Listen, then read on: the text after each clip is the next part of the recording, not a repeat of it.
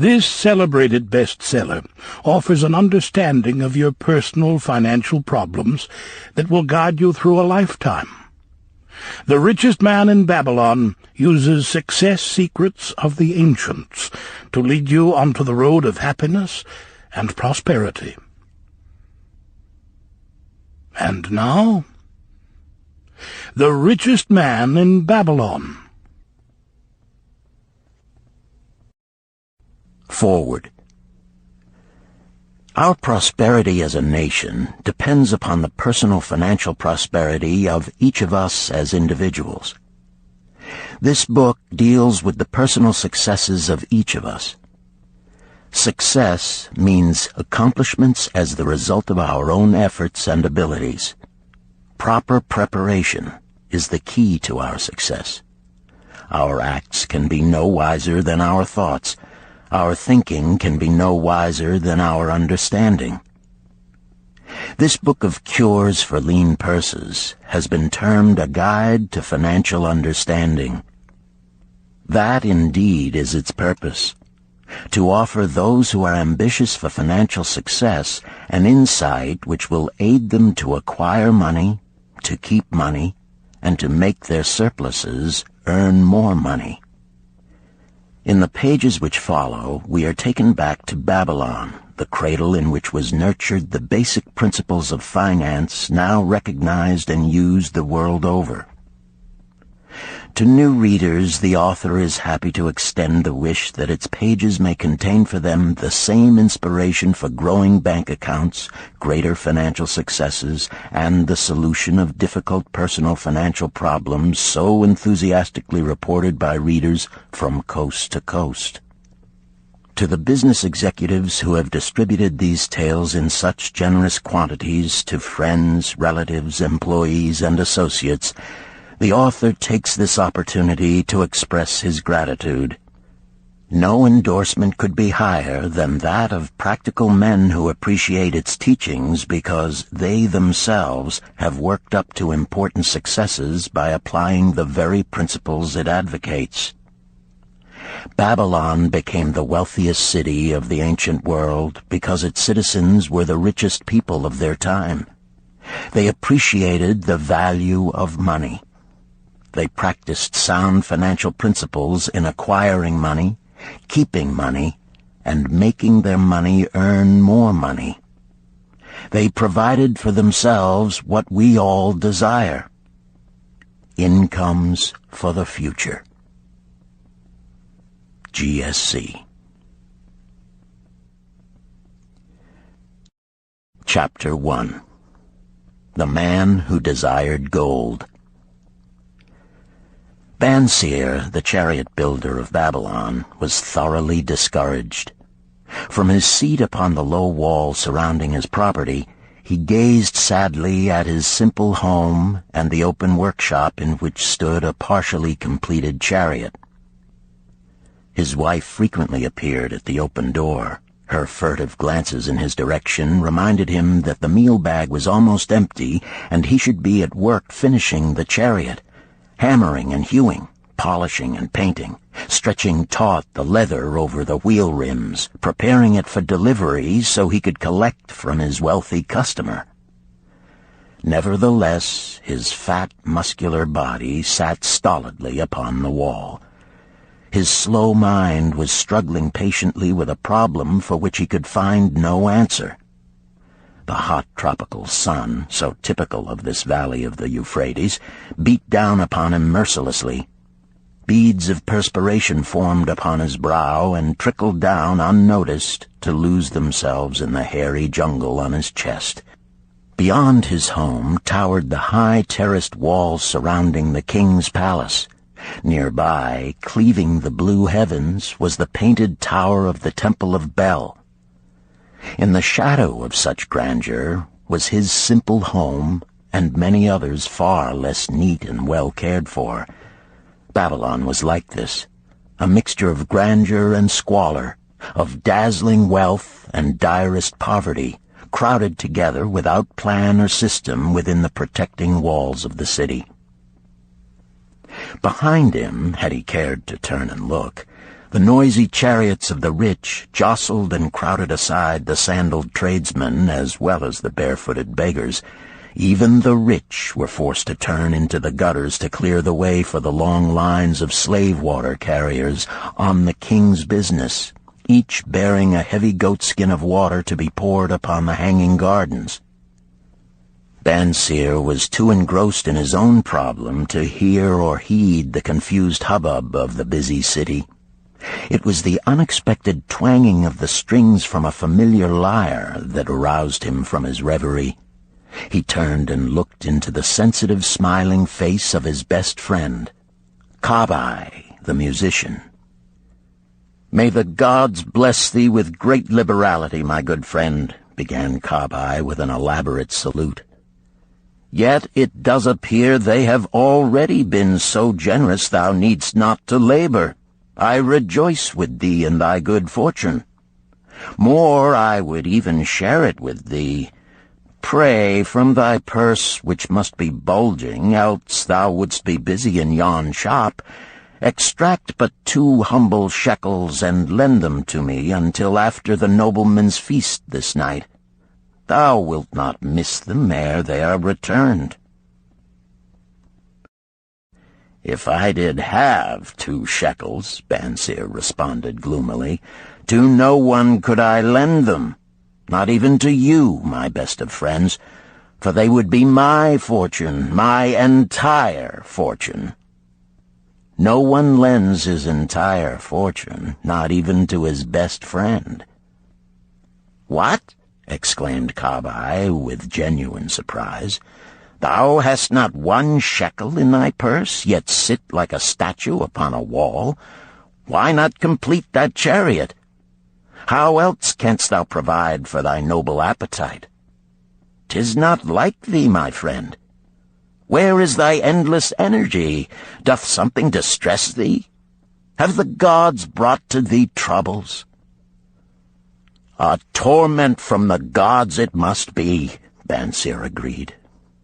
"It began with a dream, a senseless dream in which I thought I was a man of means.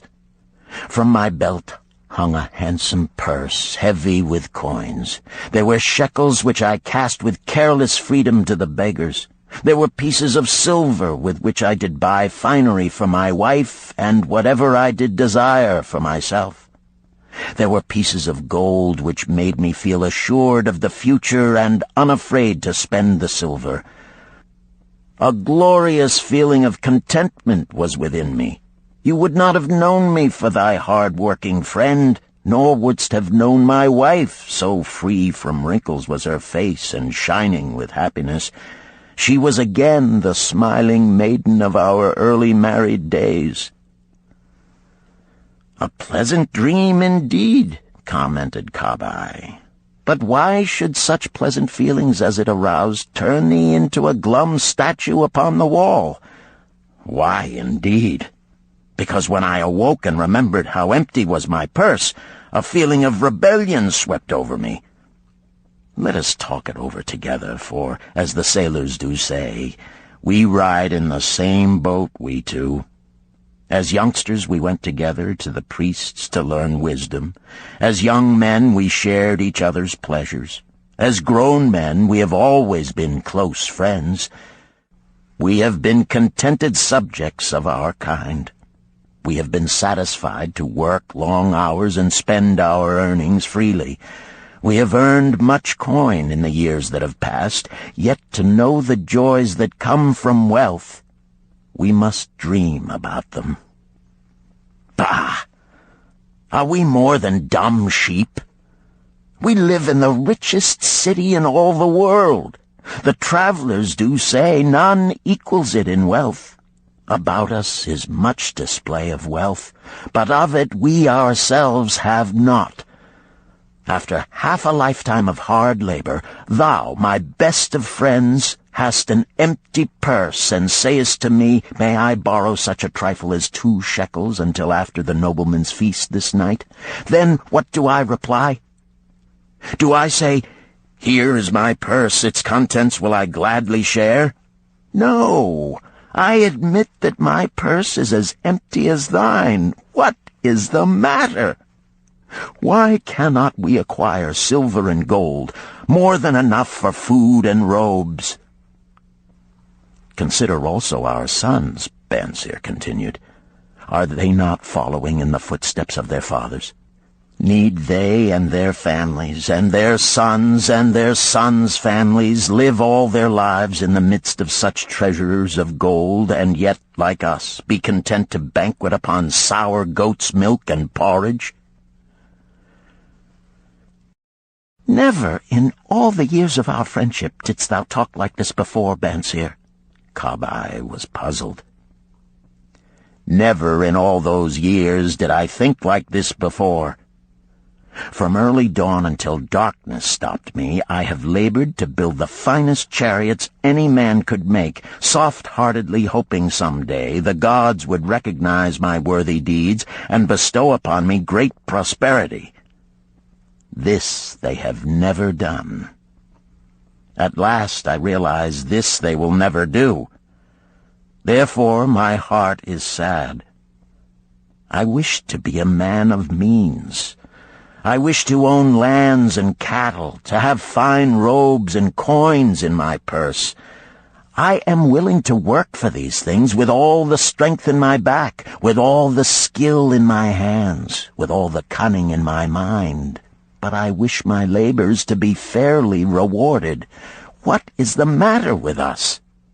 Again, I ask you, why cannot we have our just share of the good things so plentiful for those who have the gold with which to buy them?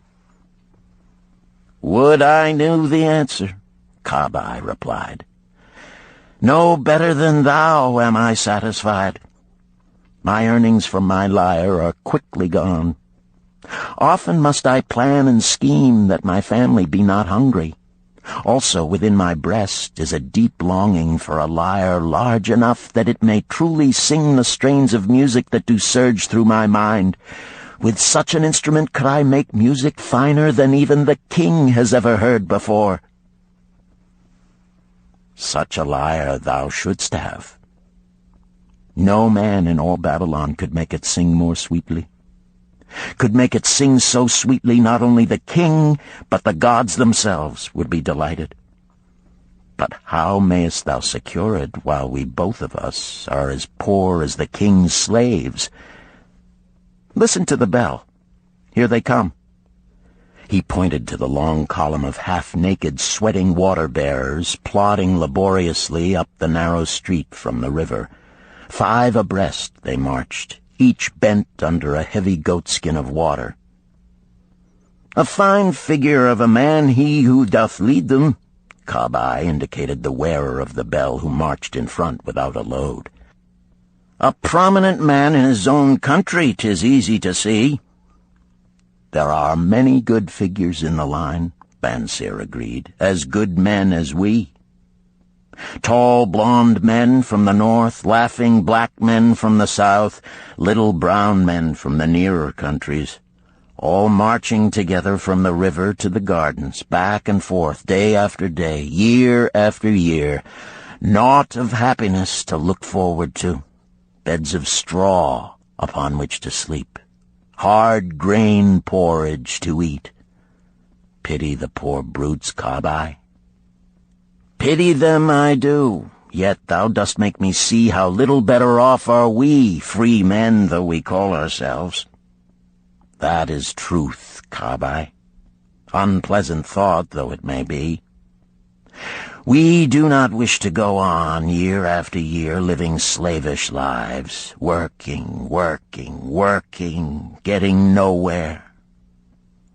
Might we not find out how others acquire gold and do as they do? Kabai inquired. Perhaps there is some secret we might learn if we but sought from those who knew, replied Bansir thoughtfully. This very day, suggested Kabai, I did pass our old friend Arkad, riding in his golden chariot. This I will say, he did not look over my humble head as many in his station might consider his right. Instead, he did wave his hand that all onlookers might see him pay greetings and bestow his smile of friendship upon Kabai, the musician. He is claimed to be the richest man in all Babylon, Bansir mused. So rich, the king is said to seek his golden aid in affairs of the treasury, Kabai replied. So rich, Bansir interrupted. I fear if I should meet him in the darkness of the night, I should lay my hands upon his fat wallet. Nonsense, reproved Kabai. A man's wealth is not in a purse he carries. A fat purse quickly empties if there be no golden stream to refill it. Arkad has an income that constantly keeps his purse full, no matter how liberally he spends. Income, that is the thing, ejaculated Bansir. I wish an income that will keep flowing into my purse whether I sit upon the wall or travel to far lands. Arkad must know how a man can make an income for himself. Dost suppose it is something he could make clear to a mind as slow as mine? Methinks he did teach his knowledge to his son, Nomasir, Kabai responded. Did he not go to Nineveh and, so it is told at the inn, become, without aid from his father, one of the richest men in that city? Kabai, thou bringest to me a rare thought. A new light gleamed in Bansir's eyes. It costs nothing to ask wise advice from a good friend, and Arkad was always that. Never mind though our purses be as empty as the falcon's nest of a year ago. Let that not detain us. We are weary of being without gold in the midst of plenty. We wish to become men of means. Come, let us go to Arkad and ask how we also may acquire incomes for ourselves. Thou speakest with true inspiration, Bansir. Thou bringest to my mind a new understanding. Thou makest me to realize the reason why we have never found any measure of wealth. We never sought it. Thou hast labored patiently to build the staunchest chariots in Babylon. To that purpose was devoted your best endeavors. Therefore, at it thou didst succeed. I strove to become a skillful lyre player, and at it I did succeed. In those things toward which we exerted our best endeavors, we succeeded. The gods were content to let us continue thus. Now at last we see a light, bright like that from the rising sun. It biddeth us to learn more, that we may prosper more. With a new understanding, we shall find honorable ways to accomplish our desires. Let us go to Arkad this very day, Bansir urged. Also, let us ask other friends of our boyhood days who have fared no better than ourselves to join us, that they too may share in his wisdom. Thou wert ever thus thoughtful to thy friends, Bansir. Therefore hast thou many friends. It shall be as thou sayest. We go this day and take them with us.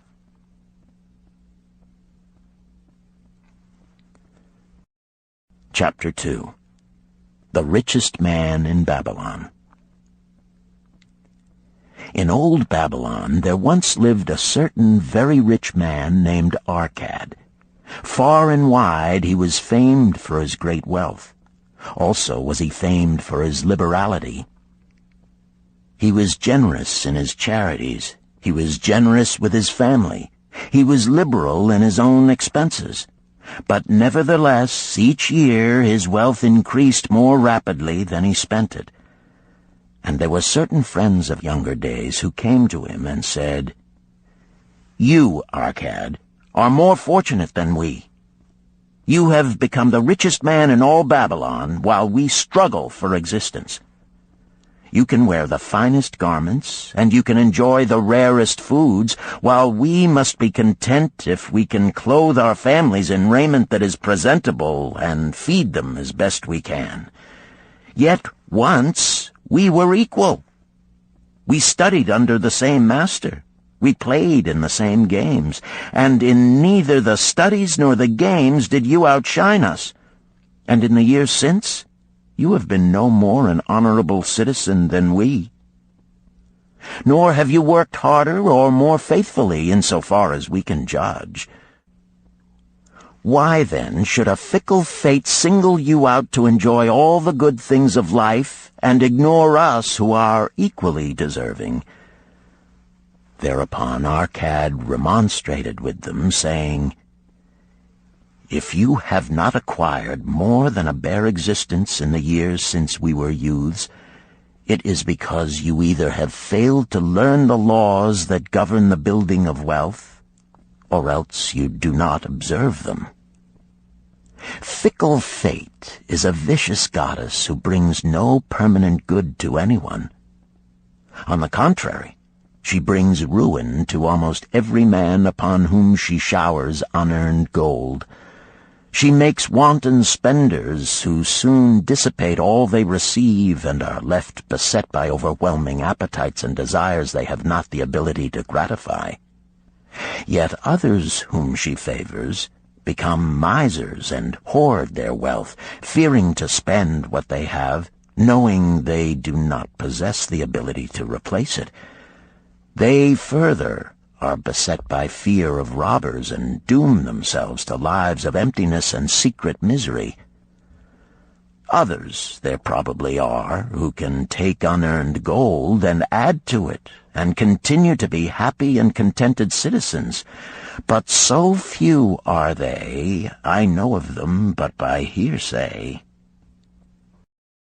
Think you of the men who have inherited sudden wealth, and see if these things are not so. His friends admitted that of the men they knew who had inherited wealth, these words were true, and they besought him to explain to them how he had become possessed of so much prosperity, so he continued. In my youth, I looked about me and saw all the good things there were to bring happiness and contentment, and I realized that wealth increased the potency of all these. Wealth is a power. With wealth, many things are possible. One may ornament the home with the richest of furnishings. One may sail the distant seas. One may feast on the delicacies of far lands. One may buy the ornaments of the gold worker and the stone polisher. One may even build mighty temples for the gods. One may do all these things and many others in which there is delight for the senses and gratification for the soul. And when I realized all this, I decided to myself that I would claim my share of the good things of life. I would not be one of those who stand afar off, enviously watching others enjoy. I would not be content to clothe myself in the cheapest raiment that looked respectable. I would not be satisfied with the lot of a poor man. On the contrary, I would make myself a guest at this banquet of good things. Being, as you know, the son of a humble merchant, one of a large family with no hope of an inheritance, and not being endowed, as you have so frankly said, with superior powers or wisdom, I decided that if I was to achieve what I desired, time and study would be required. As for time, all men have it in abundance. You, each of you, have let slip by sufficient time to have made yourselves wealthy. Yet you admit you have nothing to show except your good families, of which you can be justly proud. As for study, did not our wise teacher teach us that learning was of two kinds? The one kind being the things we learned and knew, and the other being the training that taught us how to find out what we did not know. Therefore did I decide to find out how one might accumulate wealth, and, when I had found out, to make this my task and do it well. For is it not wise that we should enjoy while we dwell in the brightness of the sunshine? For sorrows enough shall descend upon us when we depart for the darkness of the world of spirit. I found employment as a scribe in the hall of records, and long hours each day I labored upon the clay tablets. Week after week, and month after month I labored, yet for my earnings I had naught to show. Food and clothing and penance to the gods, and other things of which I could remember not what, absorbed all my earnings, but my determination did not leave me. And one day Algamish, the moneylender, came to the house of the city master and ordered a copy of the 9th law, and he said to me, I must have this in 2 days, and if the task is done by that time, 2 coppers will I give to thee. So I labored hard, but the law was long, and when Algamish returned, the task was unfinished. He was angry, and had I been his slave, he would have beaten me. But knowing the city master would not permit him to injure me, I was unafraid. So I said to him, Algamish, you are a very rich man. Tell me how I may also become rich, and all night I will carve upon the clay, and when the sun rises, it shall be completed. He smiled at me and replied, You are a forward knave, but we will call it a bargain. All that night I carved, though my back pained and the smell of the wick made my head ache until my eyes could hardly see. But when he returned at sunup, the tablets were complete. Now, I said, tell me what you promised. You have fulfilled your part of our bargain, my son, he said to me kindly, and I am ready to fulfill mine. I will tell you these things you wish to know, because I am becoming an old man, and an old tongue loves to wag. And when youth comes to age for advice, he receives the wisdom of years. But too often does youth think that age knows only the wisdom of days that are gone, and therefore profits not. But remember this, the sun that shines today is the sun that shone when thy father was born, and will still be shining when thy last grandchild shall pass into the darkness. The thoughts of youth, he continued, are bright lights that shine forth like the meteors that oft make brilliant the sky. But the wisdom of age is like the fixed stars that shine so unchanged that the sailor may depend upon them to steer his course. Mark you well my words, for if you do not, you will fail to grasp the truth that I will tell you, and you will think that your night's work has been in vain. Then he looked at me shrewdly from under his shaggy brows and said in a low, forceful tone, I've found the road to wealth when I decided that a part of all I earned was mine to keep. And so will you. Then he continued to look at me with a glance that I could feel pierce me, but said no more. Is that all? I asked. That was sufficient to change the heart of a sheep-herder into the heart of a moneylender, he replied. But all I earn is mine to keep, is it not? I demanded. Far from it, he replied. Do you not pay the garment maker? Do you not pay the sandal maker? Do you not pay for the things you eat? Can you live in Babylon without spending? What have you to show for your earnings of the past month? What for the past year? Fool! You pay to everyone but yourself. Dullard! You labor for others. As well be a slave and work for what your master gives you to eat and wear. If you did keep for yourself 1/10 of all you earn, how much would you have in 10 years? My knowledge of the numbers did not forsake me, and I answered, "As much as I earn in 1 year." "You speak but half the truth," he retorted. "Every gold piece you save is a slave to work for you. Every copper it earns is its child that also can earn for you. If you would become wealthy, then what you save must earn, and its children must earn, that all may help to give to you the abundance you crave. You think I cheat you for your long night's work," he continued, "but I am paying you 1,000 times over if you have the intelligence to grasp the truth I offer you.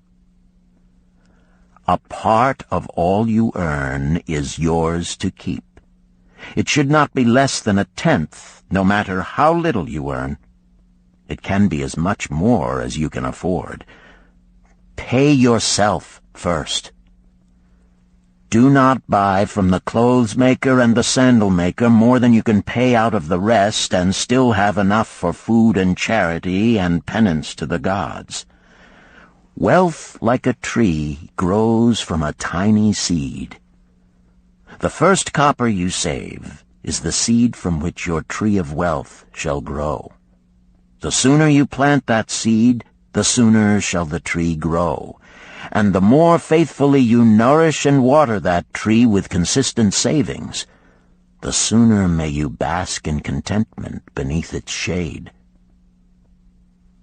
So saying, he took his tablets and went away. I thought much about what he had said to me, and it seemed reasonable, so I decided that I would try it. Each time I was paid, I took 1 from each 10 pieces of copper and hid it away.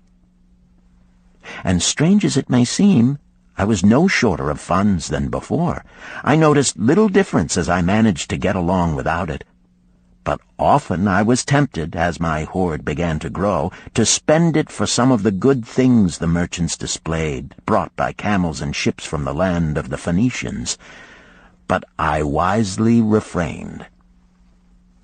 A 12th month after Algamish had gone, he again returned and said to me, "Son, have you paid to yourself not less than 1/10 of all you have earned for the past year?"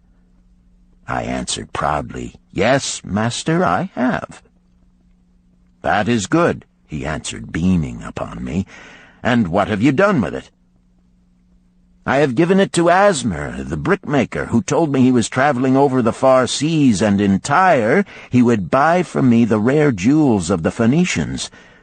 When he returns, we shall sell these at high prices and divide the earnings." "Every fool must learn," he growled. "But why trust the knowledge of a brickmaker about jewels? Would you go to the breadmaker to inquire about the stars? No, by my tunic, you would go to the astrologer if you had power to think. Your savings are gone, youth. You have jerked your wealth tree up by the roots. But plant another. Try again. And next time, if you would have advice about jewels, go to the jewel merchant. If you would know the truth about sheep, go to the herdsman. Advice is one thing that is freely given away, but watch that you take only what is worth having. He who takes advice about his savings from one who is inexperienced in such matters shall pay with his savings for proving the falsity of their opinions." Saying this, he went away. And it was as he said, for the Phoenicians are scoundrels and sold to Asmer worthless bits of glass that looked like gems. But as Algamish had bid me, I again saved each 10th copper, for I now had formed the habit, and it was no longer difficult. Again, 12 months later, Algamish came to the room of the scribes and addressed me. "What progress have you made since last I saw you?" "I have paid myself faithfully," I replied, "and my savings I have entrusted to Agar, the shield-maker, to buy bronze, and each 4th month he does pay me the rental." "That is good. And what do you do with the rental?" I do have a great feast with honey and fine wine and spiced cake. Also I have bought me a scarlet tunic, and some day I shall buy me a young ass upon which to ride." To which Algamish laughed, "You do eat the children of your savings. Then how do you expect them to work for you? And how can they have children that will also work for you? First get thee an army of golden slaves, and then many a rich banquet may you enjoy without regret." So saying, he again went away. Nor did I again see him for 2 years, when he once more returned, and his face was full of deep lines, and his eyes drooped, for he was becoming a very old man. And he said to me, "Arcad, hast thou yet achieved the wealth thou dreamed of?" And I answered, "Not yet all that I desire, but some I have, and it earns more, and its earnings earn more." "And do you still take the advice of brickmakers?" "About brickmaking they give me good advice," I retorted. "Arcad," he continued, "you have learned your lessons well. You first learned to live upon less than you could earn. Next, you learned to seek advice from those who were competent through their own experiences to give it. And lastly, you have learned to make gold work for you. You have taught yourself how to acquire money, how to keep it, and how to use it. Therefore, you are competent for a responsible position. I am becoming an old man. My sons think only of spending and give no thought to earning. My interests are great, and I fear too much for me to look after. If you will go to Nippur and look after my lands there, I shall make you my partner, and you shall share in my estate." So I went to Nippur and took charge of his holdings, which were large, and because I was full of ambition and because I had mastered the 3 laws of successfully handling wealth, I was enabled to increase greatly the value of his properties. So I prospered much, and when the spirit of Algamish departed for the sphere of darkness, I did share in his estate as he had arranged under the law. So spake Arcad, and when he had finished his tale, one of his friends said, "You were indeed fortunate that Algamish made you an heir." "Fortunate only in that I had the desire to prosper before I first met him. For 4 years did I not prove my definiteness of purpose by keeping 1/10 of all I earned? Would you call a fisherman lucky who for years so studied the habits of the fish that with each changing wind he could cast his nets about them? Opportunity is a haughty goddess who wastes no time with those who are unprepared. You had strong willpower to keep on after you lost your first year's savings. You are unusual in that way," spoke up another. "Willpower," retorted Arcad. "What nonsense! Do you think willpower gives a man the strength to lift a burden the camel cannot carry, or to draw a load the oxen cannot budge? Willpower is but the unflinching purpose to carry a task you set for yourself to fulfillment.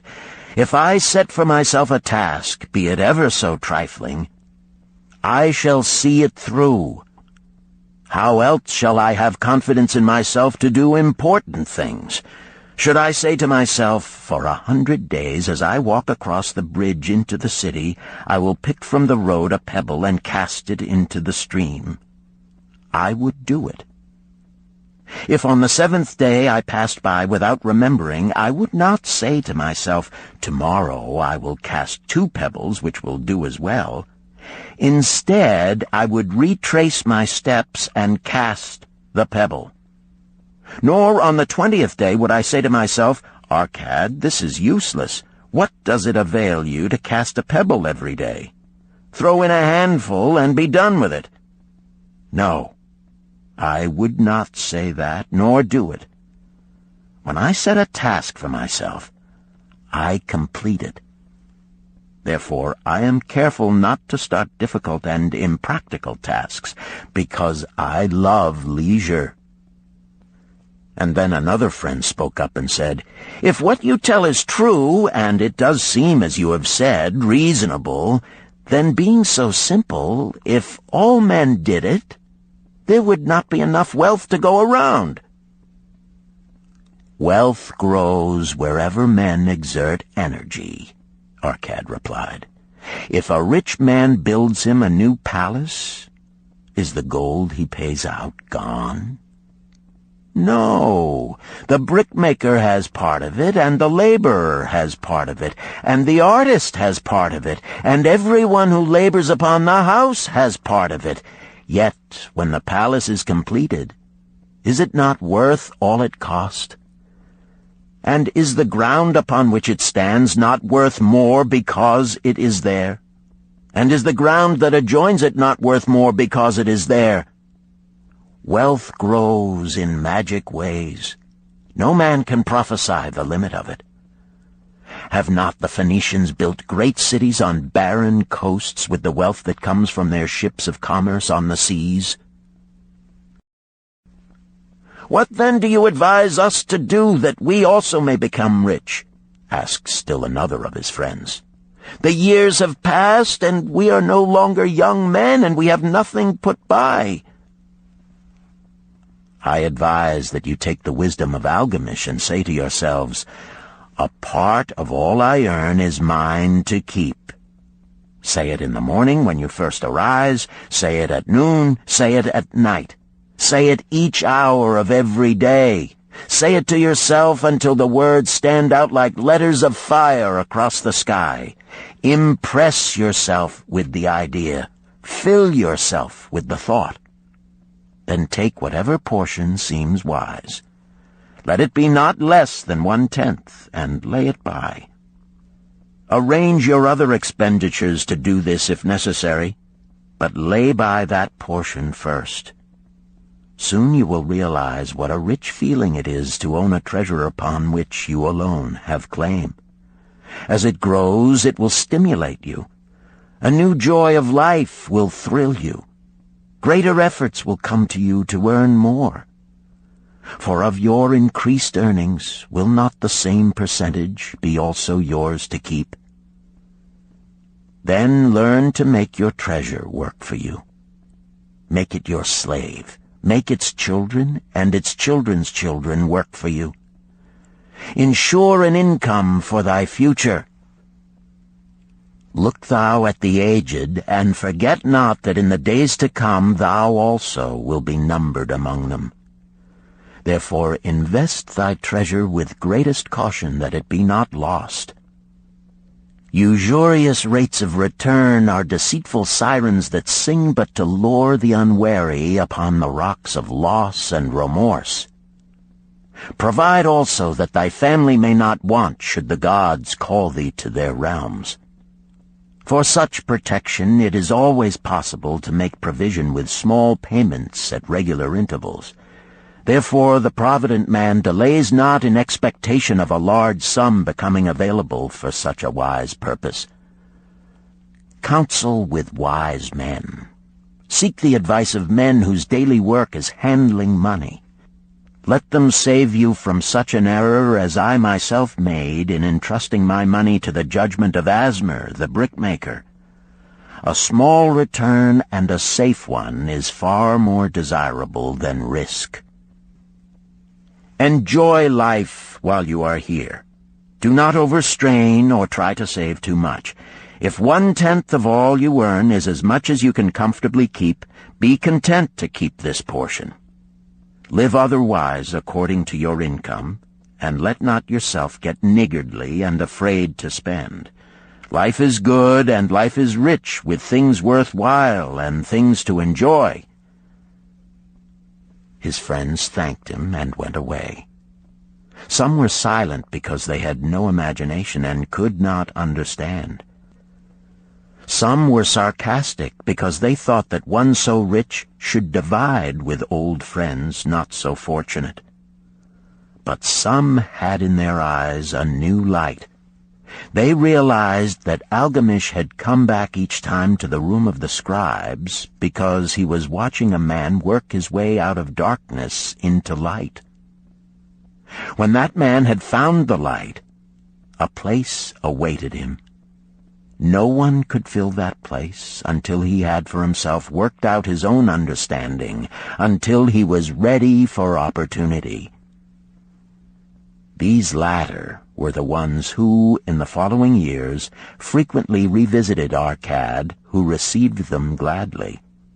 He counseled with them and gave them freely of his wisdom, as men of broad experience are always glad to do, and he assisted them in so investing their savings that it would bring in a good interest with safety and would neither be lost nor entangled in investments that paid no dividends. The turning point in these men's lives came upon that day when they realized the truth that had come from Algamish to Arcad, and from Arcad to them. A part of all you earn is yours to keep.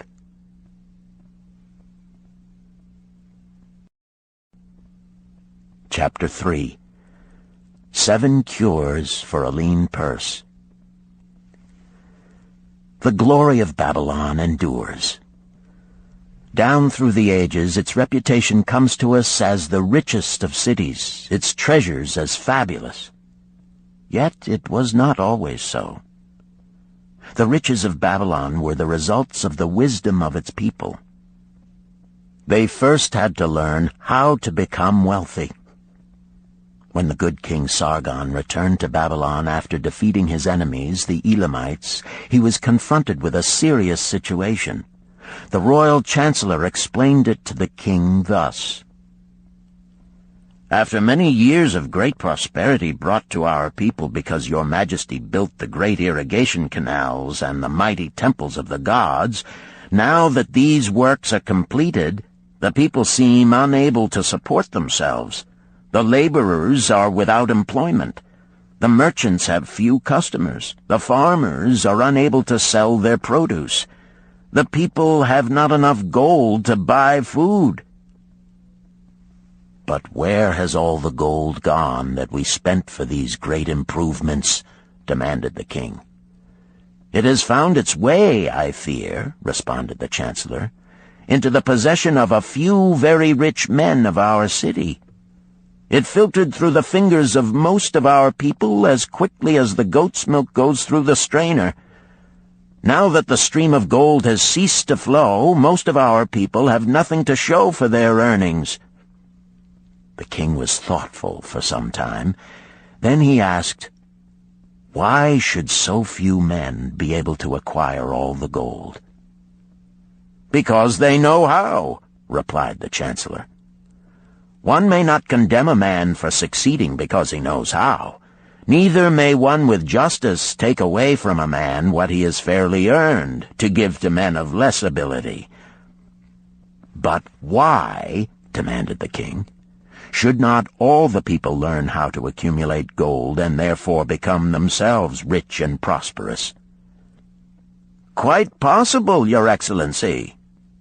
But who can teach them? Certainly not the priests, because they know naught of money-making." "Who knows best in all our city how to become wealthy, Chancellor?" asked the king. "Thy question answers itself, Your Majesty. Who has amassed the greatest wealth in Babylon?" "Well said, my able chancellor. It is Arcad. He is the richest man in Babylon. Bring him before me on the morrow." Upon the following day, as the king had decreed, Arcad appeared before him, straight and sprightly, despite his 80 years and 10. "Arcad," spoke the king, "is it true thou art the richest man in Babylon?" "So it is reported, Your Majesty, and no man disputes it." "How becamest thou so wealthy?" "By taking advantage of opportunities available to all citizens of our good city." Thou hadst nothing to start with? Only a great desire for wealth. Besides this, nothing. Arcad, continued the king, our city is in a very unhappy state because a few men know how to acquire wealth and therefore monopolize it, while the mass of our citizens lack the knowledge of how to keep any part of the gold they receive. It is my desire that Babylon be the wealthiest city in the world. Therefore it must be a city of many wealthy men. Therefore we must teach all the people how to acquire riches. Tell me, Arcad, is there any secret to acquiring wealth? Can it be taught? It is practical, Your Majesty. That which one man knows can be taught to others. The king's eyes glowed. Arcad, thou speakest the words I wish to hear.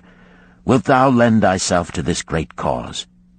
Wilt thou teach thy knowledge to a school for teachers, each of whom shall teach others until there are enough trained to teach these truths to every worthy subject in my domain? Arcad bowed and said, I am thy humble servant to command. Whatever knowledge I possess will I gladly give for the betterment of my fellow men and the glory of my king.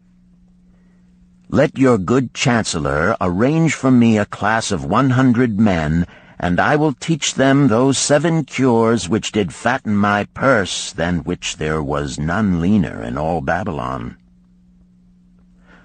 A fortnight later, in compliance with the king's command, the chosen 100 assembled in the great hall of the Temple of Learning, seated upon colorful rings in a semicircle.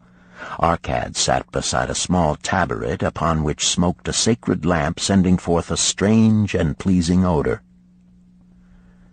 "Behold the richest man in Babylon," whispered a student, nudging his neighbor as Arcad arose. "He is but a man, even as the rest of us." "As a dutiful subject of our great king," Arcad began, "I stand before you in his service. Because once I was a poor youth who did greatly desire gold, and because I found knowledge that enabled me to acquire it, he asks that I impart unto you my knowledge. I started my fortune in the humblest way. I had no advantage not enjoyed as fully by you and every citizen in Babylon. The first storehouse of my treasure was a well-worn purse. I loathed its useless emptiness. I desired that it be round and full, clinking with the sound of gold. Therefore I sought every remedy for a lean purse. I found 7. To you who are assembled before me shall I explain the 7 cures for a lean purse, which I do recommend to all men who desire much gold. Each day for 7 days will I explain to you one of the 7 remedies. Listen attentively to the knowledge that I will impart. Debate it with me. Discuss it among yourselves. Learn these lessons thoroughly, that ye may also plant in your own purse the seed of wealth. First must each of you start wisely to build a fortune of his own. Then wilt thou be competent, and only then, to teach these truths to others. I shall teach to you in simple ways how to fatten your purses. This is the first step leading to the Temple of Wealth, and no man may climb who cannot plant his feet firmly upon the first step. We shall now consider the first cure. The first cure. Start thy purse to fattening. Arcad addressed the thoughtful man in the second row. My good friend, at what craft workest thou? I, replied the man, am a scribe, and carve records upon the clay tablets.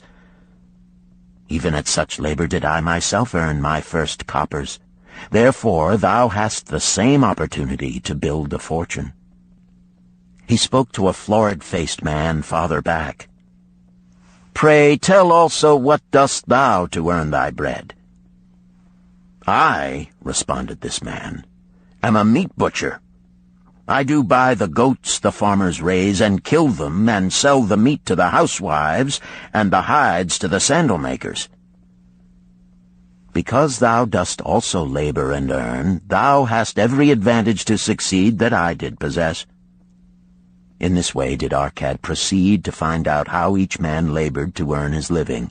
When he had done questioning them, he said, Now, my students, ye can see that there are many trades and labors at which men may earn coins. Each of the ways of earning is a stream of gold from which the worker doth divert by his labors a portion to his own purse. Therefore into the purse of each of you flows a stream of coins, large or small, according to his ability. Is it not so? Thereupon they agreed that it was so.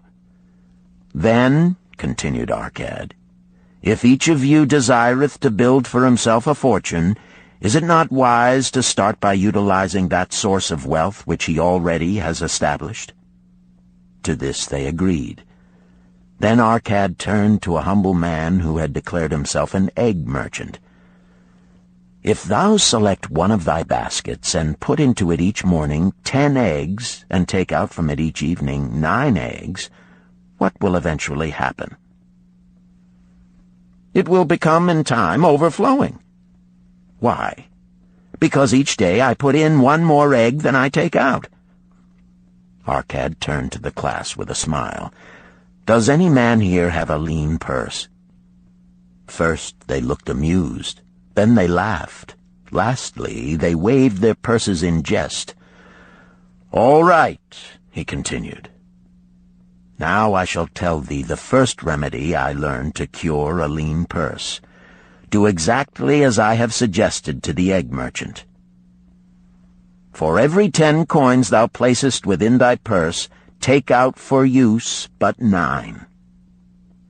Thy purse will start to fatten at once, and its increasing weight will feel good in thy hand and bring satisfaction to thy soul.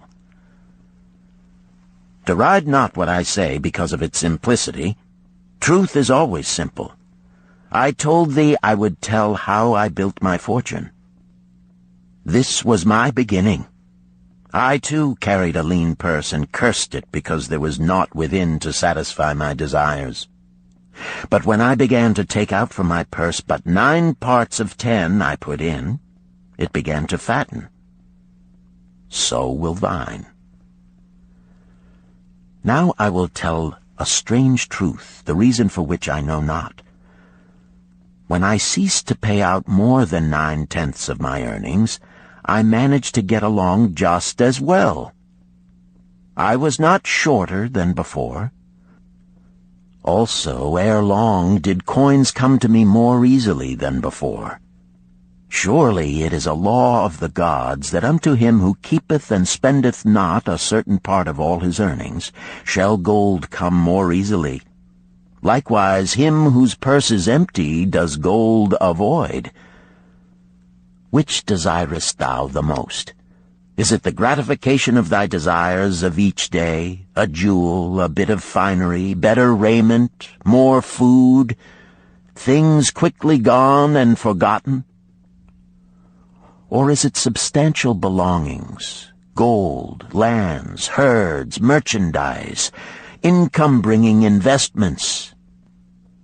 The coins thou takest from thy purse bring the first.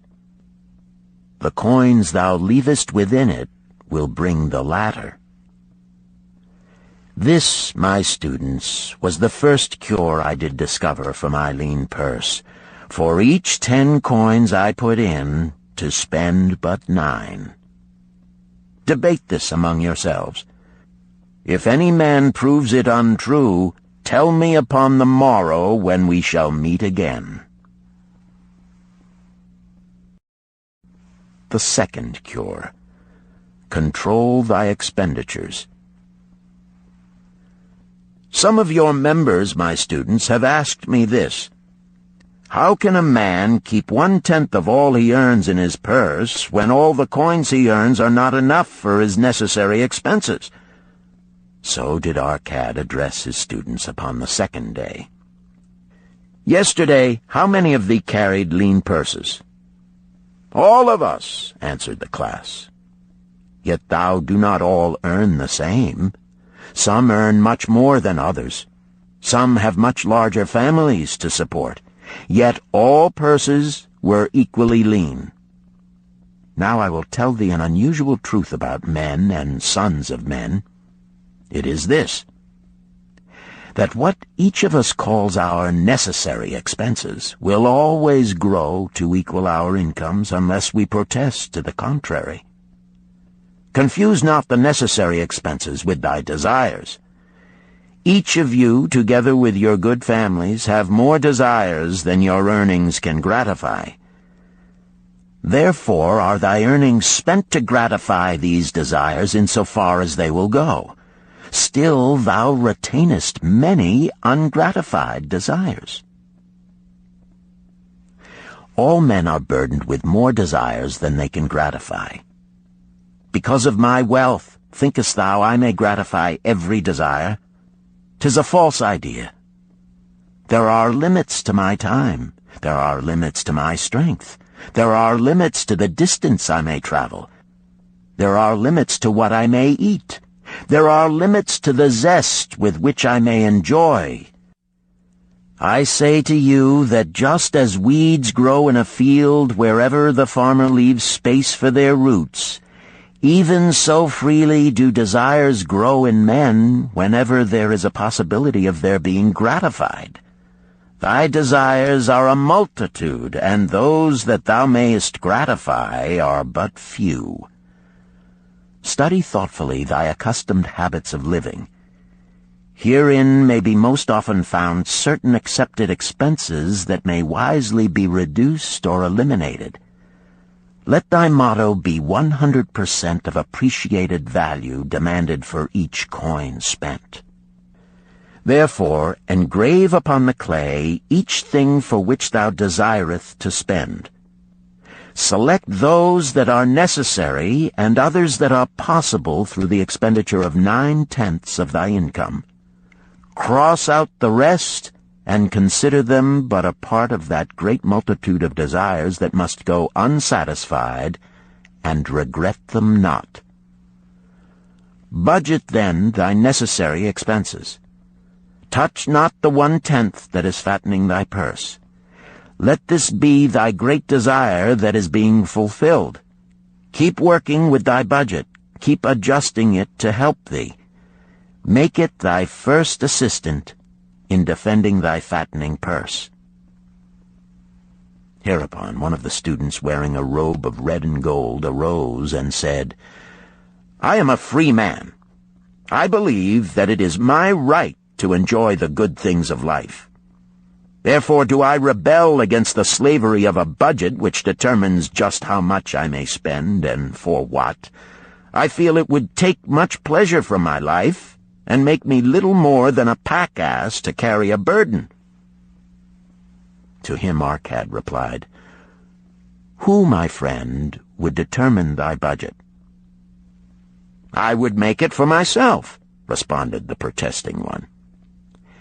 "In that case, were a pack-ass to budget his burden, would he include therein jewels and rugs and heavy bars of gold? Not so. He would include hay and grain and a bag of water for the desert trail. The purpose of a budget is to help thy purse to fatten. It is to assist thee to have thy necessities and, insofar as attainable, thy other desires. It is to enable thee to realize thy most cherished desires by defending them from thy casual wishes. Like a bright light in a dark cave, thy budget shows up the leaks from thy purse and enables thee to stop them and control thy expenditures for definite and gratifying purposes. This, then, is the second cure for a lean purse. Budget thy expenses, that thou mayest have coins to pay for thy necessities, to pay for thy enjoyments, and to gratify thy worthwhile desires without spending more than 9/10 of thy earnings. The third cure: make thy gold multiply. Behold, thy lean purse is fattening.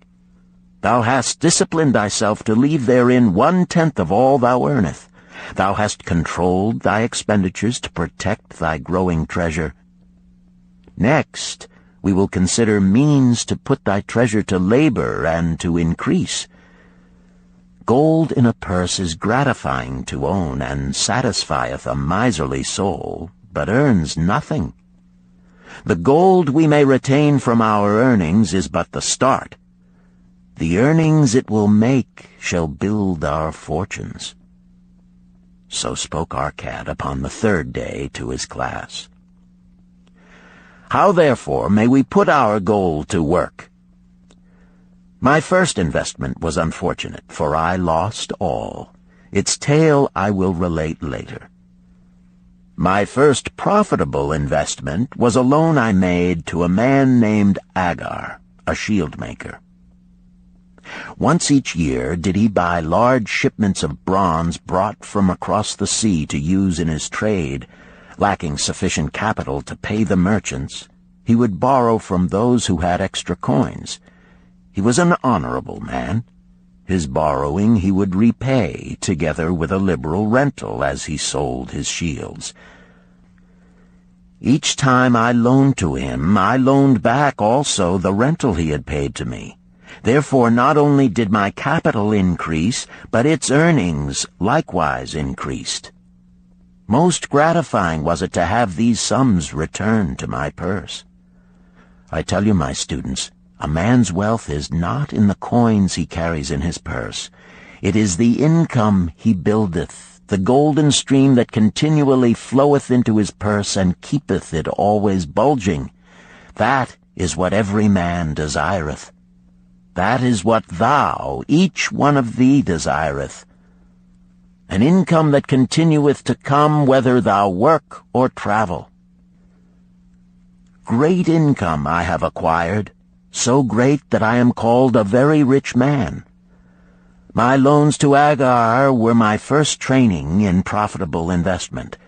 Gaining wisdom from this experience, I extended my loans and investments as my capital increased. From a few sources at first, from many sources later, flowed into my purse a golden stream of wealth available for such wise uses as I should decide. Behold, from my humble earnings, I had begotten a horde of golden slaves, each laboring and earning more gold. As they labored for me, so their children also labored, and their children's children, until great was the income from their combined efforts. Gold increaseth rapidly when making reasonable earnings, as thou wilt see from the following. A farmer, when his first son was born, took 10 pieces of silver to a moneylender and asked him to keep it on rental for his son until he became 20 years of age. This the moneylender did, and agreed the rental should be 1/4 of its value each 4 years. The farmer asked, because this sum he had set aside as belonging to his son, that the rental be added to the principal. When the boy had reached the age of 20 years, the farmer again went to the moneylender to inquire about the silver. The moneylender explained that because this sum had been increased by compound interest, the original 10 pieces of silver had now grown to 30½ pieces. The farmer was well pleased, and because the son did not need the coins, he left them with the moneylender. When the son became 50 years of age, the father meantime having passed to the other world, the moneylender paid the son in settlement 167 pieces of silver. Thus, in 50 years, had the investment multiplied itself at rental almost 17 times. This, then, is the third cure for a lean purse. to put each coin to laboring, that it may reproduce its kind, even as the flocks of the field, and help bring to thee income, a stream of wealth that shall flow constantly into thy purse. The fourth cure. Guard thy treasures from loss. Misfortune loves a shining mark. Gold in a man's purse must be guarded with firmness, else it be lost. Thus it is wise that we must first secure small amounts and learn to protect them before the gods entrust us with larger. So spoke Arcad upon the fourth day to his class. Every owner of gold is tempted by opportunities whereby it would seem that he could make large sums by its investment in most plausible projects. Often friends and relatives are eagerly entering such investment and urge him to follow. The first sound principle of investment is security for thy principal. Is it wise to be intrigued by larger earnings when thy principal may be lost? I say not. The penalty of risk is probable loss. Study carefully, before parting with thy treasure, each assurance that it may be safely reclaimed.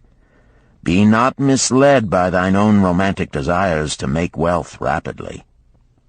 Before thou loan it to any man, assure thyself of his ability to repay and his reputation for doing so, that thou mayest not unwittingly be making him a present of thy hard-earned treasure. Before thou entrust it as an investment in any field, acquaint thyself with the dangers which may beset it. My own first investment was a tragedy to me at the time. The guarded savings of a year I did entrust to a brickmaker named Asmer, who was traveling over the far seas, and in Tyre agreed to buy for me the rare jewels of the Phoenicians. These we would sell upon his return and divide the profits. The Phoenicians were scoundrels and sold him bits of glass. My treasure was lost. Today, my training would show to me at once the folly of entrusting a brickmaker to buy jewels. Therefore do I advise thee from the wisdom of my experiences, be not too confident of thine own wisdom in entrusting thy treasures to the possible pitfalls of investments. Better by far to consult the wisdom of those experienced in handling money for profit. Such advice is freely given for the asking, and may readily possess a value equal in gold to the sum thou considerest investing. In truth, such is its actual value if it save thee from loss. This, then, is the fourth cure for a lean purse, and of great importance if it prevent thy purse from being emptied once it has become well filled. Guard thy treasure from loss by investing only where thy principal is safe, where it may be reclaimed if desirable, and where thou wilt not fail to collect a fair rental. Consult with wise men. Secure the advice of those experienced in the profitable handling of gold. Let their wisdom protect thy treasure from unsafe investments. This ends Disc 1. The Richest Man in Babylon, Disc 2. The fifth cure. Make of thy dwelling a profitable investment. If a man setteth aside 9 parts of his earnings upon which to live and enjoy life, and if any part of this 9 parts he can turn into a profitable investment without detriment to his well-being, then so much faster will his treasures grow. So spake Arcad to his class at their 5th lesson. All too many of our men of Babylon do raise their families in unseemly quarters. They do pay to exacting landlords liberal rentals for rooms where their wives have not a spot to raise the blooms that gladden a woman's heart, and their children have no place to play their games except in the unclean alleys. No man's family can fully enjoy life unless they do have a plot of ground wherein children can play in the clean earth, and where the wife may raise not only blossoms but good rich herbs to feed her family. To a man's heart it brings gladness to eat the figs from his own trees and the grapes of his own vines, to own his own domicile and to have it a place he is proud to care for, putteth confidence in his heart and greater effort behind all his endeavors. Therefore do I recommend that every man own the roof that sheltereth him and his. Nor is it beyond the ability of any well-intentioned man to own his home. Hath not our great king so widely extended the walls of Babylon that within them much land is now unused, and may be purchased at sums most reasonable? Also I say to you, my students, that the money-lenders gladly consider the desires of men who seek homes and land for their families. Readily may thou borrow to pay the brickmaker and the builder for such commendable purposes, if thou can show a reasonable portion of the necessary sum which thou thyself hast provided for the purpose. Then when the house be built, thou canst pay the money-lender with the same regularity as thou didst pay the landlord, because each payment will reduce thy indebtedness to the money-lender. A few years will satisfy his loan. Then will thy heart be glad, because thou wilt own in thy own right a valuable property, and thy only cost will be the king's taxes. Also wilt thy good wife go more often to the river to wash thy robes, that each time returning she may bring a goatskin of water to pour upon the growing things. Thus come many blessings to the man who owneth his own house, and greatly will it reduce his cost of living, making available more of his earnings for pleasures and the gratification of his desires. This, then, is the fifth cure for a lean purse. Own thy own home. The sixth cure. Ensure a future income. The life of every man proceedeth from his childhood to his old age. This is the path of life, and no man may deviate from it, unless the gods call him prematurely to the world beyond. Therefore do I say that it behooves a man to make preparation for a suitable income in the days to come, when he is no longer young, and to make preparations for his family, should he be no longer with them to comfort and support them.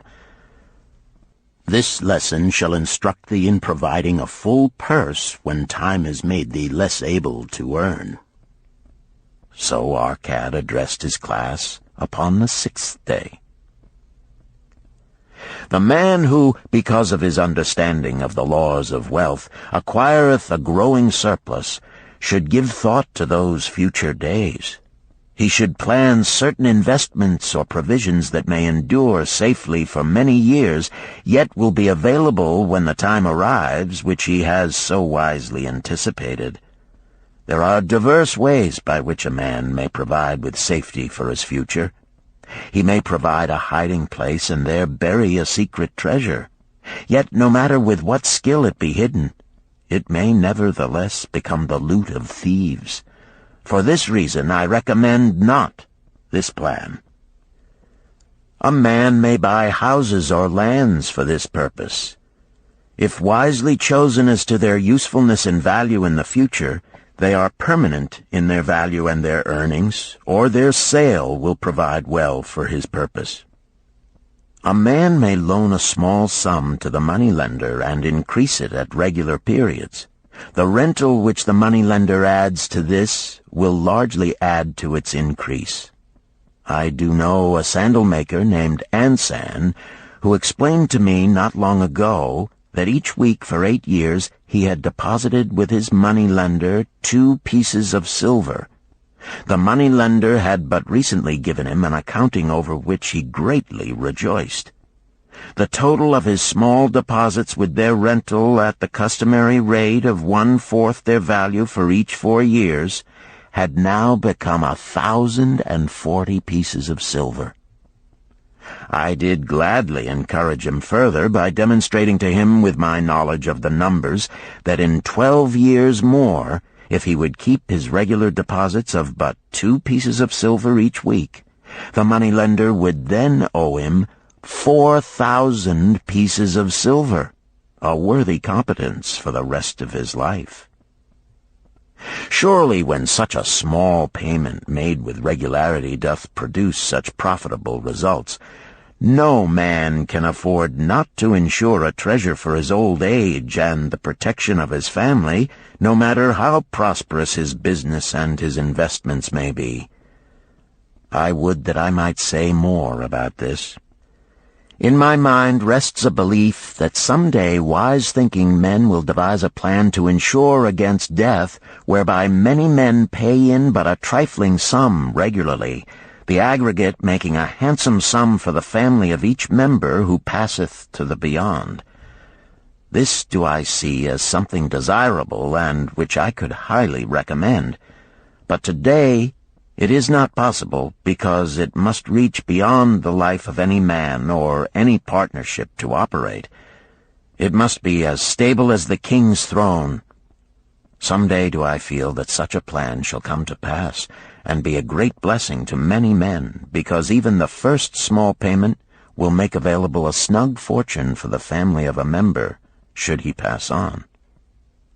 But because we live in our own day, and not in the days which are to come, must we take advantage of those means and ways of accomplishing our purposes.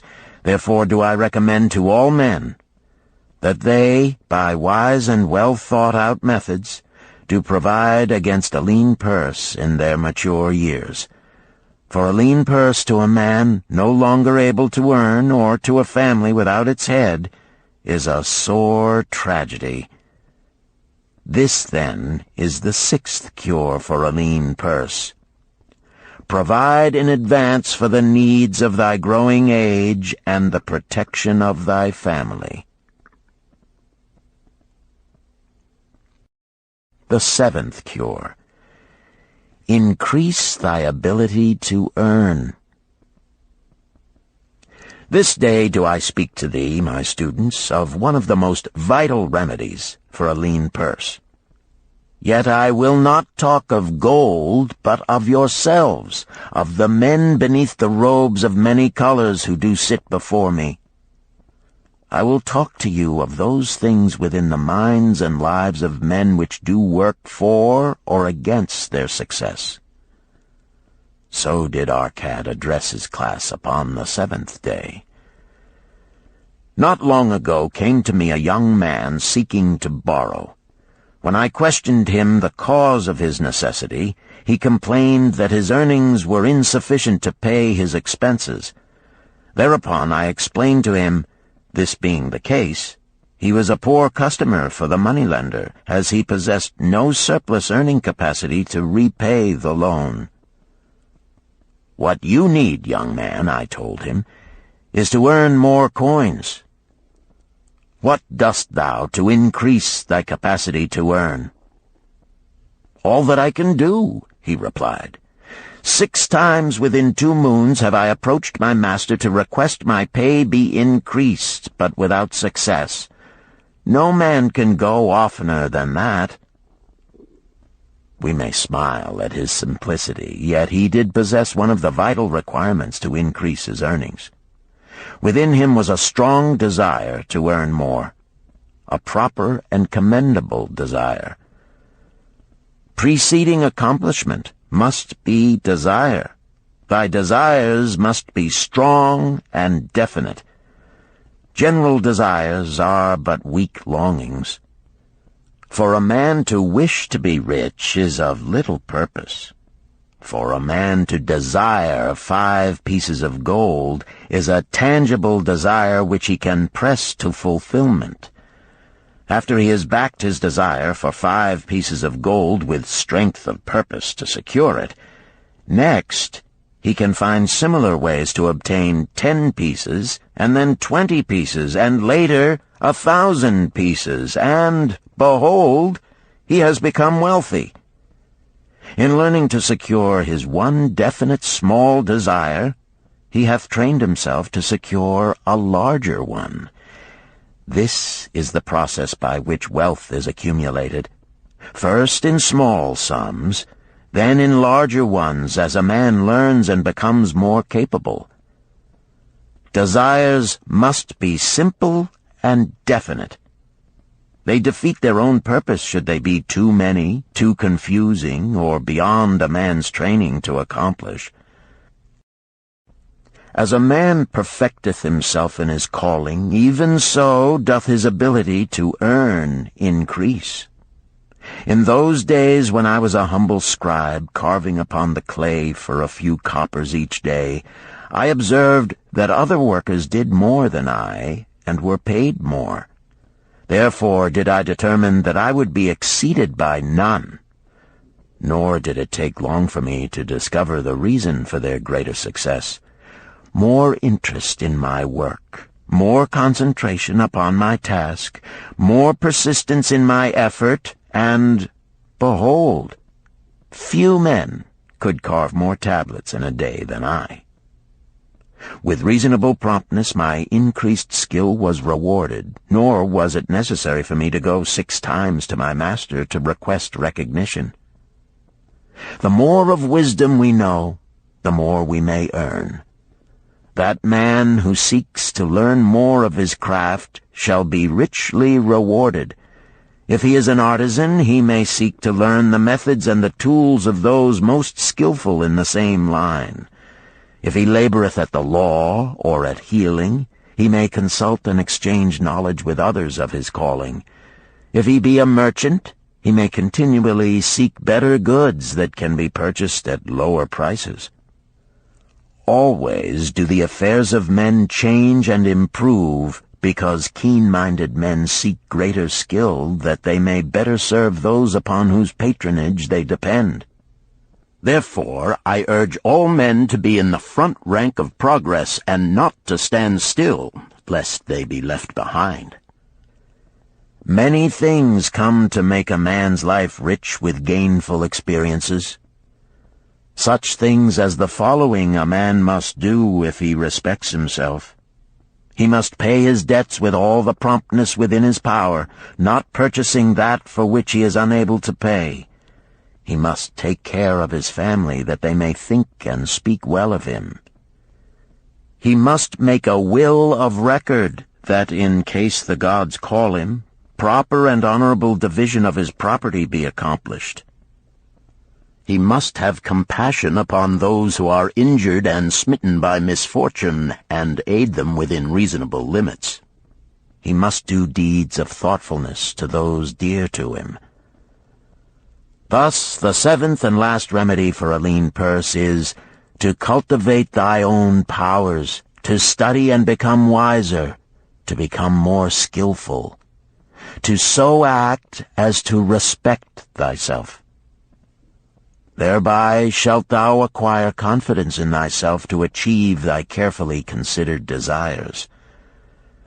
These, then, are the 7 cures for a lean purse, which, out of the experience of a long and successful life, I do urge for all men who desire wealth. There is more gold in Babylon, my students, than thou dreamest of. There is abundance for all.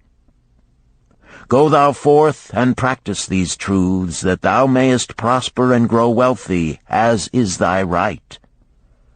Go thou forth and teach these truths, that every honorable subject of his majesty may also share liberally in the ample wealth of our beloved city. Chapter 4. Meet the Goddess of Good Luck. Babylonian Proverb. If a man be lucky, there is no foretelling the possible extent of his good fortune. Pitch him into the Euphrates, and like as not he will swim out with a pearl in his hand. The desire to be lucky is universal. It was just as strong in the breasts of men 4,000 years ago in ancient Babylon as it is in the hearts of men today. We all hope to be favored by the whimsical goddess of good luck. Is there some way we can meet her and attract not only her favorable attention, but her generous favors? Is there a way to attract good luck? That is just what the men of ancient Babylon wished to know. It is exactly what they decided to find out. They were shrewd men and keen thinkers. That explains why their city became the richest and most powerful city of their time. In that distant past, they had no schools or colleges. Nevertheless, they had a center of learning, and a very practical one it was. Among the towered buildings in Babylon was one that ranked in importance with the palace of the king, the hanging gardens, and the temples of the gods.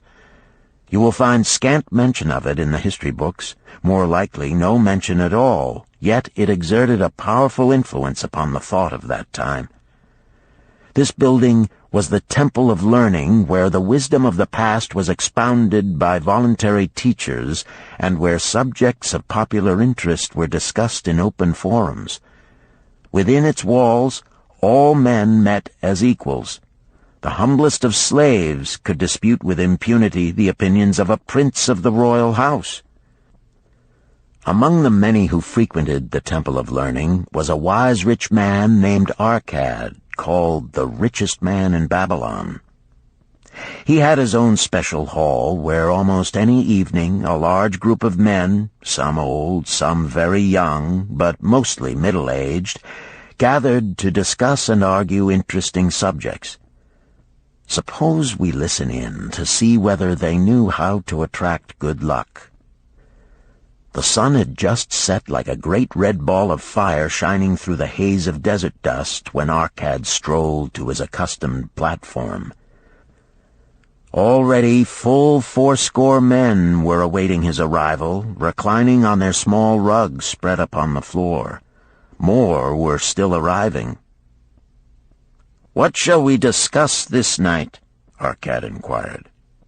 After a brief hesitation, a tall cloth weaver addressed him, arising as was the custom.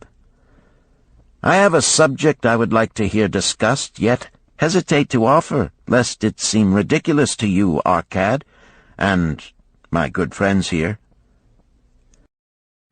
Upon being urged to offer it, both by Arcad and by calls from the others, he continued, "This day I have been lucky, for I have found a purse in which there are pieces of gold.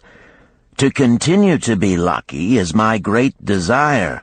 Feeling that all men share with me this desire, I do suggest we debate how to attract good luck, that we may discover ways it can be enticed to one." "A most interesting subject has been offered," Arcad commented. "One most worthy of our discussion. To some men, good luck bespeaks but a chance happening that, like an accident, may befall one without purpose or reason.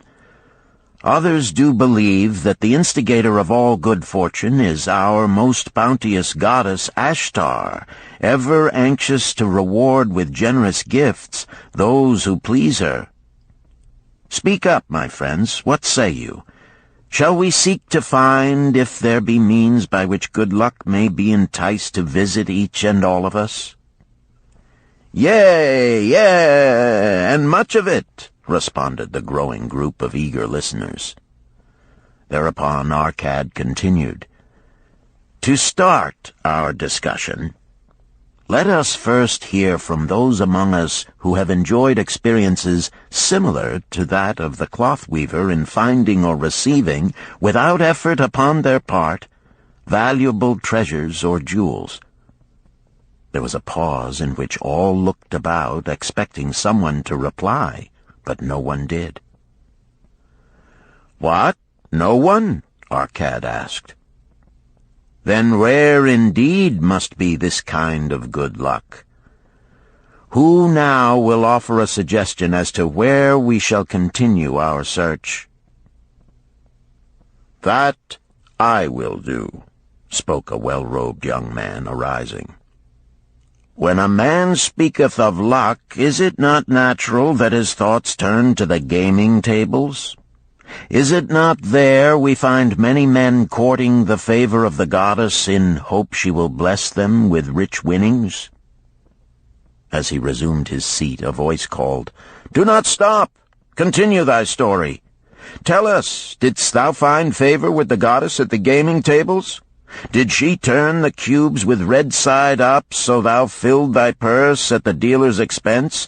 Or did she permit the blue sides to come up, so the dealer raked in thy hard-earned pieces of silver?" The young man joined the good-natured laughter, then replied, "I am not averse to admitting she seemed not to know I was even there. But how about the rest of you? Have you found her waiting about such places to roll the cubes in your favor? We are eager to hear as well as to learn." "A wise start," broke in Arcad. "We meet here to consider all sides of each question. To ignore the gaming table would be to overlook an instinct common to most men, the love of taking a chance with a small amount of silver in the hope of winning much gold."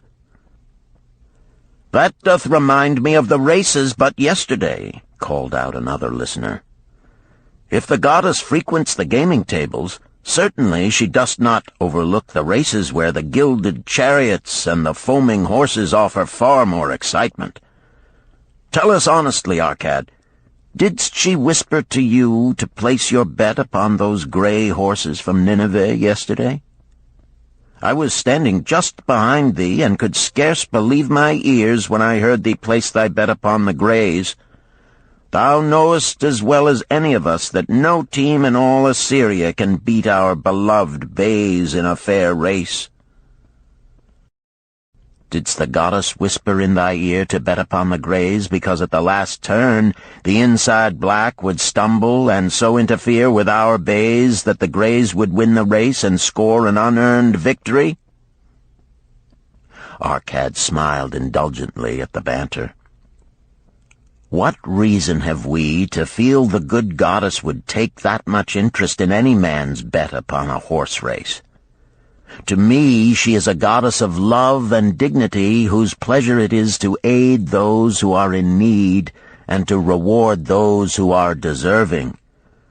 I look to find her, not at the gaming tables or the races where men lose more gold than they win, but in other places where the doings of men are more worthwhile and more worthy of reward. In tilling the soil, in honest trading, in all of man's occupations, there is opportunity to make a profit upon his efforts and his transactions. Perhaps not all the time will he be rewarded, because sometimes his judgment may be faulty, and other times the winds and the weather may defeat his efforts. Yet, if he persists, he may usually expect to realize his profit. This is so because the chances of profit are always in his favor. But when a man playeth the games, the situation is reversed, for the chances of profit are always against him, and always in favor of the gamekeeper.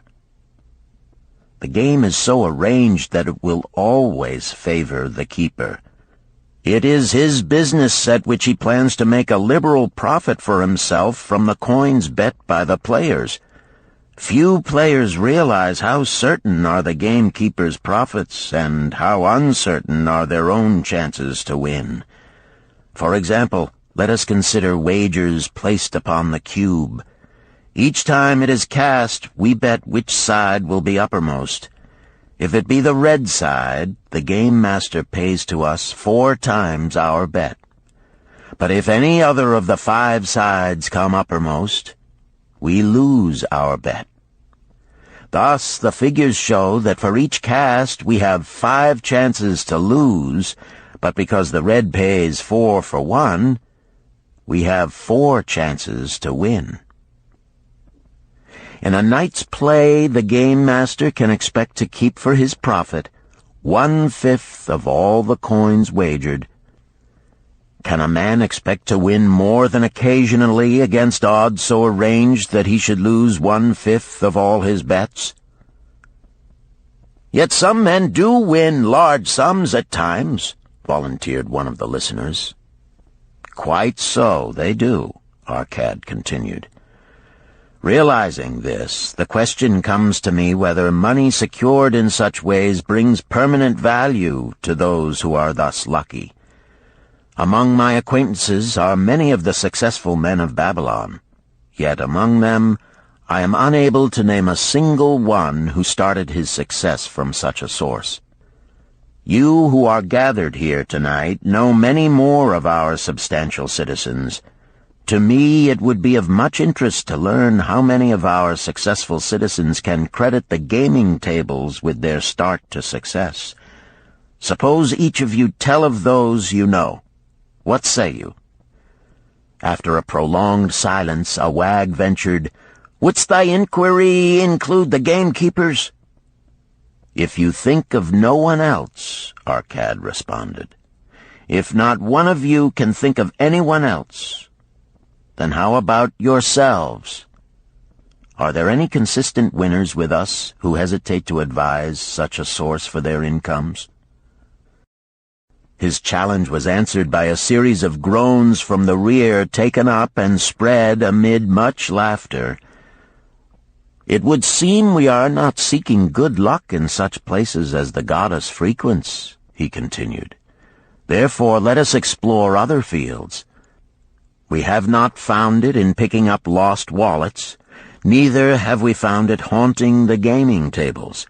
As to the races, I must confess to have lost far more coins there than I have ever won. Now suppose we consider our trades and businesses. Is it not natural, if we conclude a profitable transaction, to consider it not good luck, but a just reward for our efforts? I am inclined to think we may be overlooking the gifts of the goddess. Perhaps she really does assist us when we do not appreciate her generosity. Who can suggest further discussion?" Thereupon an elderly merchant arose, smoothing his genteel white robe. "With thy permission, most honorable Arcad and my friends, I offer a suggestion.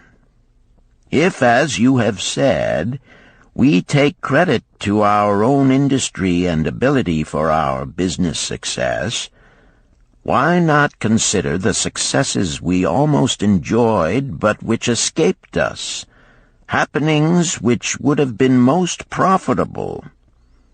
They would have been rare examples of good luck if they had actually happened.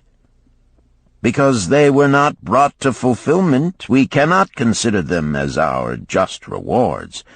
Surely many men here have such experiences to relate." "Here is a wise approach," Arcad approved.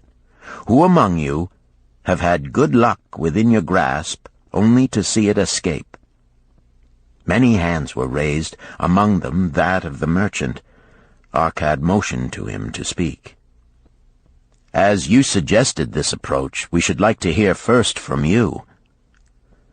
"I will gladly relate a tale," he resumed, "that doth illustrate how closely unto a man good luck may approach, and how blindly he may permit it to escape, much to his loss and later regret. Many years ago, when I was a young man, just married and well started to earning, my father did come one day and urge most strongly that I enter upon an investment.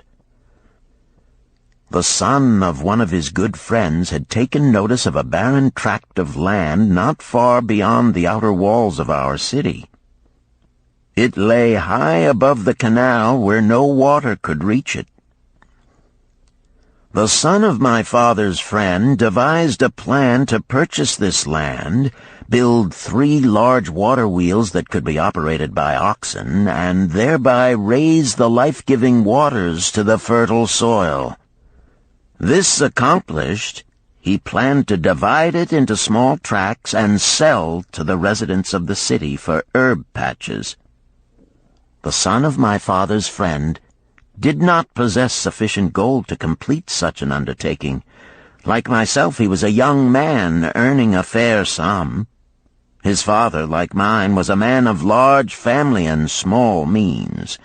He therefore decided to interest a group of men to enter the enterprise with him. The group was to comprise 12, each of whom must be a money earner and agree to pay 1/10 of his earnings into the enterprise until the land was made ready for sale. All would then share justly in the profits in proportion to their investment. "Thou, my son," bespoke my father unto me, "art now in thy young manhood. It is my deep desire that thou begin the building of a valuable estate for thyself, that thou mayest become respected among men. I desire to see thou profit from a knowledge of the thoughtless mistakes of thy father." "This do I most ardently desire, my father," I replied. "Then this do I advise. Do what I should have done at thy age. From thy earnings keep out 1/10 to put into favorable investments. With this 1/10 of thy earnings, and what it will also earn, thou canst, before thou art my age, accumulate for thyself a valuable estate." "Thy words are words of wisdom, my father. Greatly do I desire riches. Yet there are many uses to which my earnings are called. Therefore do I hesitate to do as thou dost advise. I am young. There is plenty of time." "So I thought at thy age. Yet behold, many years have passed, and I have not yet made the beginning." "We live in a different age, my father. I shall avoid thy mistakes." "Opportunity stands before thee, my son. It is offering a chance that may lead to wealth. I beg of thee, do not delay. Go upon the morrow to the son of my friend, and bargain with him to pay 10% of thy earnings into this investment. Go promptly upon the morrow. Opportunity waits for no man. Today it is here, soon it is gone, therefore delay not." In spite of the advice of my father, I did hesitate. There were beautiful new robes just brought by the tradesmen from the East, robes of such richness and beauty my good wife and I felt we must each possess one. Should I agree to pay 1/10 of my earnings into the enterprise, we must deprive ourselves of these and other pleasures we dearly desired. I delayed making a decision until it was too late, much to my subsequent regret. The enterprise did prove to be more profitable than any man had prophesied. This is my tale, showing how I did permit good luck to escape. In this tale, we see how good luck waits to come to that man who accepts opportunity, commented a swarthy man of the desert. To the building of an estate, there must always be the beginning. That start may be a few pieces of gold or silver which a man diverts from his earnings to his first investment. I, myself, am the owner of many herds. The start of my herds I did begin when I was a mere boy, and did purchase with 1 piece of silver a young calf. This, being the beginning of my wealth, was of great importance to me. To take his first start to building an estate is as good luck as can come to any man.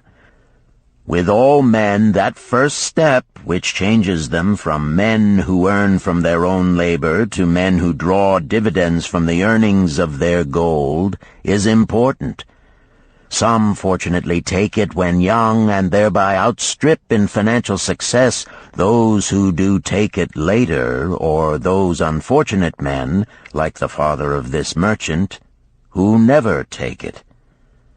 Had our friend the merchant taken this step in his early manhood when this opportunity came to him, this day he would be blessed with much more of this world's goods.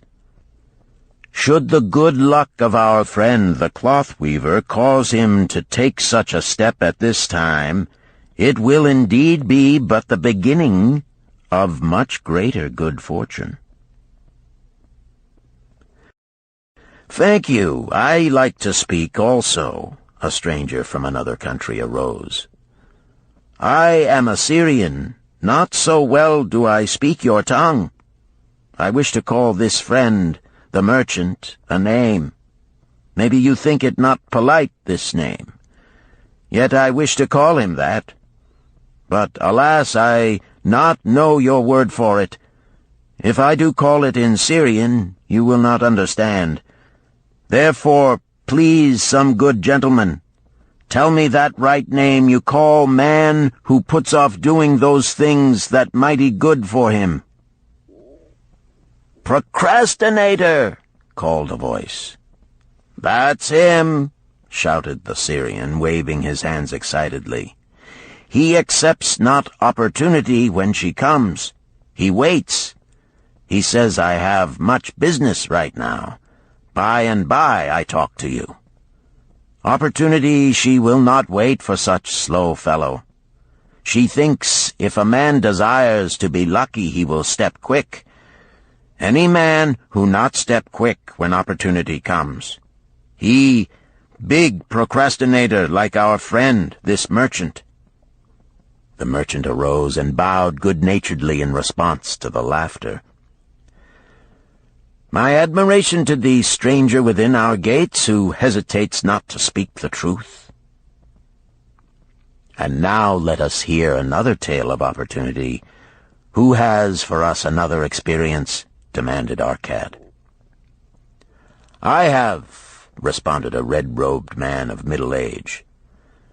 "I am a buyer of animals, mostly camels and horses. Sometimes I do also buy the sheep and goats. The tale I am about to relate will tell truthfully how opportunity came one night when I did least expect it. Perhaps for this reason I did let it escape. Of this you shall be the judge. Returning to the city one evening after a disheartening 10 days' journey in search of camels, I was much angered to find the gates of the city closed and locked. While my slaves spread our tent for the night, which we looked to spend with little food and no water, I was approached by an elderly farmer who, like ourselves, found himself locked outside. "Honored sir," he addressed me, "from thy appearance I do judge thee to be a buyer.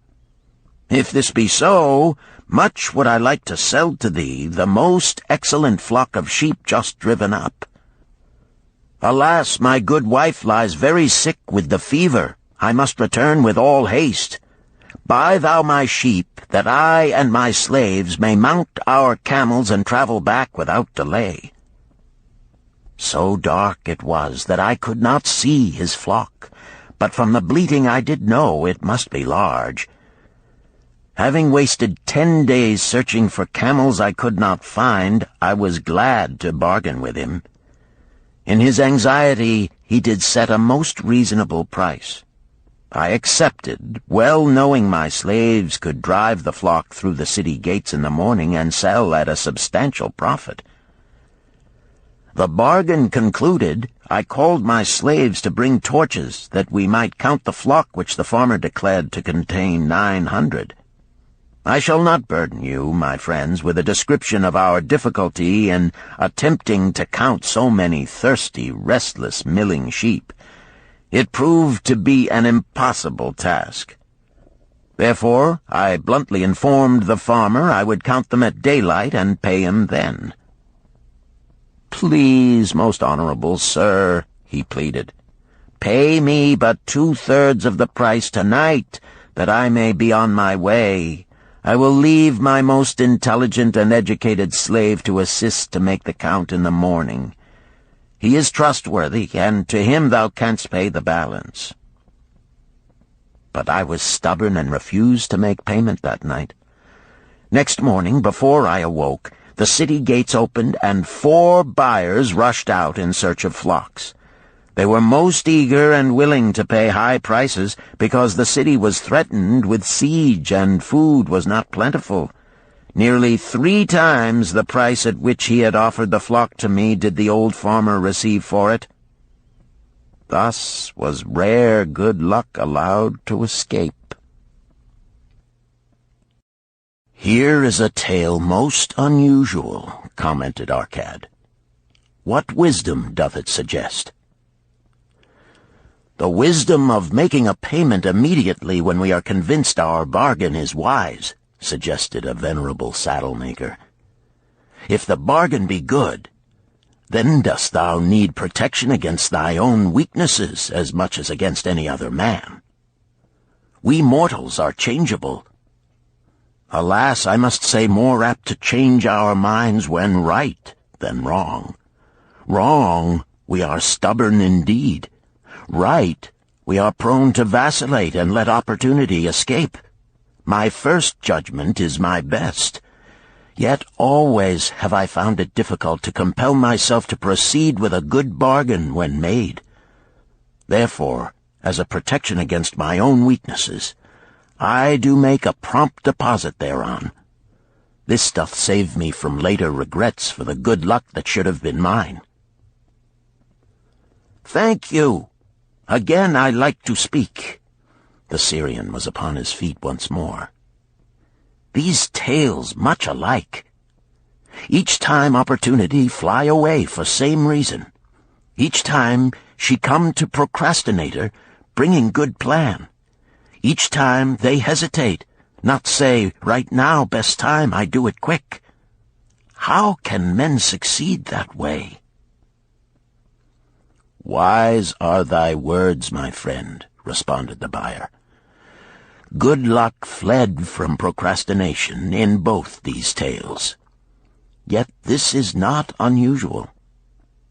The spirit of procrastination is within all men. We desire riches, yet how often, when opportunity doth appear before us, that spirit of procrastination from within doth urge various delays in our acceptance. In listening to it, we do become our own worst enemies. In my younger days, I did not know it by this long word our friend from Syria doth enjoy. I did think at first it was my own poor judgment that did cause me loss at many profitable trades. Later I did credit it to my stubborn disposition. At last I did recognize it for what it was, a habit of needless delaying where action was required, action prompt and decisive. How I did hate it when its true character stood revealed. With the bitterness of a wild ass hitched to a chariot, I did break loose from this enemy to my success. "Thank you. I like ask question from Mr. Merchant," the Syrian was speaking. "You wear fine robes, not like those of poor man. You speak like successful man. Tell us, do you listen now when procrastination whispers in your ear?" "Like our friend the buyer, I also had to recognize and conquer procrastination," responded the merchant. "To me, it proved to be an enemy ever watching and waiting to thwart my accomplishments. The tale I did relate is but one of many similar instances I could tell to show how it drove away my opportunities. 'Tis not difficult to conquer once understood. No man willingly permits the thief to rob his bins of grain, nor does any man willingly permit an enemy to drive away his customers and rob him of his profits. When once I did recognize that such acts as these my enemy was committing, with determination I conquered him. So must every man master his own spirit of procrastination before he can expect to share in the rich treasures of Babylon. What sayest, Arcad? Because thou art the richest man in Babylon, many do proclaim thee to be the luckiest. Dost agree with me that no man can arrive at a full measure of success until he hath completely crushed the spirit of procrastination within him? It is even as thou sayest, Arcad admitted. During my long life, I have watched generation following generation, marching forward along those avenues of trade, science, and learning that lead to success in life. Opportunities came to all these men. Some grasped theirs and moved steadily to the gratification of their deepest desires, but the majority hesitated, faltered, and fell behind. Arcad turned to the cloth weaver. Thou didst suggest that we debate good luck. Let us hear what thou now thinkest upon the subject. I do see good luck in a different light. I had thought of it as something most desirable that might happen to a man without effort upon his part.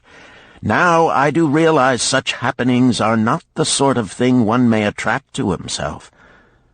From our discussion have I learned that to attract good luck to oneself, it is necessary to take advantage of opportunities. Therefore, in the future, I shall endeavor to make the best of such opportunities as do come to me.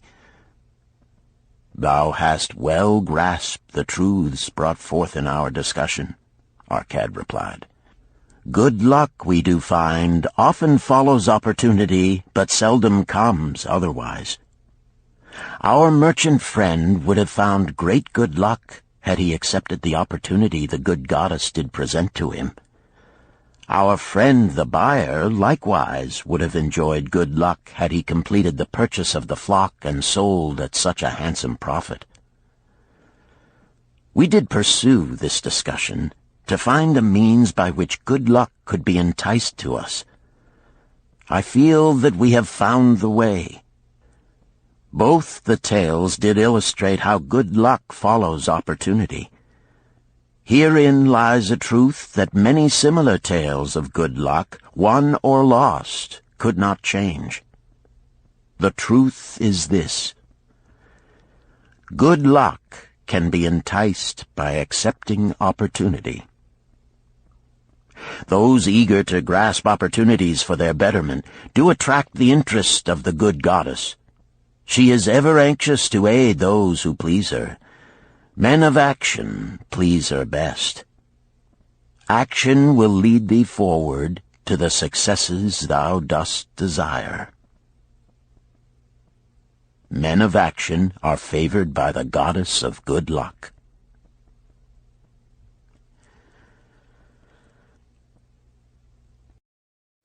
Chapter 5.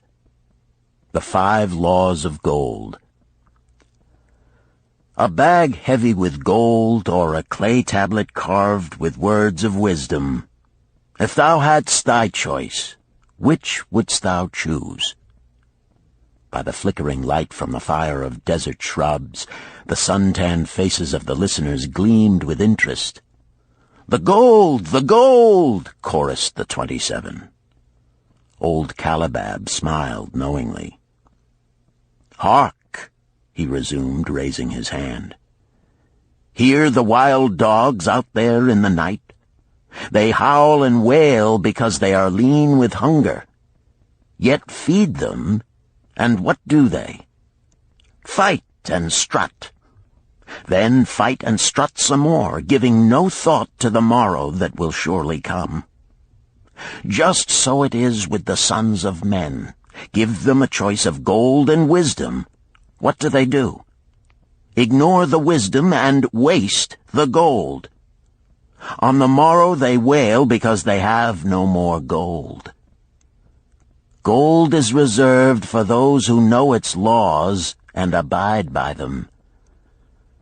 Calabab drew his white robe close about his lean legs, for a cool night wind was blowing.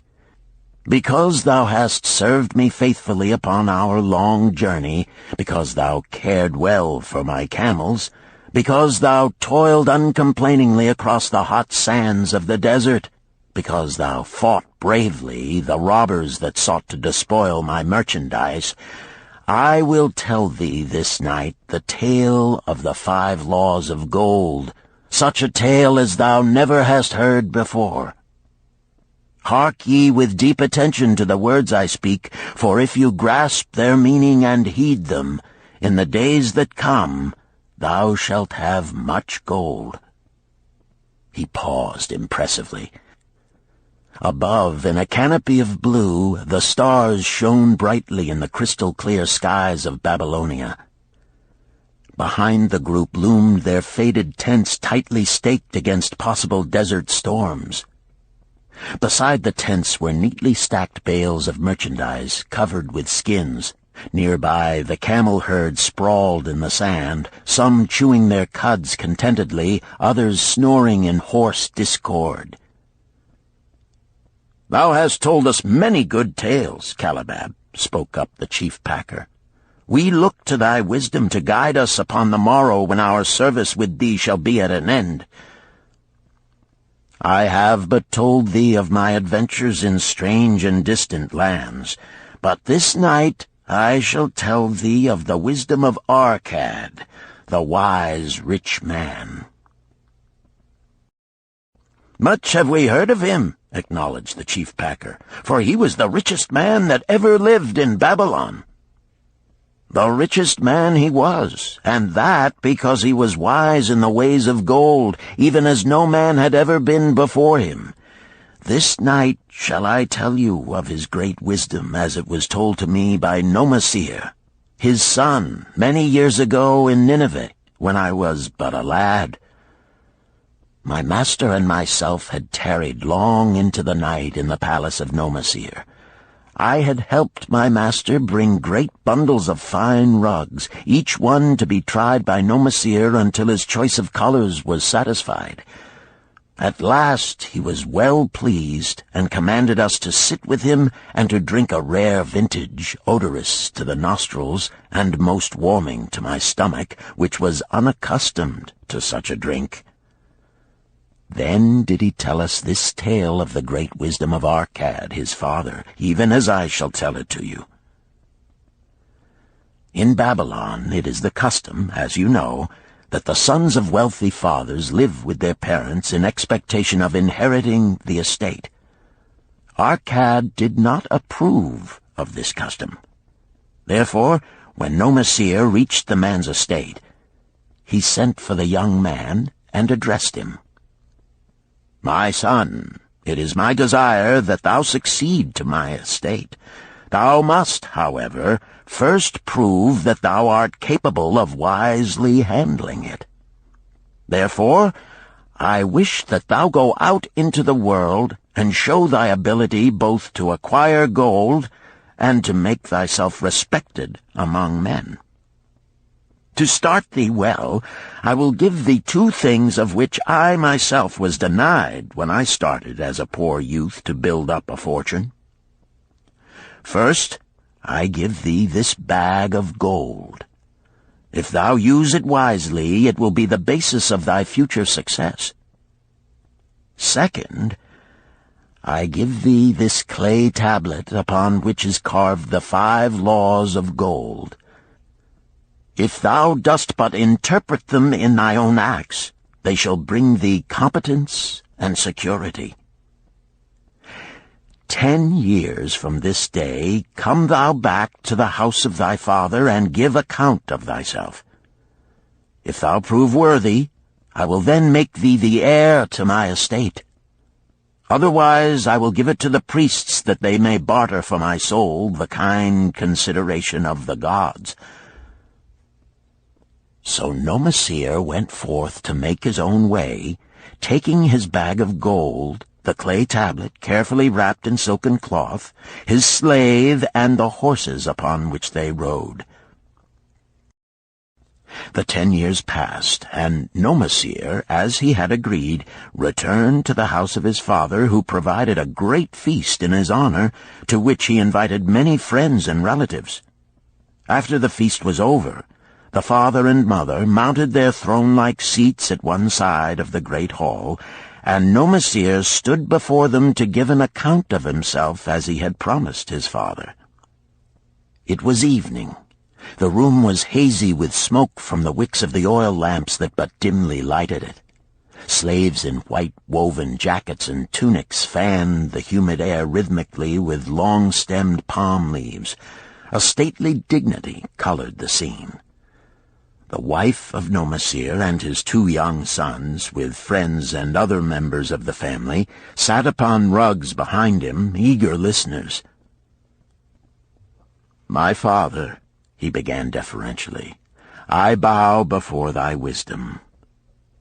10 years ago, when I stood at the gates of manhood, thou bade me go forth and become a man among men, instead of remaining a vassal to thy fortune.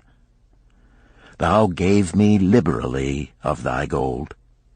Thou gave me liberally of thy wisdom. Of the gold, alas, I must admit of a disastrous handling. It fled indeed from my inexperienced hands, even as a wild hare flees at the first opportunity from the youth who captures it." The father smiled indulgently. "Continue, my son. Thy tale interests me in all its details."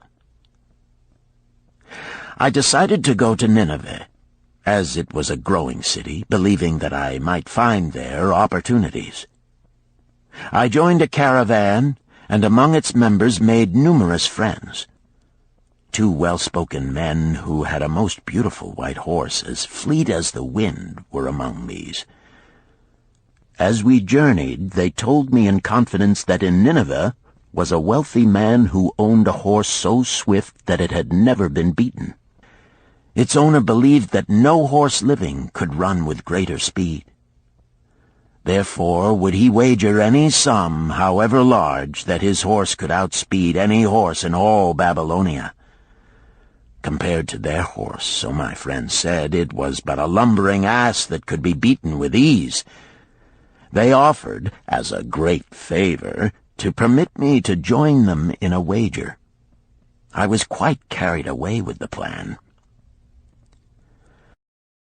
Our horse was badly beaten, and I lost much of my gold." The father laughed. "Later, I discovered that this was a deceitful plan of these men, and they constantly journeyed with caravans seeking victims. You see, the man in Nineveh was their partner and shared with them the bets he won. This shrewd deceit taught me my first lesson in looking out for myself.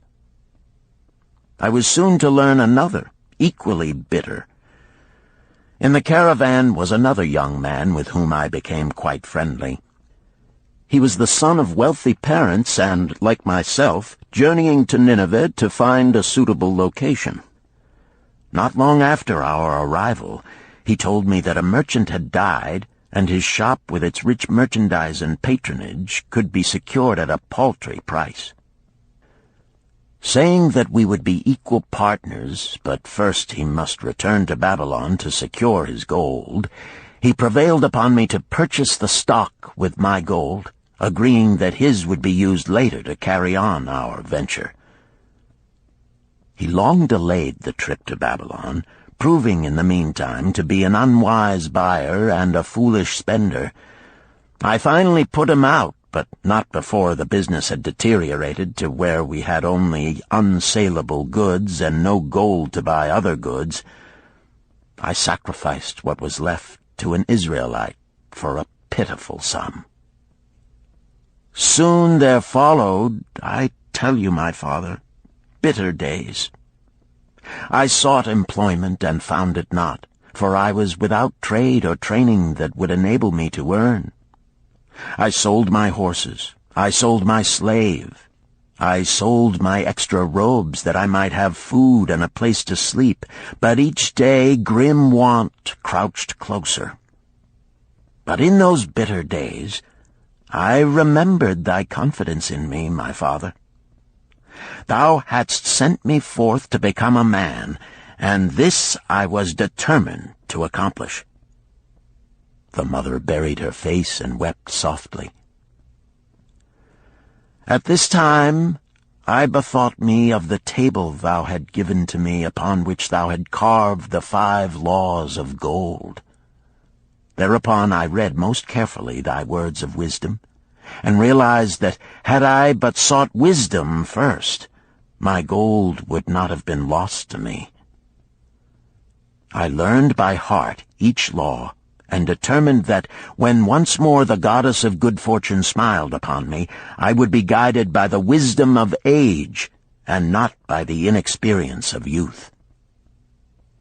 For the benefit of you who are seated here this night, I will read the wisdom of my father as engraved upon the clay tablet which he gave to me 10 years ago. The 5 laws of gold. 1. Gold cometh gladly and in increasing quantity to any man who will put by not less than 1/10 of his earnings to create an estate for his future and that of his family. 2. Gold laboreth diligently and contentedly for the wise owner who finds for it profitable employment, multiplying even as the flocks of the field. 3. Gold clingeth to the protection of the cautious owner who invests it under the advice of men wise in its handling. 4. Gold slippeth away from the man who invests it in businesses or purposes with which he is not familiar, or which are not approved by those skilled in its keep.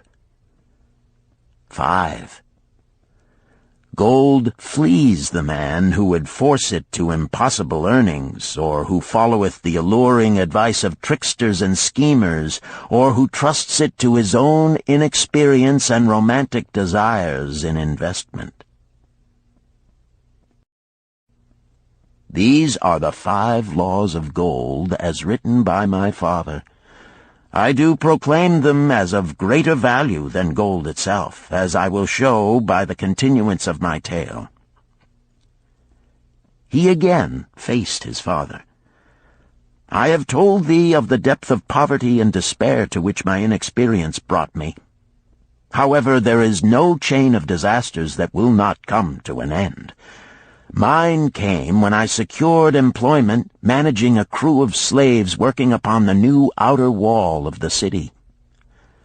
Profiting from my knowledge of the first law of gold, I saved a copper from my first earnings, adding to it at every opportunity until I had a piece of silver. It was a slow procedure, for one must live. I did spend grudgingly, I admit, because I was determined to earn back before the 10 years were over as much gold as you, my father, had given to me. One day the slave-master with whom I had become quite friendly said to me, "Thou art a thrifty youth who spends not wantonly what he earns. Hast thou gold put by that is not earning?" "Yes," I replied. "It is my greatest desire to accumulate gold, to replace that which my father gave to me and which I have lost. 'Tis a worthy ambition, I will grant. And do you know that the gold which you have saved can work for you and earn much more gold?" "Alas, my experience has been bitter, for my father's gold has fled from me, and I am in much fear lest my own do the same." "If thou hast confidence in me, I will give thee a lesson in the profitable handling of gold," he replied. "Within a year the outer wall will be complete and ready for the great gates of bronze that will be built at each entrance to protect the city from the king's enemies. In all Nineveh there is not enough metal to make these gates, and the king has not thought to provide it. Here is my plan. A group of us will pool our gold and send a caravan to the mines of copper and tin which are distant, and bring to Nineveh the metal for the gates. When the king says, 'Make the great gates,' we alone can supply the metal, and a rich price he will pay. If the king will not buy from us, we will yet have the metal which can be sold for a fair price." In his offer, I recognized an opportunity to abide by the third law and invest my savings under the guidance of wise men. Nor was I disappointed. Our pool was a success, and my small store of gold was greatly increased by the transaction. In due time I was accepted as a member of this same group in other ventures. They were men wise in the profitable handling of gold. They talked over each plan presented with great care before entering upon it. They would take no chance on losing their principal or tying it up in unprofitable investments from which their gold could not be recovered. Such foolish things as the horse race and the partnership into which I had entered with my inexperience would have had scant consideration with them. They would have immediately pointed out their weaknesses. Through my association with these men, I learned to safely invest gold to bring profitable returns. As the years went on, my treasure increased more and more rapidly. I not only made back as much as I lost, but much more. Through my misfortunes, my trials, and my success, I have tested time and again the wisdom of the 5 laws of gold, my father, and have proven them true in every test. To him who is without knowledge of the 5 laws, gold comes not often, and goeth away quickly. But to him who abide by the 5 laws, gold comes and works as his dutiful slave. Nomasir ceased speaking and motioned to a slave in the back of the room. The slave brought forward, one at a time, 3 heavy leather bags. One of these Nomasir took and placed upon the floor before his father, addressing him again. "Thou didst give to me a bag of gold, Babylon gold. Behold, in its place I do return to thee a bag of Nineveh gold of equal weight, an equal exchange, as all will agree. Thou didst give to me a clay tablet inscribed with wisdom. Behold, in its stead I do return 2 bags of gold." So saying, he took from the slave the other 2 bags, and likewise placed them upon the floor before his father. "This I do to prove to thee, my father, of how much greater value I consider thy wisdom than thy gold. Yet who can measure in bags of gold the value of wisdom? Without wisdom, gold is quickly lost by those who have it. But with wisdom, gold can be secured by those who have it not, as these 3 bags of gold do prove. It does indeed give to me the deepest satisfaction, my father, to stand before thee and say that, because of thy wisdom, I have been able to become rich and respected before men." The father placed his hand fondly upon the head of Nomasir. "Thou hast learned well thy lessons, and I am indeed fortunate to have a son to whom I may entrust my wealth." Calibab ceased his tale and looked critically at his listeners. "What means this to thee, this tale of Nomasir?" he continued.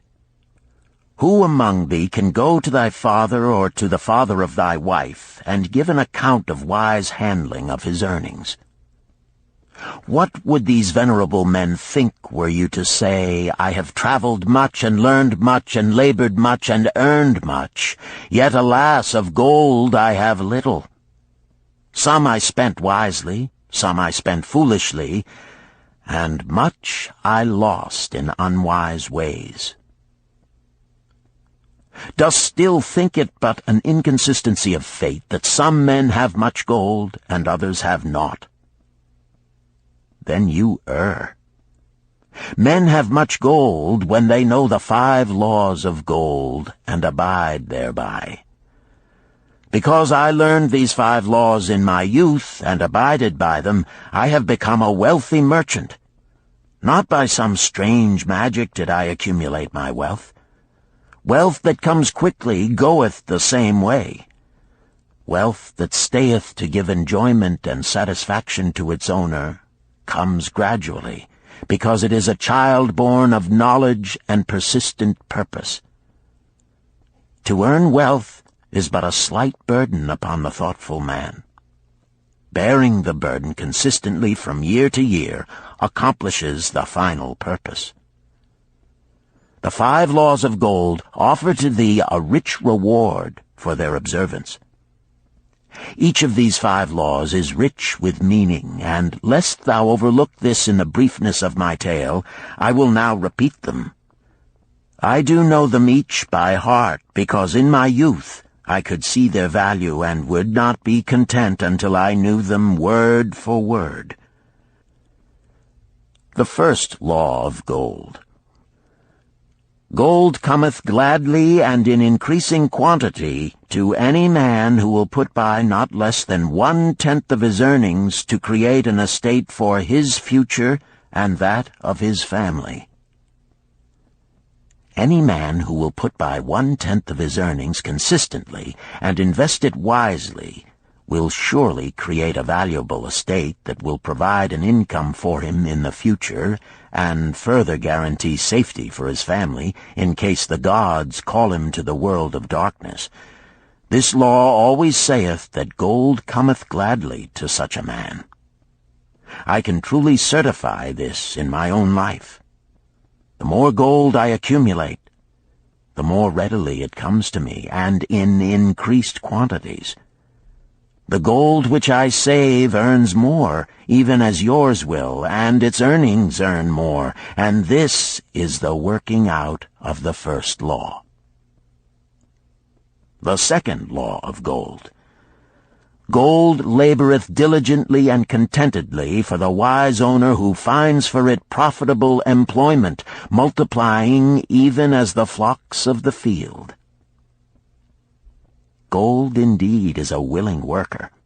It is ever eager to multiply when opportunity presents itself. To every man who hath a store of gold set by, opportunity comes for its most profitable use.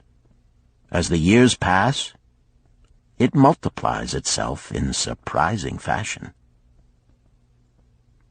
The third law of gold. Gold clingeth to the protection of the cautious owner who invests it under the advice of men wise in its handling. Gold indeed clingeth to the cautious owner, even as it flees the careless owner.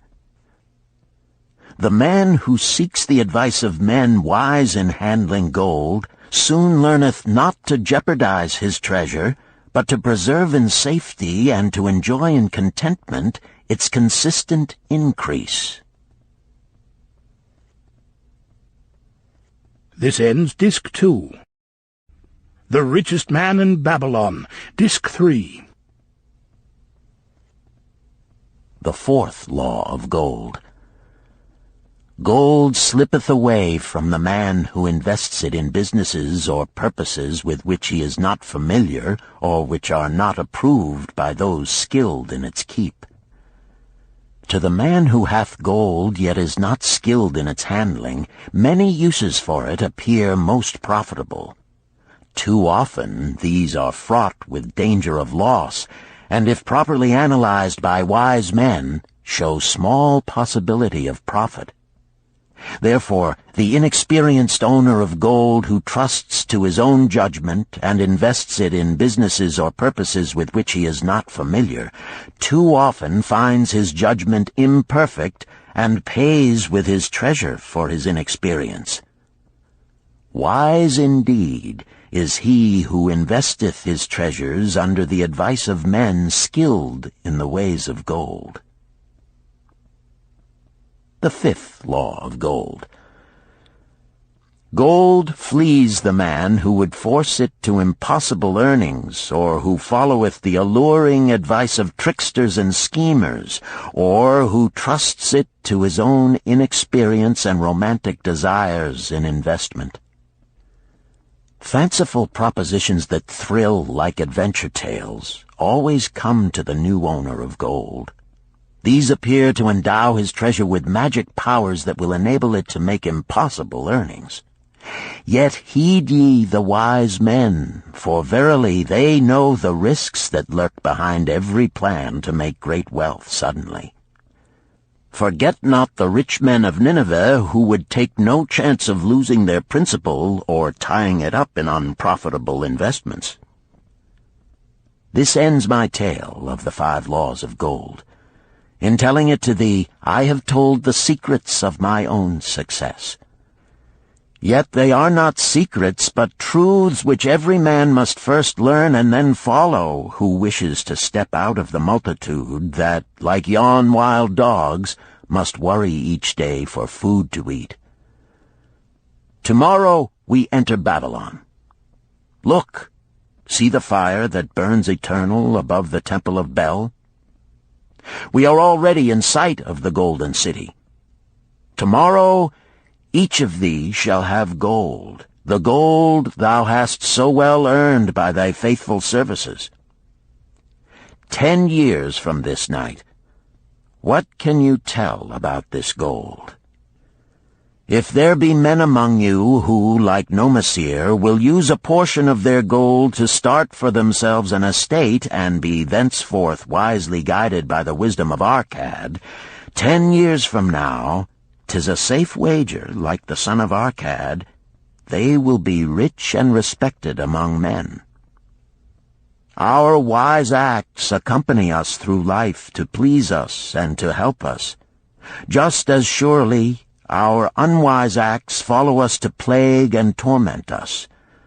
Alas, they cannot be forgotten. In the front rank of the torments that do follow us are the memories of the things we should have done, of the opportunities which came to us, and we took not. Rich are the treasures of Babylon. So rich no man can count their value in pieces of gold. Each year they grow richer and more valuable. Like the treasures of every land, they are a reward, a rich reward, awaiting those men of purpose who determine to secure their just share. In the strength of thine own desires is a magic power. Guide this power with thy knowledge of the 5 laws of gold, and thou shalt share the treasures of Babylon.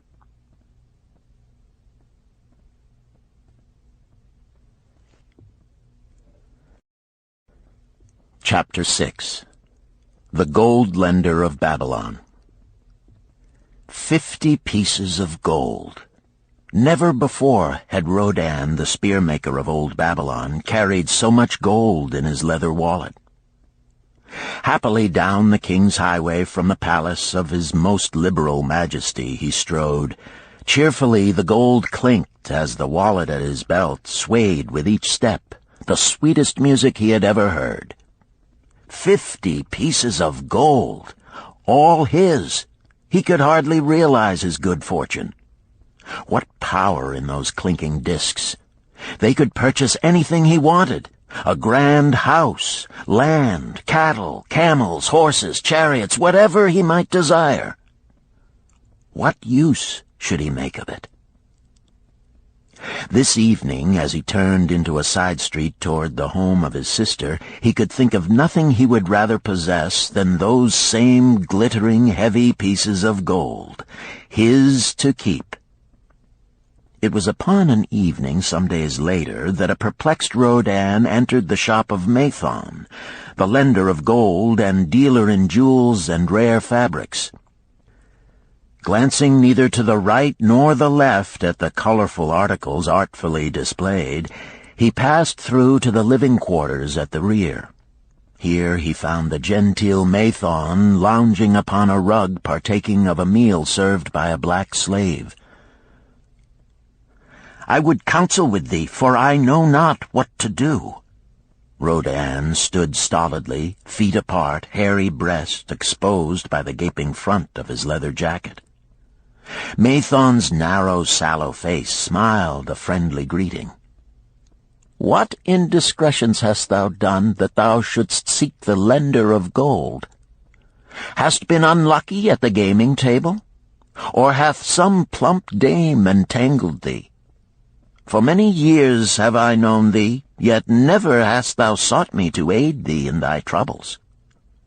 No, no, not such as that. I seek no gold. Instead I crave thy wise advice. Hear, hear, what this man doth say. No one comes to the lender of gold for advice. My ears must play me false. They listen true. Can this be so? Rodan, the spear-maker, doth display more cunning than all the rest, for he comes to Mathon not for gold, but for advice. Many men come to me for gold to pay for their follies, but as for advice, they want it not. Yet who is more able to advise than the lender of gold to whom many men come in trouble? Thou shalt eat with me, Rodan, he continued. Thou shalt be my guest for the evening. Ando, he commanded of the black slave, draw up a rug for my friend Rodan, the spear-maker, who comes for advice. He shall be mine honored guest. Bring to him much food, and get for him my largest cup. Choose well of the best wine, that he may have satisfaction in the drinking. Now tell me, what troubles thee? It is the king's gift. The king's gift? The king did make thee a gift, and it gives thee trouble? What manner of gift? Because he was much pleased with the design I did submit to him for a new point on the spears of the royal guard, he did present me with 50 pieces of gold, and now I am much perplexed. I am beseeched each hour the sun doth travel across the sky by those who would share it with me. That is natural. More men want gold than have it, and would wish one who comes by it easily to divide.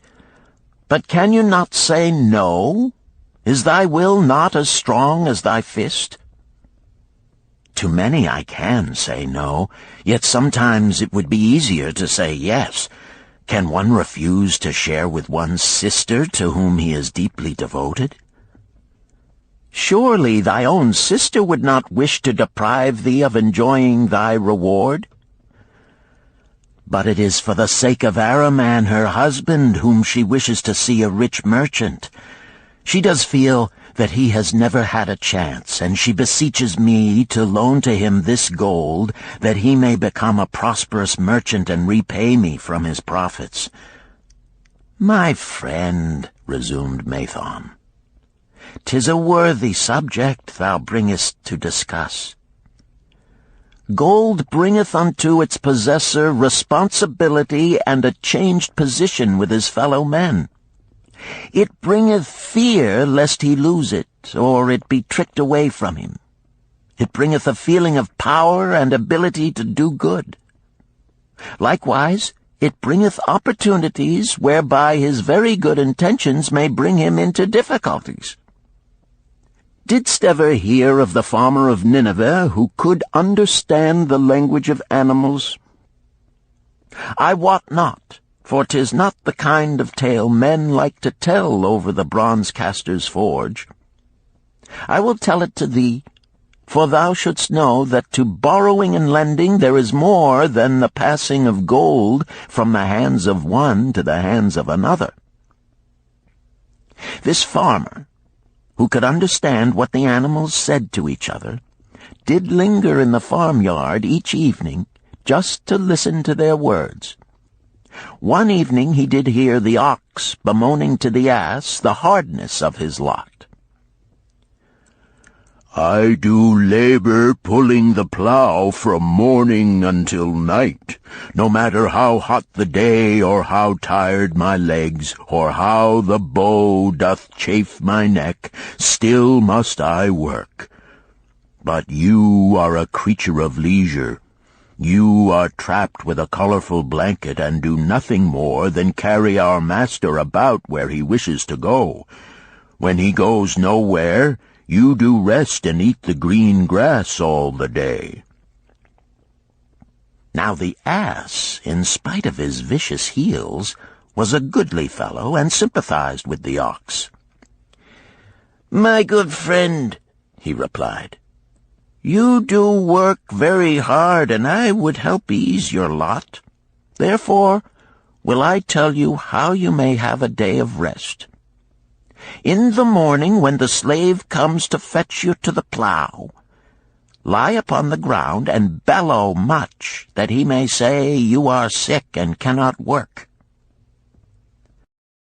So the ox took the advice of the ass, and the next morning the slave returned to the farmer and told him the ox was sick and could not pull the plow. "Then," said the farmer, "hitch the ass to the plow, for the plowing must go on."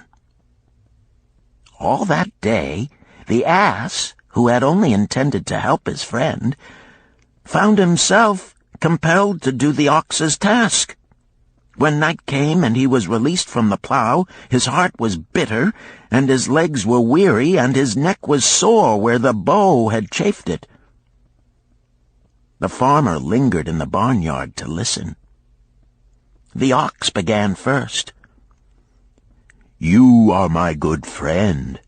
Because of your wise advice I have enjoyed a day of rest." "And I," retorted the ass, "am like many another simple-hearted one who starts to help a friend and ends up by doing his task for him. Hereafter you draw your own plow, for I did hear the master tell the slave to send for the butcher were you sick again.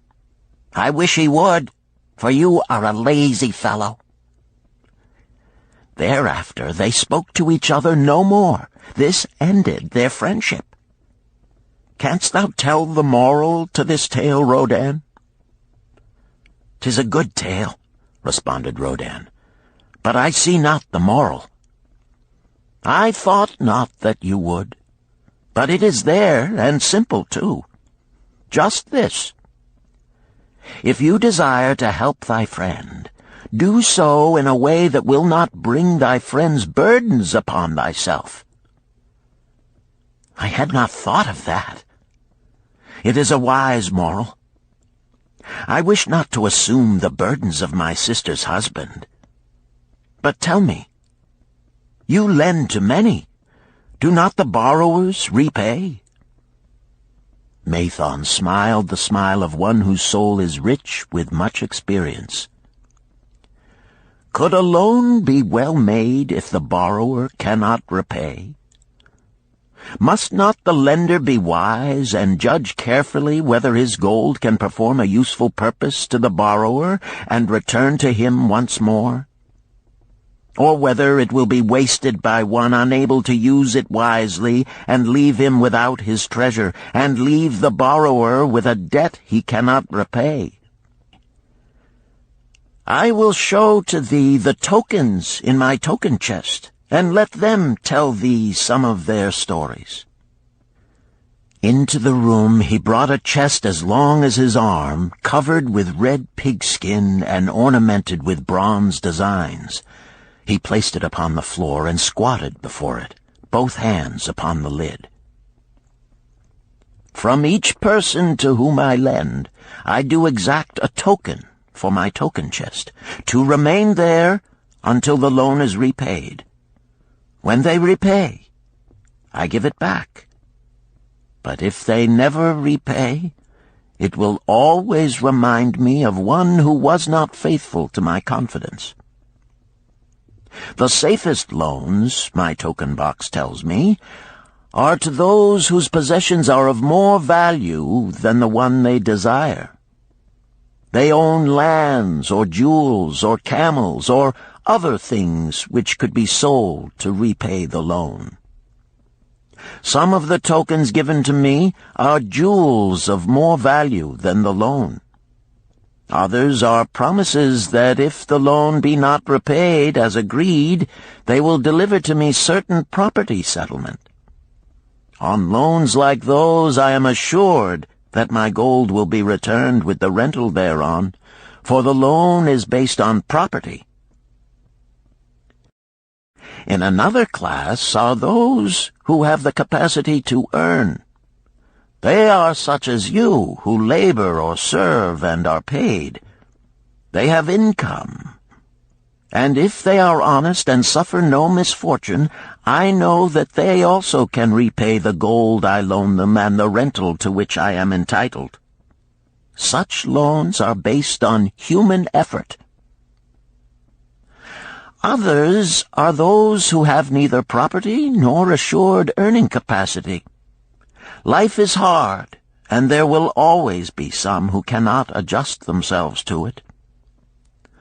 Alas for the loans I make them! Even though they be no larger than a pence, my token box may censure me in the years to come unless they be guaranteed by good friends of the borrower who know him honorable. Mathon released the clasp and opened the lid. Rodan leaned forward eagerly. At the top of the chest, a bronze neckpiece lay upon a scarlet cloth. Mathon picked up the piece and patted it affectionately. "This shall always remain in my token chest, because the owner has passed on into the great darkness. I treasure it, his token, and I treasure his memory, for he was my good friend. We traded together with much success until out of the East he brought a woman to wed, beautiful, but not like our women, a dazzling creature. He spent his gold lavishly to gratify her desires. He came to me in distress when his gold was gone. I counseled with him. I told him I would help him to once more master his own affairs. He swore by the sign of the great bull that he would. But it was not to be. In a quarrel, she thrust a knife into the heart he dared her to pierce." "And she?" questioned Rodan. "Yes, of course. This was hers." He picked up the scarlet cloth. "In bitter remorse, she threw herself into the Euphrates. These 2 loans will never be repaid. The chest tells you, Rodan, that humans in the throes of great emotions are not safe risks for the gold lender. Here, now, this is different." He reached for a ring carved of oxbone. "This belongs to a farmer. I buy the rugs of his women. The locusts came, and they had not food. I helped him, and when the new crop came, he repaid me. Later he came again and told of strange goats in a distant land, as described by a traveler. They had long hair so fine and soft it would weave into rugs more beautiful than any ever seen in Babylon. He wanted a herd, but he had no money. So I did lend him gold to make the journey and bring back goats. Now his herd is begun, and next year I shall surprise the lords of Babylon with the most expensive rugs it has been their good fortune to buy.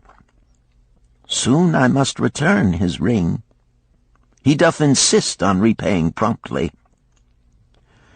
"Some borrowers do that?" queried Rodan. "If they borrow for purposes that bring money back to them, I find it so. But if they borrow because of their indiscretions, I warn thee to be cautious if thou wouldst ever have thy gold back in hand again." "Tell me about this," requested Rodan, picking up a heavy gold bracelet inset with jewels in rare designs. "The women do appeal to my good friend," bantered Mathon. "I am still much younger than you," retorted Rodan. "I grant that, but this time thou doth suspicion romance where it is not. The owner of this is fat and wrinkled, and doth talk so much and say so little, she drives me mad. Once they had much money and were good customers, but ill times came upon them. She has a son of whom she would make a merchant. So she came to me and borrowed gold that he might become a partner of a caravan owner who travels with his camels, bartering in one city what he buys in another. This man proved a rascal, for he left the poor boy in a distant city without money and without friends, pulling out early while the youth slept. Perhaps when this youth has grown to manhood he will repay. Until then I get no rental for the loan, only much talk. But I do admit the jewels are worthy of the loan."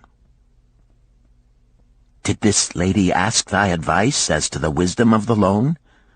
"Quite otherwise. She had pictured to herself this son of hers as a wealthy and powerful man of Babylon. To suggest the contrary was to infuriate her. A fair rebuke I had. I knew the risk for this inexperienced boy, but as she offered security, I could not refuse her." "This," continued Mathon, waving a bit of pack rope tied into a knot, "belongs to Nebator, the camel trader. When he would buy a herd larger than his funds, he brings to me this knot, and I lend to him according to his needs. He is a wise trader. I have confidence in his good judgment and can lend him freely. Many other merchants of Babylon have my confidence because of their honorable behavior. Their tokens come and go frequently in my token box. Good merchants are an asset to our city, and it profits me to aid them to keep trade moving that Babylon be prosperous." Mathon picked out a beetle carved in turquoise and tossed it contemptuously on the floor. "A bug from Egypt. The lad who owns this does not care whether I ever receive back my gold. When I reproach him, he replies, 'How can I repay when ill fate pursues me? You have plenty more. What can I do?' The token is his father's, a worthy man of small means who did pledge his land and herd to back his son's enterprises. The youth found success at first, and then was overzealous to gain great wealth. His knowledge was immature. His enterprises collapsed. Youth is ambitious. Youth would take shortcuts to wealth and the desirable things for which it stands. To secure wealth quickly, youth often borrows unwisely. Youth, never having had experience, cannot realize that hopeless debt is like a deep pit into which one may descend quickly, and where one may struggle vainly for many days. It is a pit of sorrow and regrets, where the brightness of the sun is overcast, and night is made unhappy by restless sleeping. Yet I do not discourage borrowing gold. I encourage it. I recommend it if it be for a wise purpose. I myself made my first real success as a merchant with borrowed gold. Yet what should the lender do in such a case? The youth is in despair and accomplishes nothing. He is discouraged. He makes no effort to repay. My heart turns against depriving the father of his land and cattle." "You tell me much that I am interested to hear," ventured Rodan, "but I hear no answer to my question. Should I lend my 50 pieces of gold to my sister's husband? They mean much to me." "Thy sister is a sterling woman whom I do much esteem. Should her husband come to me and ask to borrow 50 pieces of gold, I should ask him for what purpose he would use it. If he answered that he desired to become a merchant like myself and deal in jewels and rich furnishings, I would say, 'What knowledge have you of the ways of trade? Do you know where you can buy at lowest cost? Do you know where you can sell at a fair price?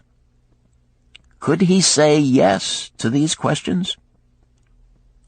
No, he could not, Rodin admitted. He has helped me much in making spears, and he has helped some in the shops. Then would I say to him that his purpose was not wise. Merchants must learn their trade. His ambition, though worthy, is not practical, and I would not lend him any gold. But supposing he could say, yes, I have helped merchants much. I know how to travel to Smyrna and to buy at low cost the rugs the housewives weave. I also know many of the rich people of Babylon to whom I can sell these at a large profit. Then I would say, your purpose is wise and your ambition honorable. I shall be glad to lend you the 50 pieces of gold if you can give me security that they will be returned. But would he say, I have no security other than that I am an honored man and will pay you well for the loan? Then would I reply, I treasure much each piece of gold. Were the robbers to take it from you as you journeyed to Smyrna, or take the rugs from you as you returned, then you would have no means of repaying me, and my gold would be gone. Gold, you see, Rodin, is the merchandise of the lender of money. It is easy to lend. If it is lent unwisely, then it is difficult to get back. The wise lender wishes not the risk of the undertaking, but the guarantee of safe repayment. "'Tis well," he continued, "to assist those that are in trouble. 'Tis well to help those upon whom fate has laid a heavy hand. 'Tis well to help those who are starting, that they may progress and become valuable citizens. But help must be given wisely, lest, like the farmer's ass, in our desire to help, we but take upon ourselves the burden that belongs to another." Again I wandered from thy question, Rodin, but hear my answer. Keep thy 50 pieces of gold. What thy labor earns for thee and what is given thee for reward is thine own, and no man can put an obligation upon thee to part with it unless it do be thy wish. If thee wouldst lend it so that it may earn thee more gold, then lend with caution and in many places. I like not idle gold, even less I like too much of risk. How many years hast thou labored as a spear-maker? Fully 3. How much besides the king's gift hast saved? 3 gold pieces. Each year that thou hast labored, thou hast denied thyself good things to save from thine earnings 1 piece of gold? 'Tis as you say. Then mightest save in 50 years of labor 50 pieces of gold by thy self-denial? A lifetime of labor it would be. Thinkest thou thy sister would wish to jeopardize the savings of 50 years of labor over the bronze melting pot, that her husband might experiment on being a merchant? Not if I spoke in your words. Then go to her and say, 3 years I have labored each day except fast days, from morning until night, and I have denied myself many things that my heart craved. For each year of labor and self-denial, I have to show 1 piece of gold. Thou art my favored sister, and I wish that thy husband may engage in business in which he will prosper greatly. If he will submit to me a plan that seems wise and possible to my friend Mathon, then will I gladly lend to him my savings of an entire year, that he may have an opportunity to prove that he can succeed. Do that, I say, and if he has within him the soul to succeed, he can prove it. If he fails, he will not owe thee more than he can hope some day to repay. I am a gold lender because I own more gold than I can use in my own trade. I desire my surplus gold to labor for others and thereby earn more gold. I do not wish to take risk of losing my gold, for I have labored much and denied myself much to secure it. Therefore I will no longer lend any of it where I am not confident that it is safe and will be returned to me. Neither will I lend it where I am not convinced that its earnings will be promptly paid to me. I have told to thee, Rodan, a few of the secrets of my token chest. From them you may understand the weakness of men and their eagerness to borrow that which they have no certain means to repay.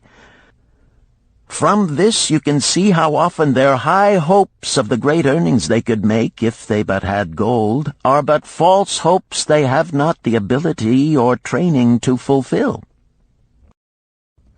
Thou, Rodan, now have gold which thou shouldst put to earning more gold for thee. Thou art about to become, even as I, a gold lender. If thou dost safely preserve thy treasure, it will produce liberal earnings for thee, and be a rich source of pleasure and profit during all thy days. But if thou dost let it escape from thee, it will be a source of constant sorrow and regret as long as thy memory doth last. What desirest thou most of this gold in thy wallet? To keep it safe. Wisely spoken, replied Mathon approvingly. Thy first desire is for safety. Thinkest thou that in the custody of thy sister's husband it would be truly safe from possible loss? I fear not, for he is not wise in guarding gold. Then be not swayed by foolish sentiments of obligation to trust thy treasure to any person. If thou wouldst help thy family or thy friends, find other ways than risking the loss of thy treasure. Forget not that gold slippeth away in unexpected ways from those unskilled in guarding it. As well waste thy treasure in extravagance as let others lose it for thee. What next after safety dost desire of this treasure of thine? That it earn more gold. Again thou speakest with wisdom. It should be made to earn and grow larger. Gold wisely lent may even double itself with its earnings before a man like you groweth old. If you risk losing it, you risk losing all that it would earn as well. Therefore, be not swayed by the fantastic plans of impractical men who think they see ways to force thy gold to make earnings unusually large. Such plans are the creations of dreamers unskilled in the safe and dependable laws of trade. Be conservative in what thou expectest to earn, that thou mayest keep and enjoy thy treasure. To hire it out with a promise of usurious returns is to invite loss. Seek to associate thyself with men and enterprises whose success is established, that thy treasure may earn liberally under their skillful use and be guarded safely by their wisdom and experience. Thus mayest thou avoid the misfortunes that follow most of the sons of men to whom the gods see fit to entrust gold. When Rodan would thank him for his wise advice, he would not listen, saying, "The king's gift shall teach thee much wisdom. If wouldst keep thy 50 pieces of gold, thou must be discreet indeed. Many uses will tempt thee. Much advice will be spoken to thee. Numerous opportunities to make large profits will be offered thee. The stories from my token box should warn thee, before thou let any piece of gold leave thy pouch, to be sure that thou hast a safe way to pull it back again. Should my further advice appeal to thee, return again. It is gladly given. Ere thou goest, read this which I have carved beneath the lid of my token box. It applies equally to the borrower and the lender. Better a little caution than a great regret.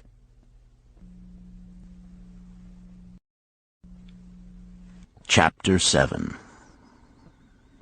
The Walls of Babylon. Old Banzar, grim warrior of another day, stood guard at the passageway leading to the top of the ancient walls of Babylon.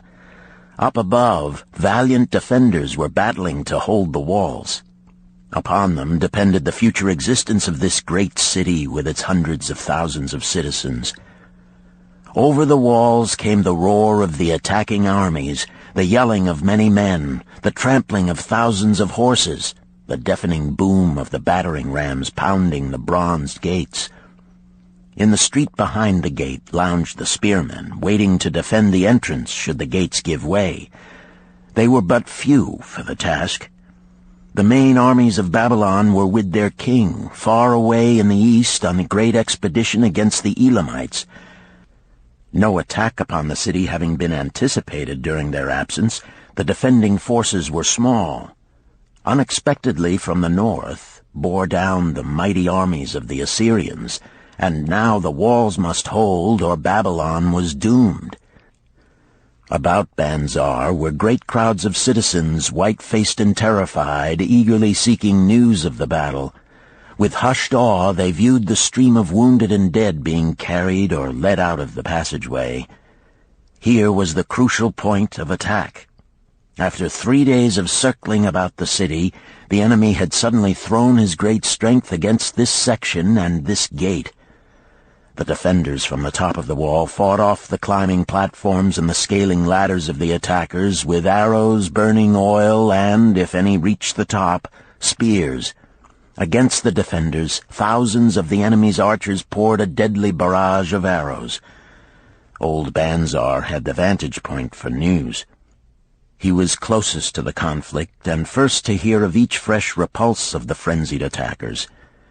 An elderly merchant crowded close to him, his palsied hands quivering. "Tell me, he pleaded. "They cannot get in. My sons are with the good king. There is no one to protect my old wife. My goods, they will steal all. My food, they will leave nothing. We are old, too old to defend ourselves, too old for slaves. We shall starve, we shall die. Tell me they cannot get in." "Calm thyself, good merchant," the guard responded. "The walls of Babylon are strong. Go back to the bazaar and tell your wife that the walls will protect you and all of your possessions as safely as they protect the rich treasures of the king. Keep close to the walls, lest the arrows flying over strike you." A woman with a babe in arms took the old man's place as he withdrew. "Sergeant, what news from the top? Tell me truly that I may reassure my poor husband. He lies with fever from his terrible wounds, yet insists upon his armor and his spear to protect me who am with child. Terrible, he says, will be the vengeful lust of our enemies should they break in." "Be thou good of heart, thou mother that is and is again to be. The walls of Babylon will protect you and your babes. They are high and strong. Hear ye not the yells of our valiant defenders as they empty the cauldrons of burning oil upon the ladder scalers?" "Yes, that do I hear, and also the roar of the battering rams that do hammer at our gates." "Back to thy husband. Tell him the gates are strong and withstand the rams. Also that the scalers climb the walls, but to receive the waiting spear thrust. Watch thy way, and hasten behind yon buildings." Banzar stepped aside to clear the passage for heavily armed reinforcements. As, with clanking bronze shields and heavy tread, they tramped by, a small girl plucked at his girdle. "Tell me, soldier, are we safe?" she pleaded. "I hear the awful noises. I see the men all bleeding. I am so frightened. What will become of our family, of my mother, little brother, and the baby? The grim old campaigner blinked his eyes and thrust forward his chin as he beheld the child. "Be not afraid, little one," he reassured her. "The walls of Babylon will protect you and mother and little brother and the baby. It was for the safety of such as you that the good Queen Semiramis built them over 100 years ago. Never have they been broken through. Go back and tell your mother and little brother and the baby that the walls of Babylon will protect them and they need have no fear." Day after day old Banzar stood at his post and watched the reinforcements file up the passageway, there to stay and fight until wounded or dead they came down once more. Around him unceasingly crowded the throngs of frightened citizens eagerly seeking to learn if the walls would hold. To all he gave his answer with the fine dignity of an old soldier: "The walls of Babylon will protect you." For 3 weeks and 5 days the attack waged with scarcely ceasing violence. Harder and grimmer set the jaw of Banzar as the passage behind, wet with the blood of the many wounded, was churned into mud by the never-ceasing streams of men passing up and staggering down. Each day the slaughtered attackers piled up in heaps before the wall. Each night they were carried back and buried by their comrades. Upon the 5th night of the 4th week, the clamor without diminished. The first streaks of daylight illuminated the plains, disclosed great clouds of dust raised by the retreating armies. A mighty shout went up from the defenders. There was no mistaking its meaning. It was repeated by the waiting troops behind the walls. It was echoed by the citizens upon the streets. It swept over the city with the violence of a storm. People rushed from the houses. The streets were jammed with a throbbing mob. The pent-up fear of weeks found an outlet in the wild chorus of joy. From the top of the high tower of the Temple of Bel burst forth the flames of victory. Skyward floated the column of blue smoke to carry the message far and wide. The walls of Babylon had once again repulsed a mighty and vicious foe determined to loot her rich treasures and to ravish and enslave her citizens. Babylon endured century after century because it was fully protected. It could not afford to be otherwise. The walls of Babylon were an outstanding example of man's need and desire for protection. This desire is inherent in the human race. It is just as strong today as it ever was, but we have developed broader and better plans to accomplish the same purpose. In this day, behind the impregnable walls of insurance, savings accounts, and dependable investments, we can guard ourselves against the unexpected tragedies that may enter any door and seat themselves before any fireside. We cannot afford to be without adequate protection.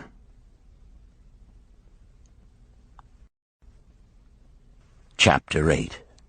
The Camel Trader of Babylon. The hungrier one becomes, the clearer one's mind works. Also, the more sensitive one becomes to the odors of food. Tarkad, the son of Azure, certainly thought so. For 2 whole days he had tasted no food except 2 small figs purloined from over the wall of a garden. Not another could he grab before the angry woman rushed forth and chased him down the street. Her shrill cries were still ringing in his ears as he walked through the marketplace. They helped him to restrain his restless fingers from snatching the tempting fruits from the baskets of the market women. Never before had he realized how much food was brought to the markets of Babylon and how good it smelled. Leaving the market, he walked across to the inn and paced back and forth in front of the eating house. Perhaps here he might meet someone he knew, someone from whom he could borrow a copper that would gain him a smile from the unfriendly keeper of the inn and, with it, a liberal helping. Without the copper, he knew all too well how unwelcome he would be. In his abstraction, he unexpectedly found himself face to face with the one man he wished most to avoid, the tall, bony figure of Dabasir, the camel trader. Of all the friends and others from whom he had borrowed small sums, Dabasir made him feel the most uncomfortable because of his failure to keep his promises to repay promptly. Dabasir's face lighted up at the sight of him. "Ha! 'Tis Tarkad, just the one I have been seeking, that he might repay the 2 pieces of copper which I lent him a moon ago.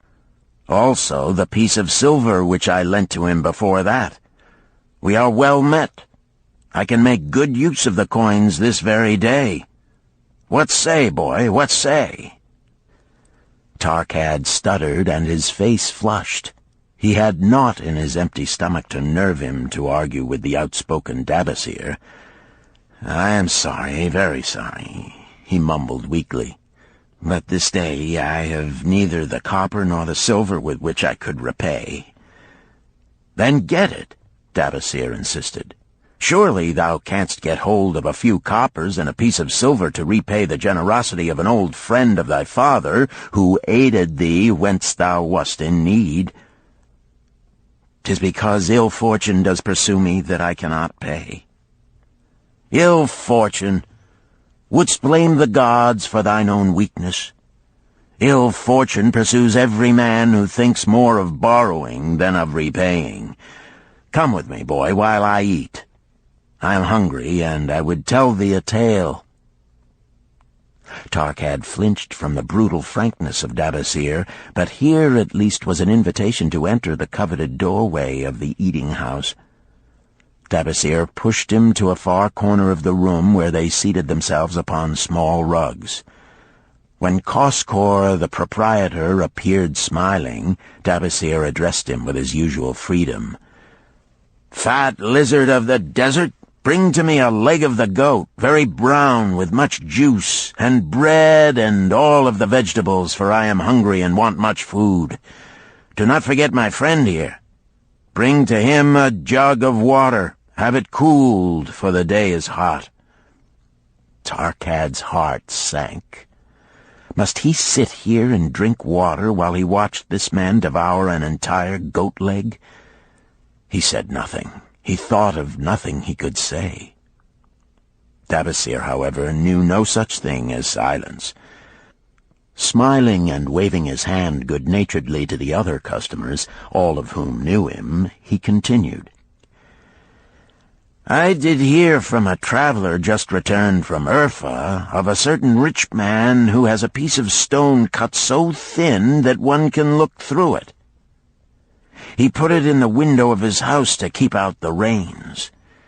It is yellow, so this traveler does relate, and he was permitted to look through it, and all the outside world looks strange and not like it really is. What say you to that, Tarkad? Thinkest all the world could look to a man a different color from what it is?" "I dare say," responded the youth, much more interested in the fat leg of goat placed before Dabasir. "Well, I know it to be true, for I, myself, have seen the world all of a different color from what it really is, and the tale I am about to tell relates how I came to see it in its right color once more." "Dabasir will tell a tale," whispered a neighboring diner to his neighbor, and dragged his rug close. Other diners brought their food and crowded in a semicircle. They crunched noisily in the ears of Tarkad and brushed him with their meaty bones. He alone was without food. Dabasir did not offer to share with him, nor even motion him to a small corner of the hard bread that was broken off and had fallen from the platter to the floor. "The tale that I am about to tell," began Dabasir, pausing to bite a goodly chunk from the goat leg, "relates to my early life and how I came to be a camel trader. Didst anyone know that I once was a slave in Syria?" A murmur of surprise ran through the audience, to which Dabasir listened with satisfaction. "When I was a young man," continued Dabasir after another vicious onslaught on the goat leg, "I learned the trade of my father, the making of saddles. I worked with him in his shop and took to myself a wife. Being young and not greatly skilled, I could earn but little, just enough to support my excellent wife in a modest way. I craved good things which I could not afford. Soon I found that the shopkeepers would trust me to pay later, even though I could not pay at the time. Being young and without experience, I did not know that he who spends more than he earns is sowing the winds of needless self-indulgence from which he is sure to reap the whirlwinds of trouble and humiliation. So I indulged my whims for fine raiment and bought luxuries for my good wife and our home beyond our means. I paid as I could, and for a while all went well. But in time I discovered I could not use my earnings both to live upon and to pay my debts. Creditors began to pursue me to pay for my extravagant purchases, and my life became miserable. I borrowed from my friends, but could not repay them either. Things went from bad to worse. My wife returned to her father, and I decided to leave Babylon and seek another city where a young man might have better chances. For 2 years I had a restless and unsuccessful life working for caravan traders. From this I fell in with a set of likable robbers who scoured the desert for unarmed caravans. Such deeds were unworthy of the son of my father, but I was seeing the world through a colored stone and did not realize to what degradation I had fallen. We met with success on our first trip, capturing a rich haul of gold and silks and valuable merchandise. This loot we took to Ganir and squandered. The second time we were not so fortunate. Just after we had made our capture, we were attacked by the spearsmen of a native chief to whom the caravans paid for protection. Our 2 leaders were killed, and the rest of us were taken to Damascus, where we were stripped of our clothing and sold as slaves. I was purchased for 2 pieces of silver by a Syrian desert chief. With my hair shorn and but a loincloth to wear, I was not so different from the other slaves. Being a reckless youth, I thought it merely an adventure until my master took me before his 4 wives and told them they could have me for a eunuch. Then, indeed, did I realize the hopelessness of my situation. These men of the desert were fierce and warlike. I was subject to their will without weapons or means of escape. Fearful I stood as those 4 women looked me over. I wondered if I could expect pity from them. Sirah, the first wife, was older than the others. Her face was impassive as she looked upon me. I turned from her with little consolation. The next was a contemptuous beauty who gazed at me as indifferently as if I had been a worm of the earth. The 2 younger ones tittered as though it were all an exciting joke. It seemed an age that I stood waiting sentence. Each woman appeared willing for the others to decide. Finally, Sirah spoke up in a cold voice. "Of eunuchs we have plenty, but of camel-tenders we have few, and they are a worthless lot. Even this day I would visit my mother who is sick with the fever, and there is no slave I would trust to lead my camel. Ask this slave if he can lead a camel." My master thereupon questioned me, "What know you of camels?" Striving to conceal my eagerness, I replied, "I can make them kneel, I can load them, I can lead them on long trips without tiring. If need be, I can repair their trappings." "The slave speaks forward enough," observed my master. "If thou so desire, Sirah, take this man for thy camel-tender." So I was turned over to Sirah, and that day I led her camel upon a long journey to her sick mother.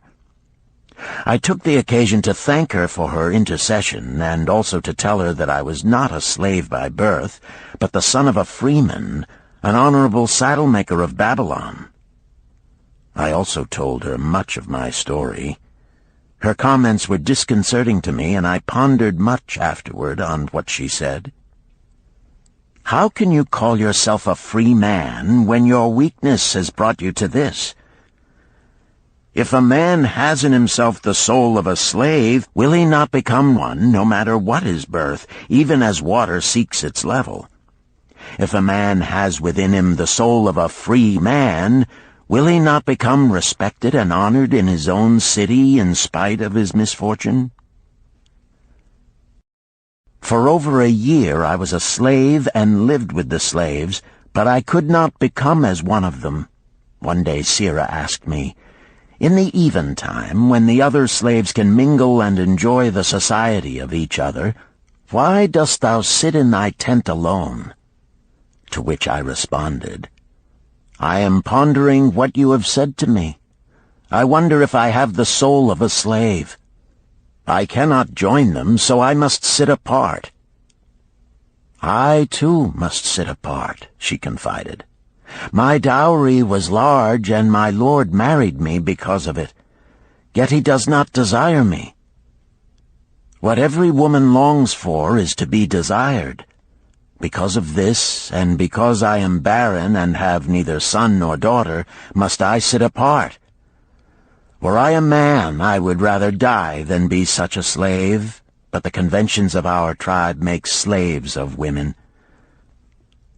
"What think thou of me by this time?" I asked her suddenly. "Have I the soul of a man, or have I the soul of a slave?" "Have you a desire to repay the just debts you owe in Babylon?" she parried. "Yes, I have the desire, but I see no way." "If thou contentedly let the years slip by and make no effort to repay, then thou hast but the contemptible soul of a slave. No man is otherwise who cannot respect himself, and no man can respect himself who does not repay honest debts." "But what can I do who am a slave in Syria?" "Stay a slave in Syria, thou weakling." "I am not a weakling," I denied hotly. "Then prove it." "How?" "Does not thy great king fight his enemies in every way he can and with every force he has? Thy debts are thy enemies. They ran thee out of Babylon. You left them alone, and they grew too strong for thee. Hadst fought them as a man, thou couldst have conquered them and been one honored among the townspeople. But thou had not the soul to fight them, and behold, thy pride hast gone down until thou art a slave in Syria." Much I thought over her unkind accusations, and many defensive phrases I worded to prove myself not a slave at heart. But I was not to have the chance to use them. 3 days later, the maid of Sira took me to her mistress. "My mother is again very sick," she said. "Saddle the 2 best camels in my husband's herd. Tie on waterskins and saddlebags for a long journey. The maid will give thee food at the kitchen tent." I packed the camels, wondering much at the quantity of provisions the maid provided, for the mother dwelt less than a day's journey away. The maid rode the rear camel which followed, and I led the camel of my mistress. When we reached her mother's house, it was just dark. Sira dismissed the maid and said to me, "Dabasir, hast thou the soul of a free man, or the soul of a slave?" "The soul of a free man," I insisted. "Now is thy chance to prove it. Thy master hath imbibed deeply, and his chiefs are in a stupor. Take then these camels and make thy escape. Here in this bag is raiment of thy master's to disguise thee. I will say thou stole the camels and ran away while I visited my sick mother." "Thou hast the soul of a queen," I told her. "Much do I wish that I might lead thee to happiness." "Happiness," she responded, "awaits not the runaway wife who seeks it in far lands among strange people. Go thy own way, and may the gods of the desert protect thee, for the way is far and barren of food or water." I needed no further urging, but thanked her warmly and was away into the night. I knew not this strange country, and had only a dim idea of the direction in which lay Babylon, but struck out bravely across the desert toward the hills. One camel I rode, and the other I led. All that night I traveled, and all the next day, urged on by the knowledge of the terrible fate that was meted out to slaves who stole their master's property and tried to escape. Late that afternoon I reached a rough country as uninhabitable as the desert. The sharp rocks bruised the feet of my faithful camels, and soon they were picking their way slowly and painfully along. I met neither man nor beast, and could well understand why they shunned this inhospitable land. It was such a journey from then on as few men lived to tell of. Day after day we plodded along. Food and water gave out. The heat of the sun was merciless. At the end of the 9th day, I slid from the back of my mount with the feeling that I was too weak to ever remount, and I would surely die, lost in this abandoned country. I stretched out upon the ground and slept, not waking until the first gleam of daylight. I sat up and looked about me. There was a coolness in the morning air. My camels lay dejected not far away. About me was a vast waste of broken country covered with rock and sand and thorny things. No sign of water, not to eat for man or camel. Could it be that in this peaceful quiet I faced my end?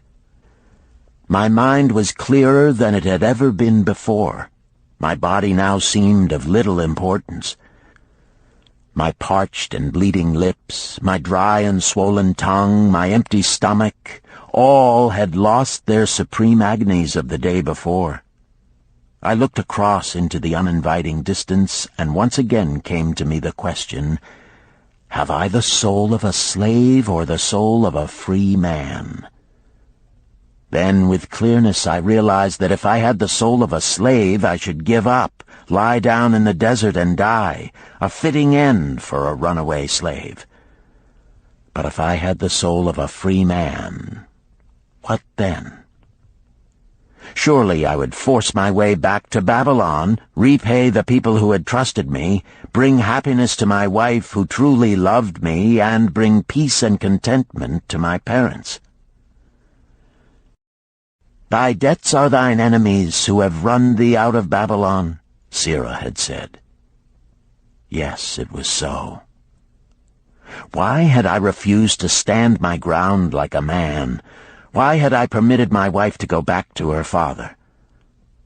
Then a strange thing happened. All the world seemed to be of a different color, as though I had been looking at it through a colored stone which had suddenly been removed. At last I saw the true values in life. Die in the desert, not I. With a new vision I saw the things that I must do. First I would go back to Babylon and face every man to whom I owed an unpaid debt. I should tell them that after years of wandering and misfortune, I had come back to pay my debts as fast as the gods would permit. Next, I should make a home for my wife and become a citizen of whom my parents should be proud. My debts were my enemies, but the men I owed were my friends, for they had trusted me and believed in me. I staggered weakly to my feet. What mattered hunger? What mattered thirst? They were but incidents on the road to Babylon. Within me surged the soul of a free man going back to conquer his enemies and reward his friends.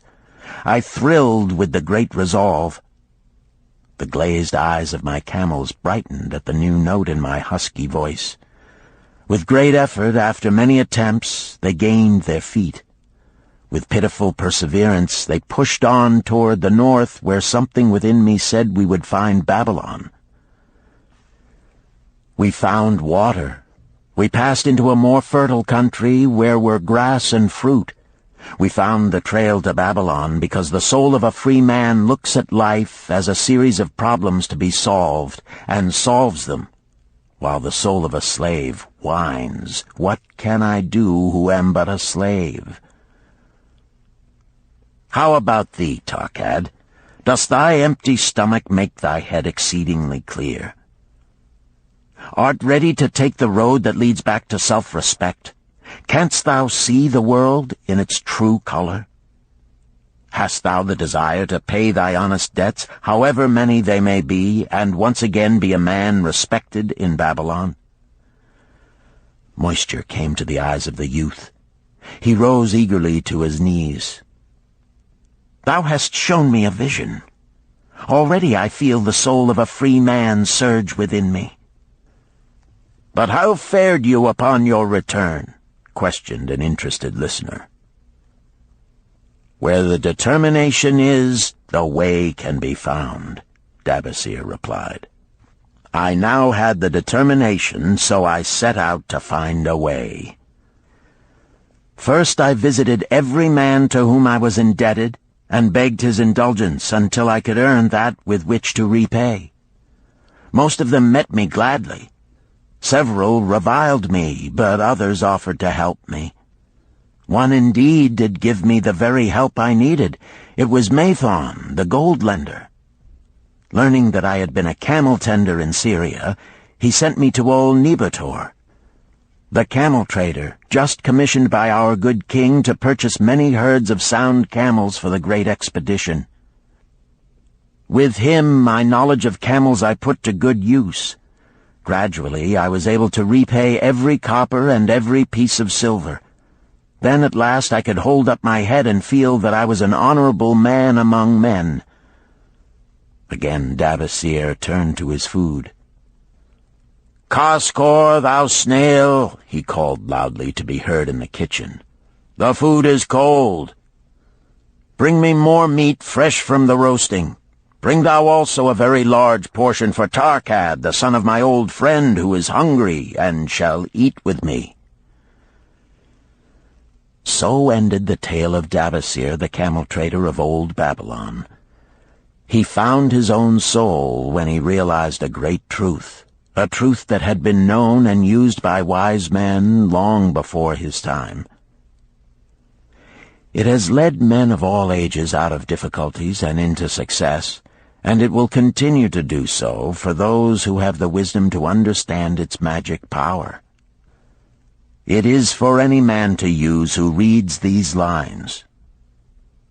Where the determination is, the way can be found.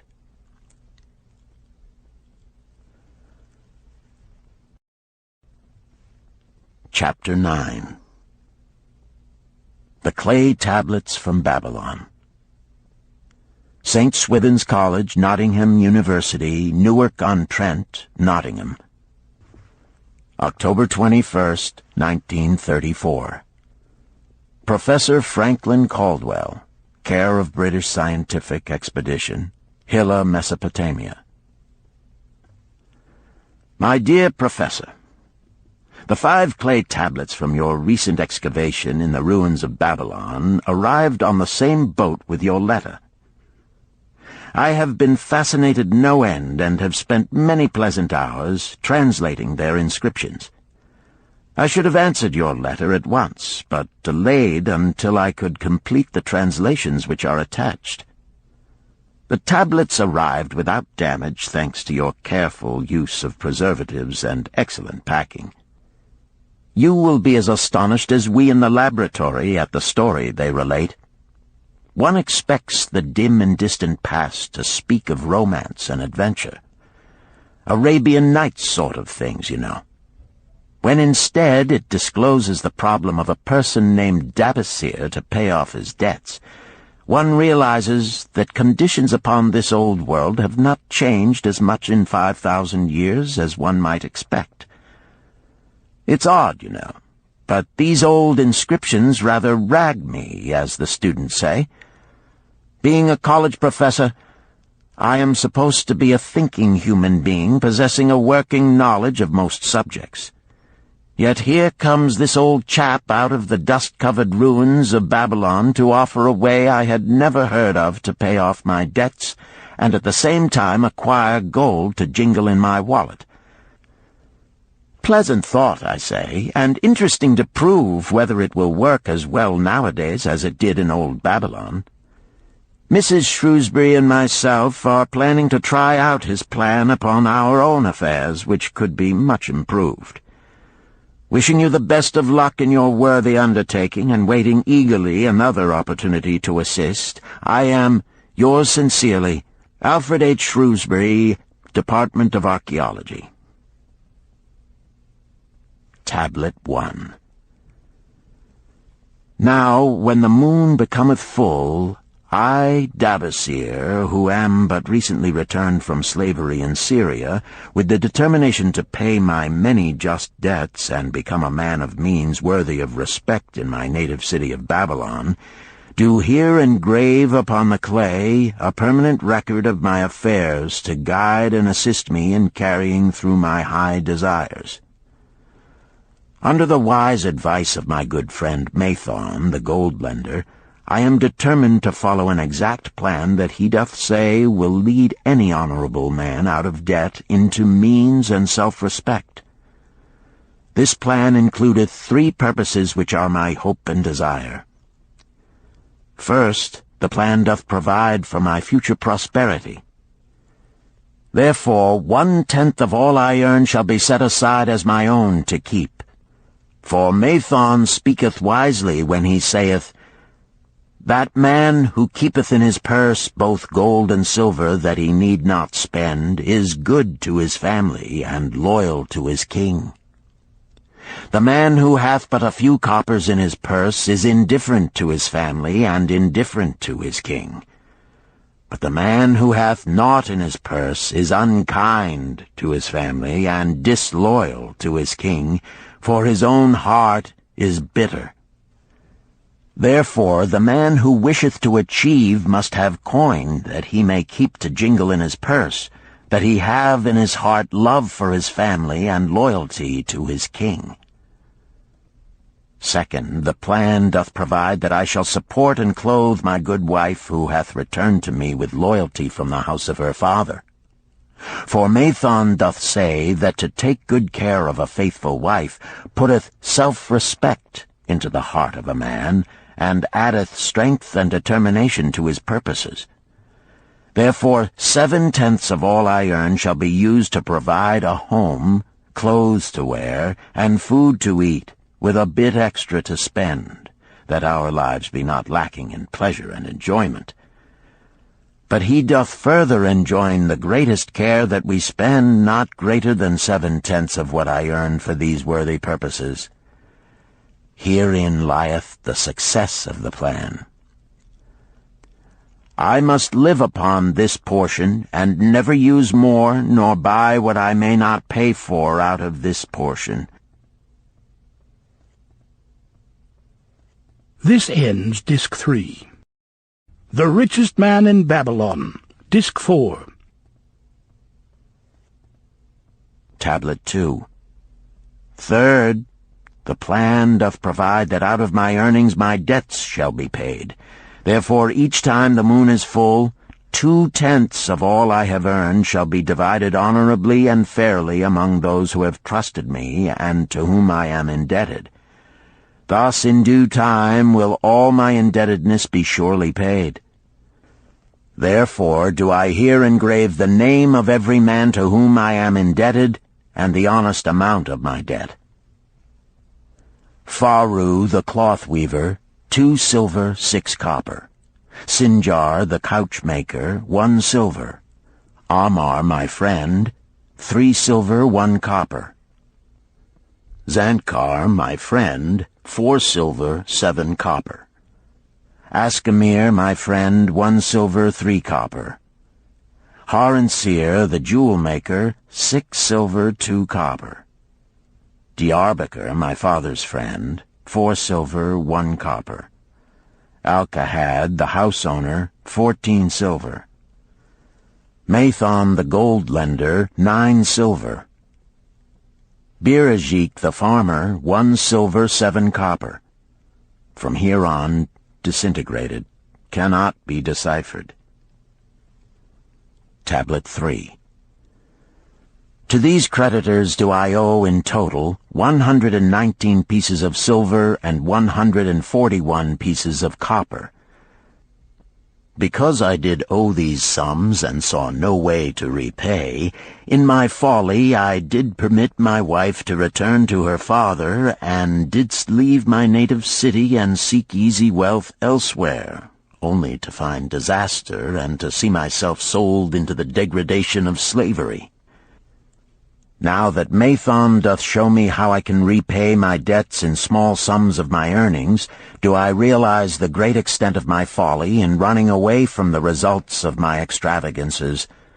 Therefore have I visited my creditors and explained to them that I have no resources with which to pay except my ability to earn, and that I intend to apply 2/10 of all I earn upon my indebtedness evenly and honestly.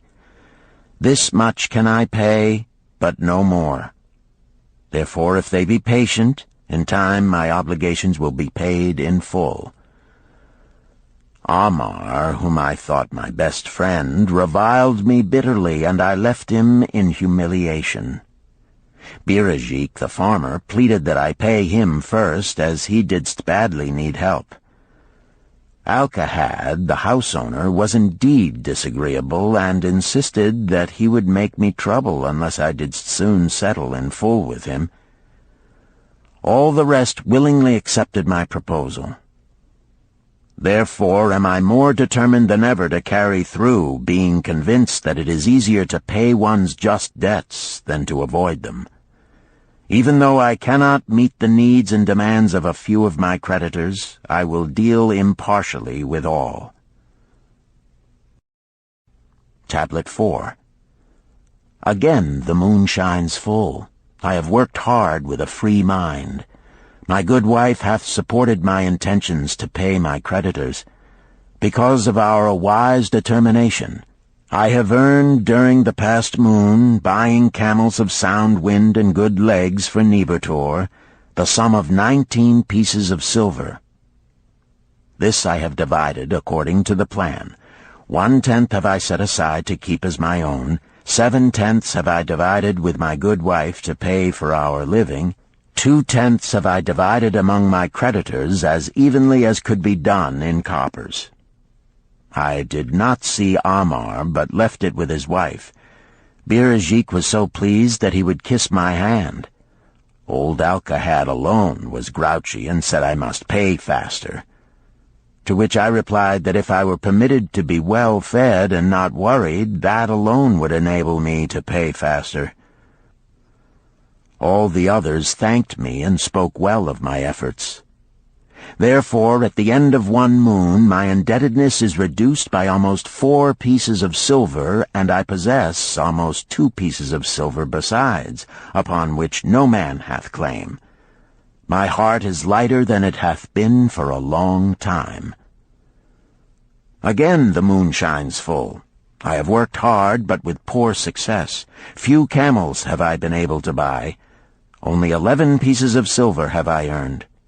Nevertheless, my good wife and I have stood by the plan, even though we have bought no new raiment and eaten little but herbs. Again I paid ourselves 1/10 of the 11 pieces, while we lived upon 7/10. I was surprised when Amar commended my payment, even though small. So did Birajik. Alcahad flew into a rage, but when told to give back his portion if he did not wish it, he became reconciled. The others, as before, were content. Again the moon shines full, and I am greatly rejoiced. I intercepted a fine herd of camels and bought many sound ones, therefore my earnings were 42 pieces of silver. This moon my wife and myself have bought much-needed sandals and raiment. Also we have dined well on meat and fowl. More than 8 pieces of silver we have paid to our creditors. Even Alcahad did not protest. Great is the plan, for it leadeth us out of debt, and giveth us wealth which is ours to keep. 3 times the moon hath been full since I last carved upon this clay. Each time I paid to myself 1/10 of all I earned. Each time my good wife and I have lived upon 7/10, even though at times it was difficult. Each time have I paid to my creditors 2/10. In my purse I now have 21 pieces of silver that are mine. It maketh my head to stand straight upon my shoulders, and maketh me proud to walk among my friends. My wife keepeth well our home, and is becomingly gowned. We are happy to live together. The plan is of untold value. Hath it not made an honorable man of an ex-slave? Tablet 5. Again the moon shines full, and I remember that it is long since I carved upon the clay. 12 moons in truth have come and gone. But this day I will not neglect my record, because upon this day I have paid the last of my debts. This is the day upon which my good wife and my thankful self celebrate with great feasting that our determination hath been achieved. Many things occurred upon my final visit to my creditors that I shall long remember. Amar begged my forgiveness for his unkind words, and said that I was one of all others he most desired for a friend. Old Alcahad is not so bad after all, for he said, "Thou wert once a piece of soft clay to be pressed and molded by any hand that touched thee. But now thou art a piece of bronze capable of holding an edge. If thou needst silver or gold at any time, come to me." Nor is he the only one who holdeth me in high regard. Many others speak deferentially to me. My good wife looketh upon me with a light in her eyes that doth make a man have confidence in himself. Yet it is the plan that hath made my success. It hath enabled me to pay all my debts, and to jingle both gold and silver in my purse. I do commend it to all who wish to get ahead. For truly, if it will enable an ex-slave to pay his debts and have gold in his purse, will it not aid any man to find independence? Nor am I, myself, finished with it, for I am convinced that if I follow it further, it will make me rich among men. St. Swithin's College, Nottingham University, Newark-on-Trent, Nottingham, November 7th, 1936. Professor Franklin Caldwell, care of British Scientific Expedition, Hilla, Mesopotamia. My dear Professor, if in your further digging into those ruins of Babylon you encounter the ghost of a former resident, an old camel-trader named Dabasir, do me a favor. Tell him that his scribbling upon those clay tablets so long ago has earned for him the lifelong gratitude of a couple of college folks back here in England. You will possibly remember my writing a year ago that Mrs. Shrewsbury and myself intended to try his plan for getting out of debt and at the same time having gold to jingle. You may have guessed, even though we tried to keep it from our friends, our desperate straits. We were frightfully humiliated for years by a lot of old debts, and worried sick for fear some of the tradespeople might start a scandal that would force me out of the college. We paid and paid, every shilling we could squeeze out of income, but it was hardly enough to hold things even. Besides, we were forced to do all our buying where we could get further credit regardless of higher costs. It developed into one of those vicious circles that grow worse instead of better.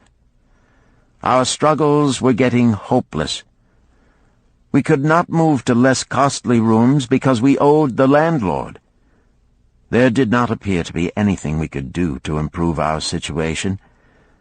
Then here comes your acquaintance, the old camel-trader from Babylon, with a plan to do just what we wished to accomplish. He jolly well stirred us up to follow his system. We made a list of all our debts, and I took it around and showed it to every one we owed. I explained how it was simply impossible for me to ever repay them the way things were going along. They could readily see this themselves from the figures. Then I explained that the only way I saw to pay in full was to set aside 20% of my income each month to be divided pro rata, which would pay them in full in a little over 2 years. That in the meantime we would go on a cash basis and give them the further benefit of our cash purchases. They were really quite decent. Our greengrocer, a wise old chap, put it in a way that helped to bring around the rest.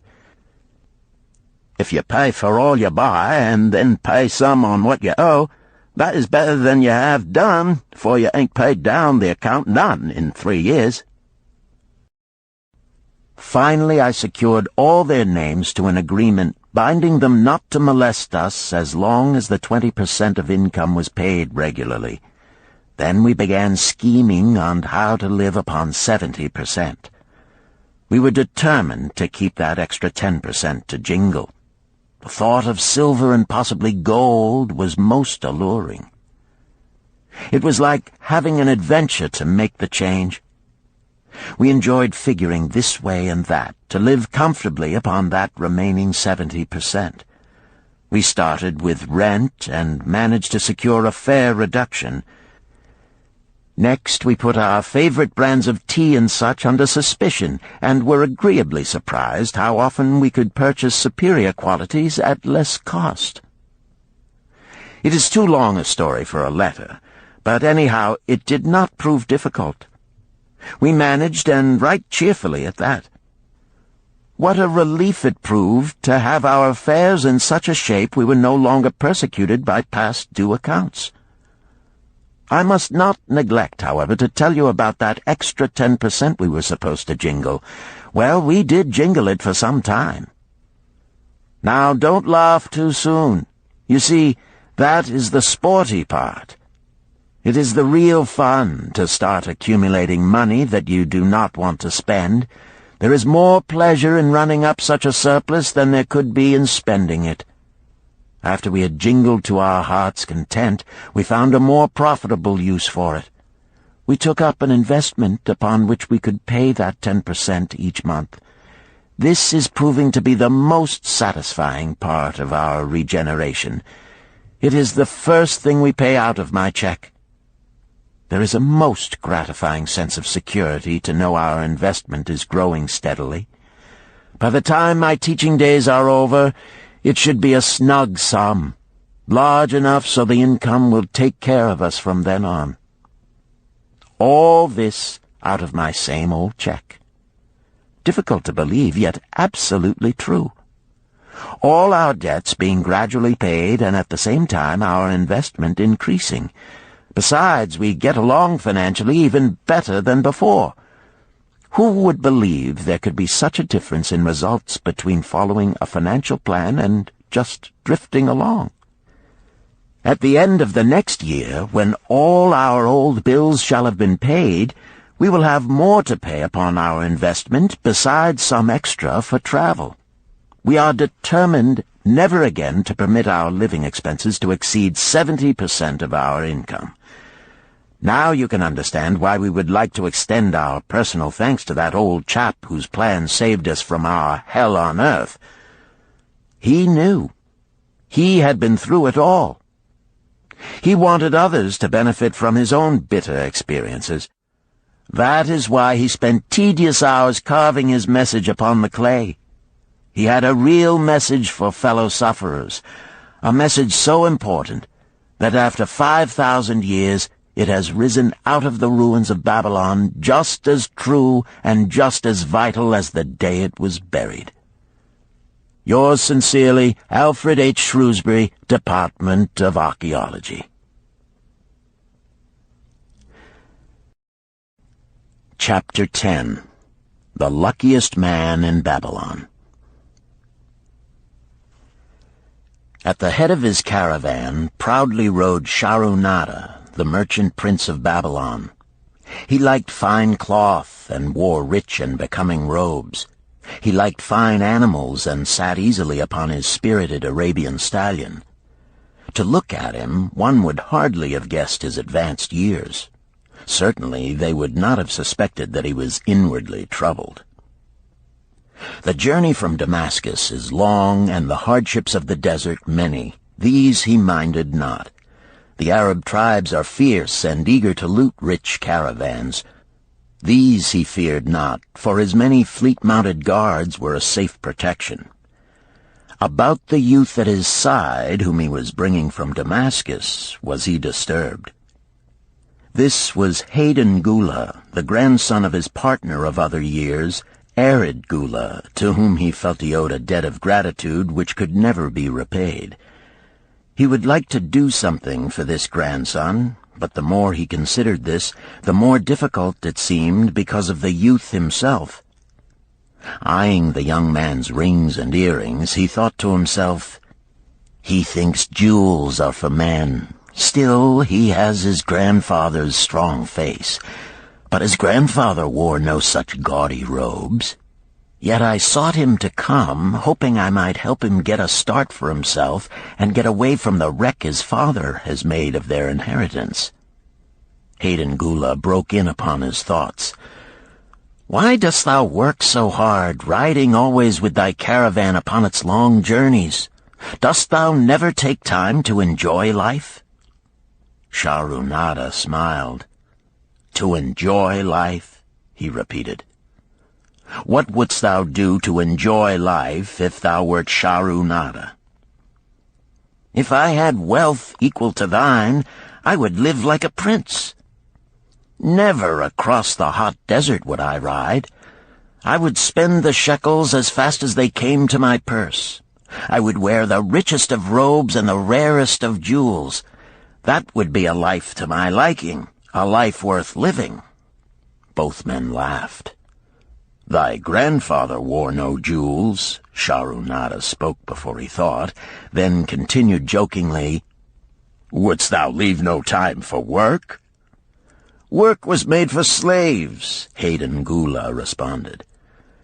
Shahrunada bit his lip but made no reply, riding in silence until the trail led them to the slope. Here he reined his mount, and pointing to the green valley far away, "See, there is the valley. Look far down, and thou canst faintly see the walls of Babylon. The tower is the temple of Bel. If thine eyes are sharp, thou mayest even see the smoke from the eternal fire upon its crest." "So that is Babylon? Always have I longed to see the wealthiest city in all the world," Hayden Gula commented.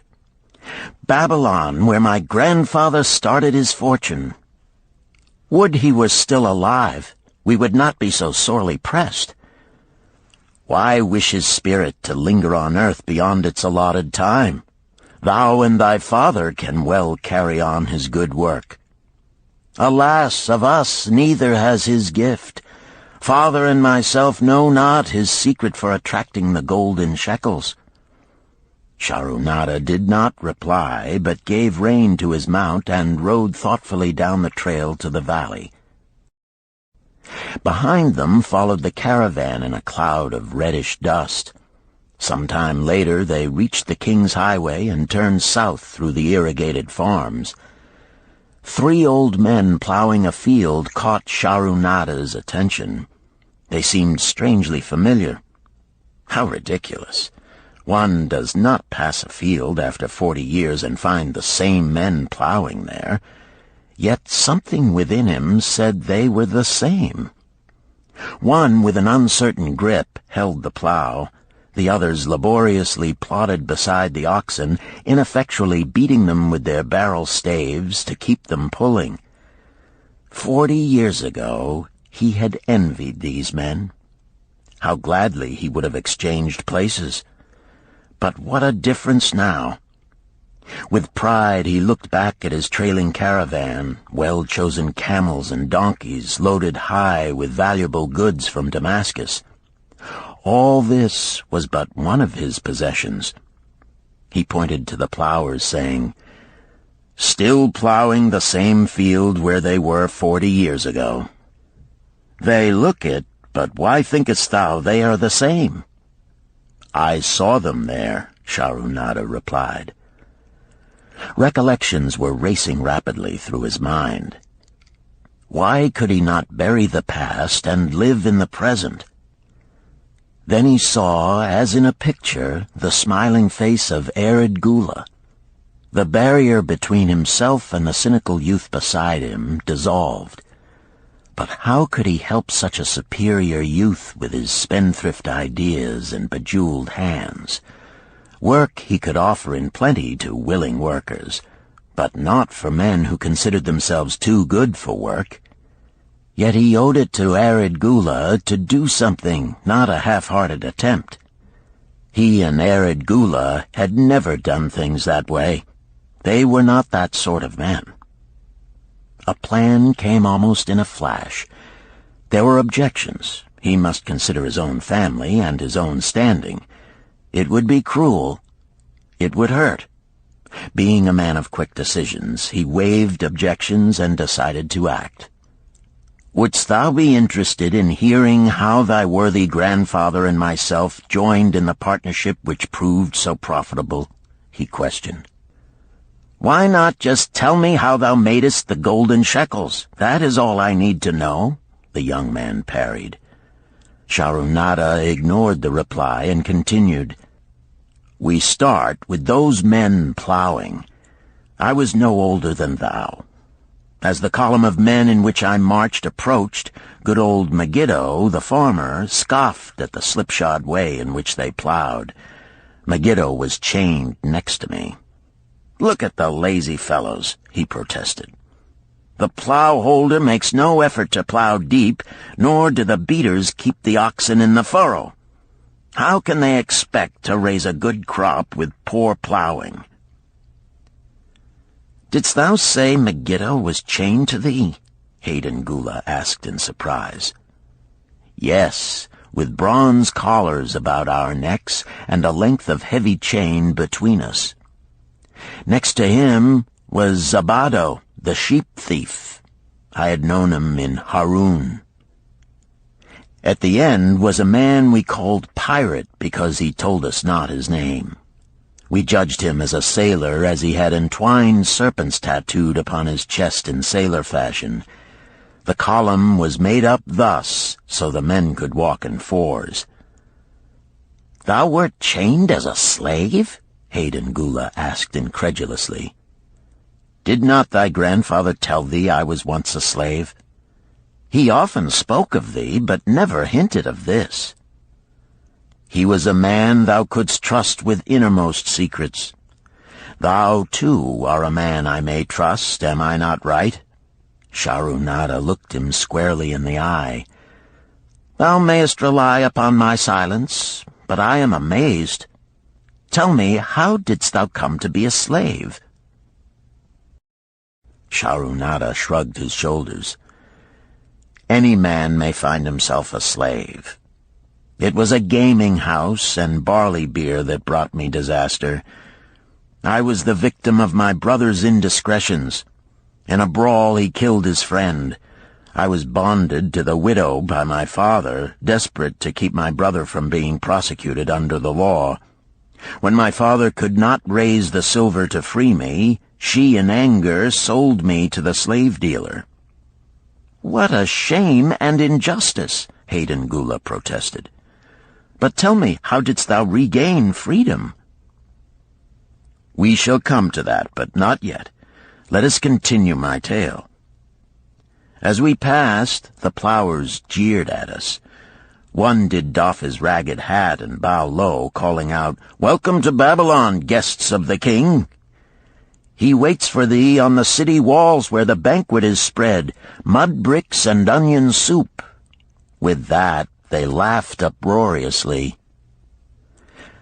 Pirate flew into a rage and cursed them roundly.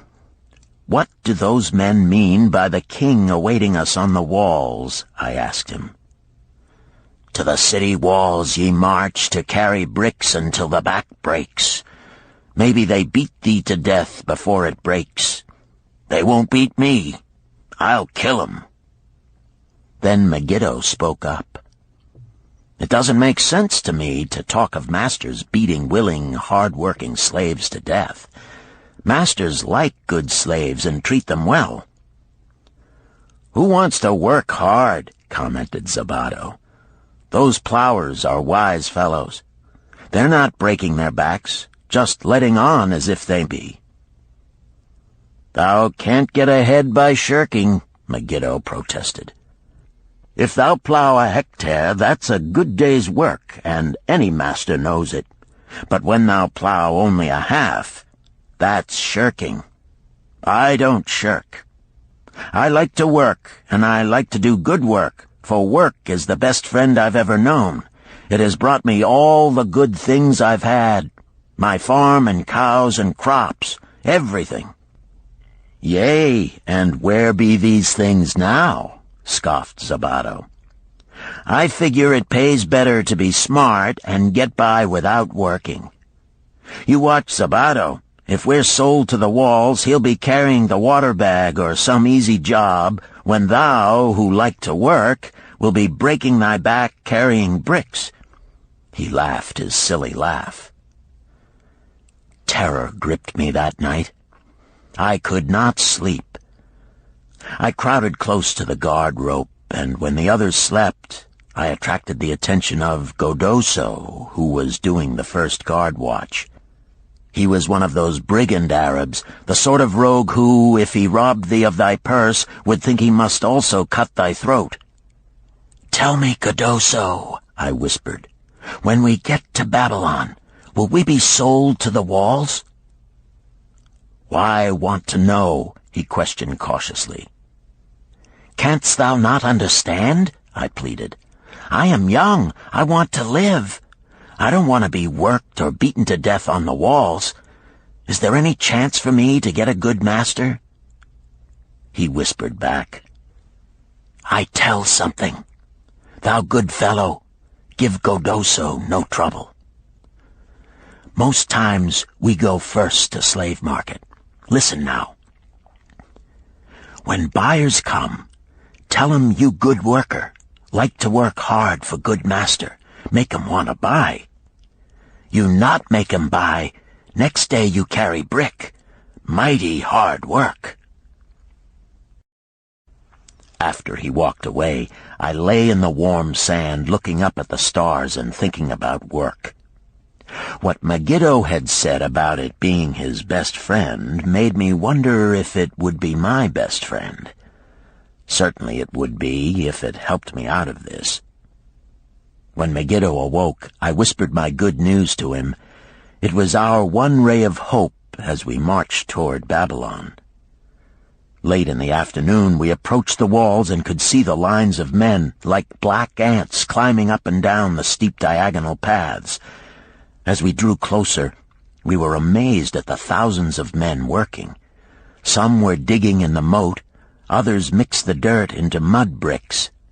The greatest number were carrying the bricks in large baskets up those steep trails to the masons.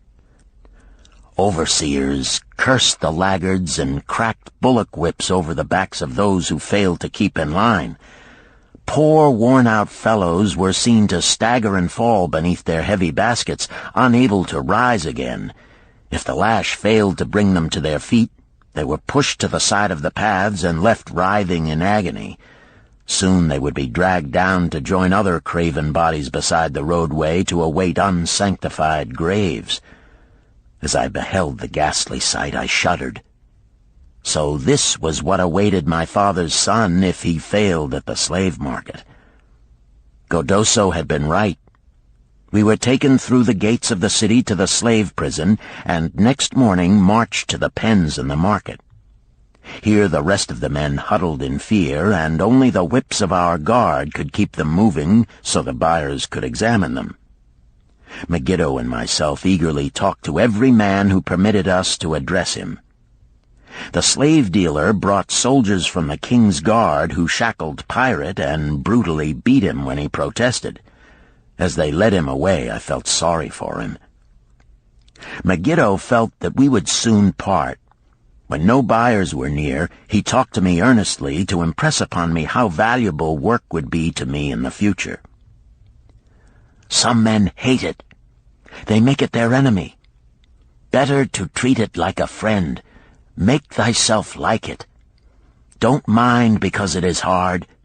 If thou thinkest about what a good house thou build, then who cares if the beams are heavy and it is far from the well to carry the water for the plaster? Promise me, boy, if thou get a master, work for him as hard as thou canst. If he does not appreciate all thou do, never mind. Remember, work well done does good to the man who does it. It makes him a better man. He stopped as a burly farmer came to the enclosure and looked at us critically. Megiddo asked about his farm and crops, soon convincing him that he would be a valuable man. After violent bargaining with the slave dealer, the farmer drew a fat purse from beneath his robe, and soon Megiddo had followed his new master out of sight. A few other men were sold during the morning. At noon, Godoso confided to me that the dealer was disgusted and would not stay over another night, but would take all who remained at sundown to the king's buyer. I was becoming desperate when a fat, good-natured man walked up to the wall and inquired if there was a baker among us. I approached him, saying, "Why should a good baker like thyself seek another baker of inferior ways? Would it not be easier to teach a willing man like myself thy skilled ways? Look at me. I am young, strong, and like to work. Give me a chance, and I will do my best to earn gold and silver for thy purse." He was impressed by my willingness, and began bargaining with the dealer, who had never noticed me since he had bought me, but now waxed eloquent on my abilities, good health, and good disposition. I felt like a fat ox being sold to a butcher. At last, much to my joy, the deal was closed. I followed my new master away, thinking I was the luckiest man in Babylon. My new home was much to my liking. Nananeid, my master, taught me how to grind the barley in the stone bowl that stood in the courtyard, how to build the fire in the oven, and then how to grind very fine the sesame flour for the honey cakes. I had a couch in the shed where his grain was stored. The old slave housekeeper, Swasti, fed me well and was pleased at the way I helped her with the heavy tasks.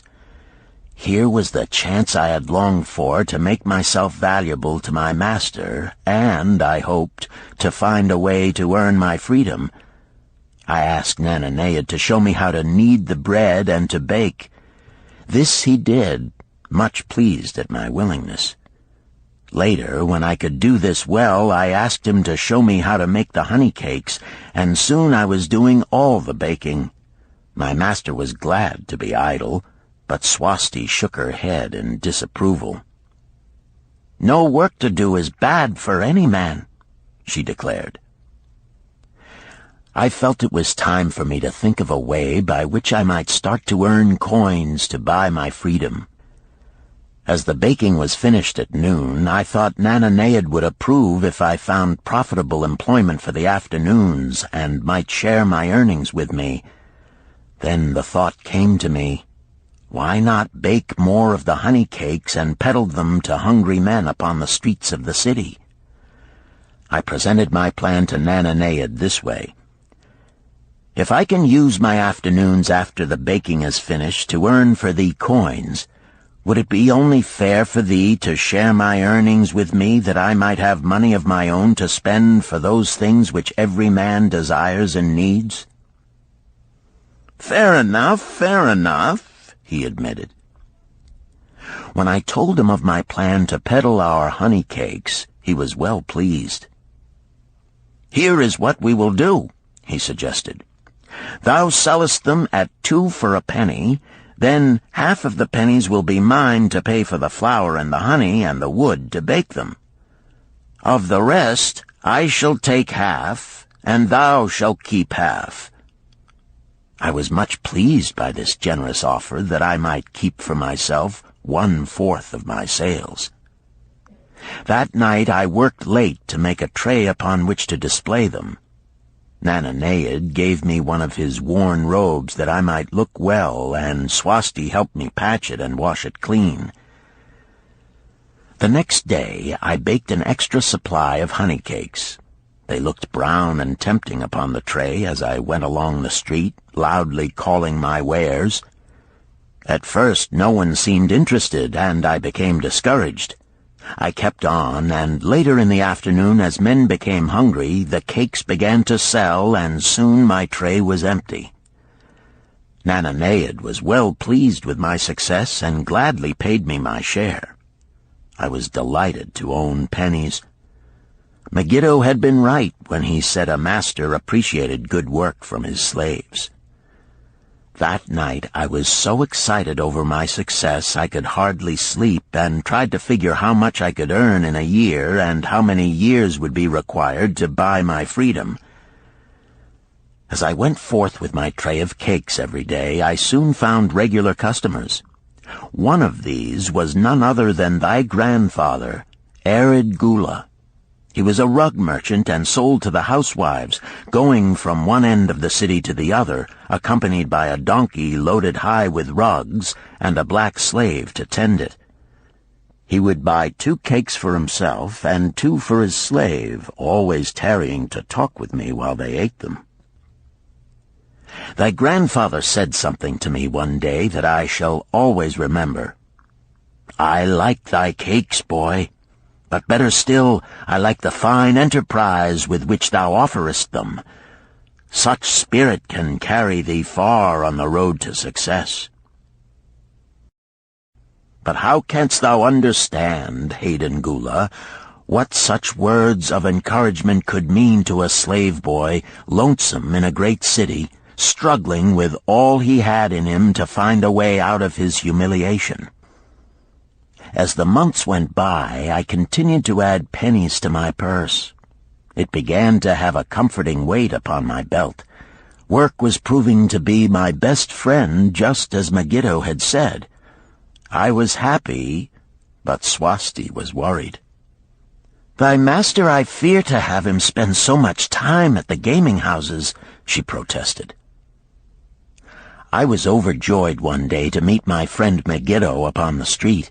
He was leading 3 donkeys loaded with vegetables to the market. "I am doing mighty well," he said. "My master does appreciate my good work, for now I am a foreman. See, he does trust the marketing to me. And also he is sending for my family. Work is helping me to recover from my great trouble. Someday it will help me to buy my freedom and once more own a farm of my own."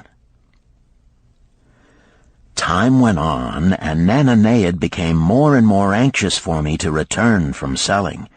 He would be waiting when I returned and would eagerly count and divide our money. He would also urge me to seek further markets and increase my sales. Often I went outside the city gates to solicit the overseers of the slaves building the walls. I hated to return to the disagreeable sights, but found the overseers liberal buyers. One day I was surprised to see Zabado waiting in line to fill his basket with bricks. He was gaunt and bent, and his back was covered with welts and sores from the whips of the overseers. I was sorry for him, and handed him a cake which he crushed into his mouth like a hungry animal. Seeing the greedy look in his eyes, I ran before he could grab my tray. "Why dost thou work so hard?" Arid Gula said to me one day. "Almost the same question thou asked of me today, dost thou remember?" I told him what Megiddo had said about work and how it was proving to be my best friend. I showed him with pride my wallet of pennies and explained how I was saving them to buy my freedom. "When thou art free, what wilt thou do?" he inquired. "Then," I answered, "I intend to become a merchant." At that he confided in me, something I had never suspected. "Thou knowest not that I also am a slave. I am in partnership with my master." "Stop," demanded Hayden Gula. "I will not listen to lies defaming my grandfather. He was no slave." His eyes blazed in anger. Sharunada remained calm. "I honor him for rising above his misfortune and becoming a leading citizen of Damascus. Art thou his grandson, cast of the same mold? Art thou man enough to face true facts, or dost thou prefer to live under false illusions?" Hayden Gula straightened in his saddle. In a voice suppressed with deep emotion, he replied, "My grandfather was beloved by all. Countless were his good deeds. When the famine came, did not his gold buy grain in Egypt, and did not his caravan bring it to Damascus and distribute it to the people so none would starve? Now thou sayest he was but a despised slave in Babylon. Had he remained a slave in Babylon, that he might well have been despised, but when, through his own efforts, he became a great man in Damascus, the gods indeed condoned his misfortunes and honored him with their respect," Sharunada replied. "After telling me that he was a slave," Sharunada continued, "he explained how anxious he had been to earn his freedom. Now that he had enough money to buy this, he was much disturbed as to what he should do. He was no longer making good sales and feared to leave the support of his master." I protested his indecision. "Cling no longer to thy master. Get once again the feeling of being a free man. Act like a free man and succeed like one. Decide what thou desirest to accomplish, and then work will aid thee to achieve it." He went on his way, saying he was glad I had shamed him for his cowardice. One day I went outside the gates again, and was surprised to find a great crowd gathering there. When I asked a man for an explanation, he replied, "Hast thou not heard? An escaped slave who murdered one of the king's guards has been brought to justice and will this day be flogged to death for his crime. Even the king himself is to be here." So dense was the crowd about the flogging post, I feared to go near lest my tray of honey cakes be upset. Therefore I climbed up the unfinished wall to see over the heads of the people. I was fortunate in having a view of Nebuchadnezzar himself as he rode by in his golden chariot. Never had I beheld such grandeur, such robes and hangings of gold cloth and velvet. I could not see the flogging, though I could hear the shrieks of the poor slave.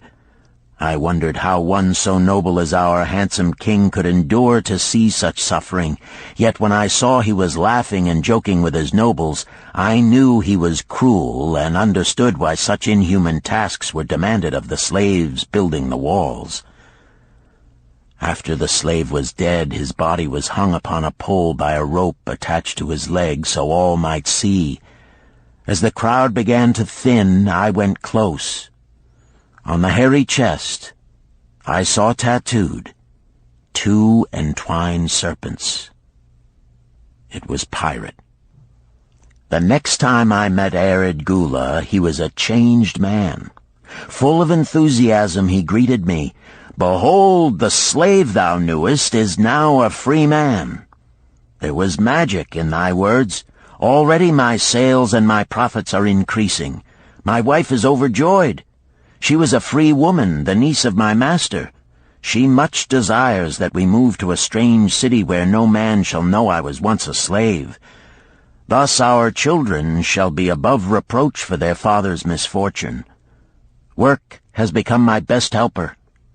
It has enabled me to recapture my confidence and my skill to sell." I was overjoyed that I had been able, even in a small way, to repay him for the encouragement he had given me. One evening Swasti came to me in deep distress. "Thy master is in trouble. I fear for him. Some months ago he lost much at the gaming tables. He pays not the farmer for his grain, nor his honey. He pays not the money-lender. They are angry and threaten him." "Why should we worry over his folly? We are not his keepers," I replied thoughtlessly. "Foolish youth, thou understandest not. To the moneylender didst he give thy title to secure a loan? Under the law he can claim thee and sell thee. I know not what to do. He is a good master. Why, oh, why should such trouble come upon him? Not were Swasti's fears groundless. While I was doing the baking next morning, the moneylender returned with a man he called Sasi. This man looked me over and said I would do.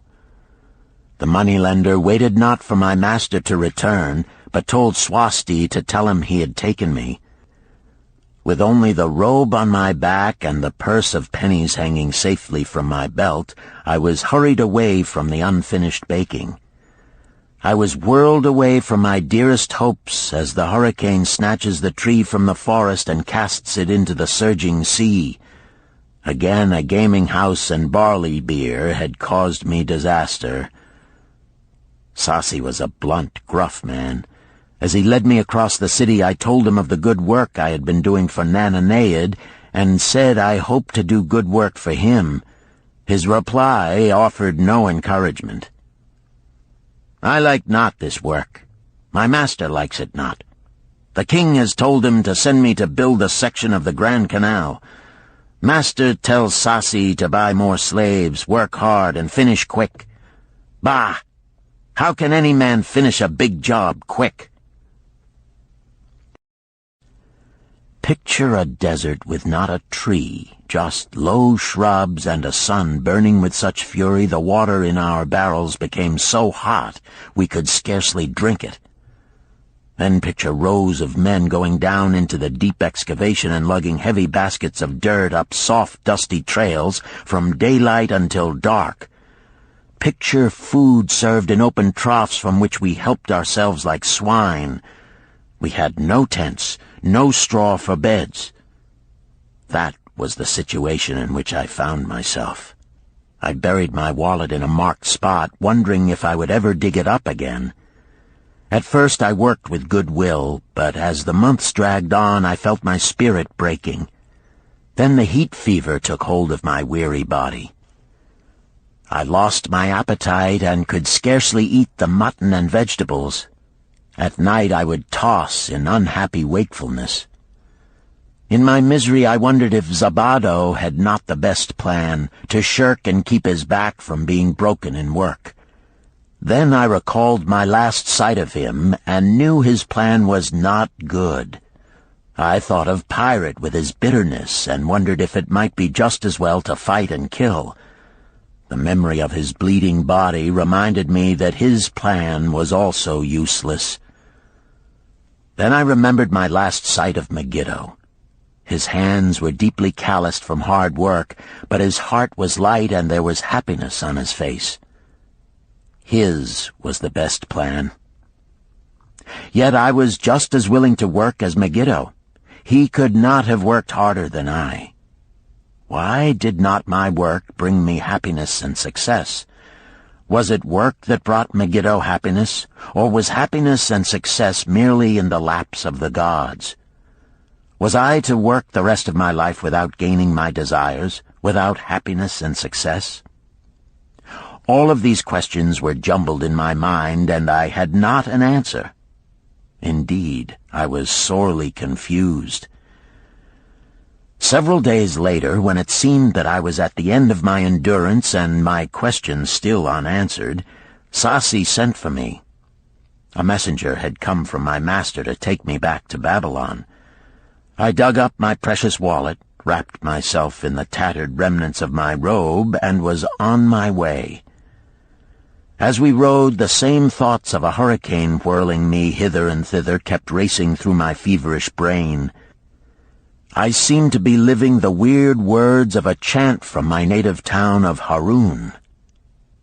Besetting a man like a whirlwind, driving him like a storm, whose course no one can follow, whose destiny no one can foretell.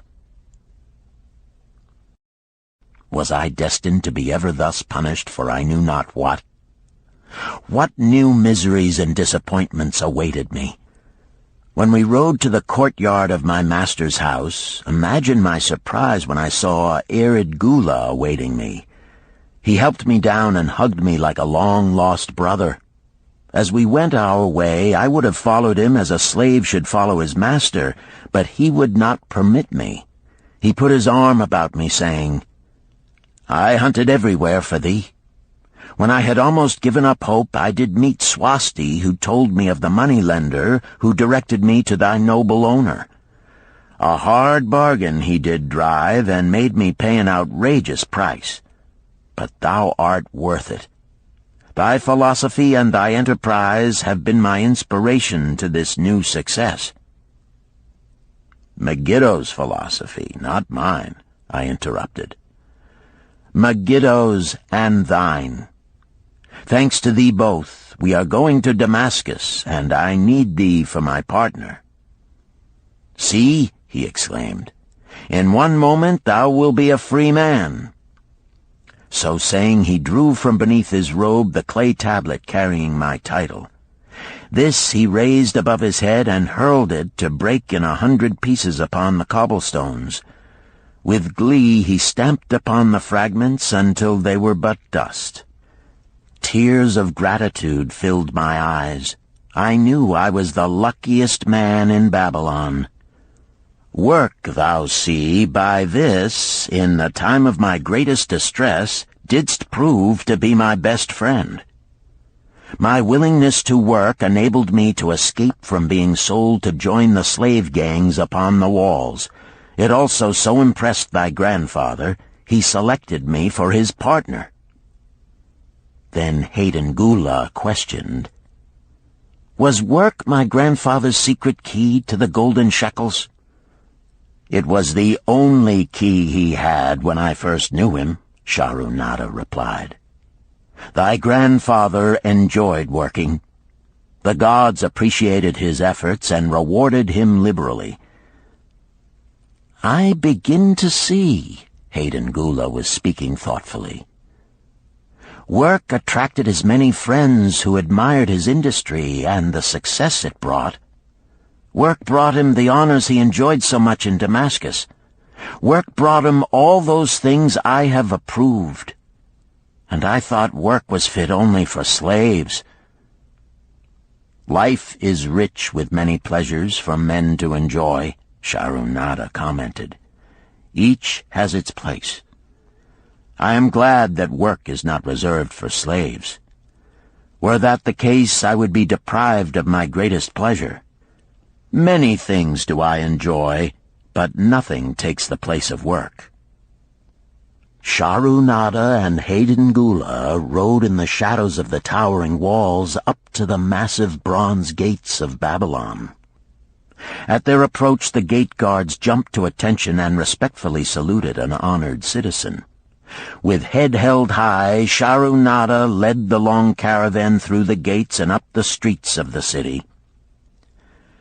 "I have always hoped to be a man like my grandfather," Hayden Gula confided to him.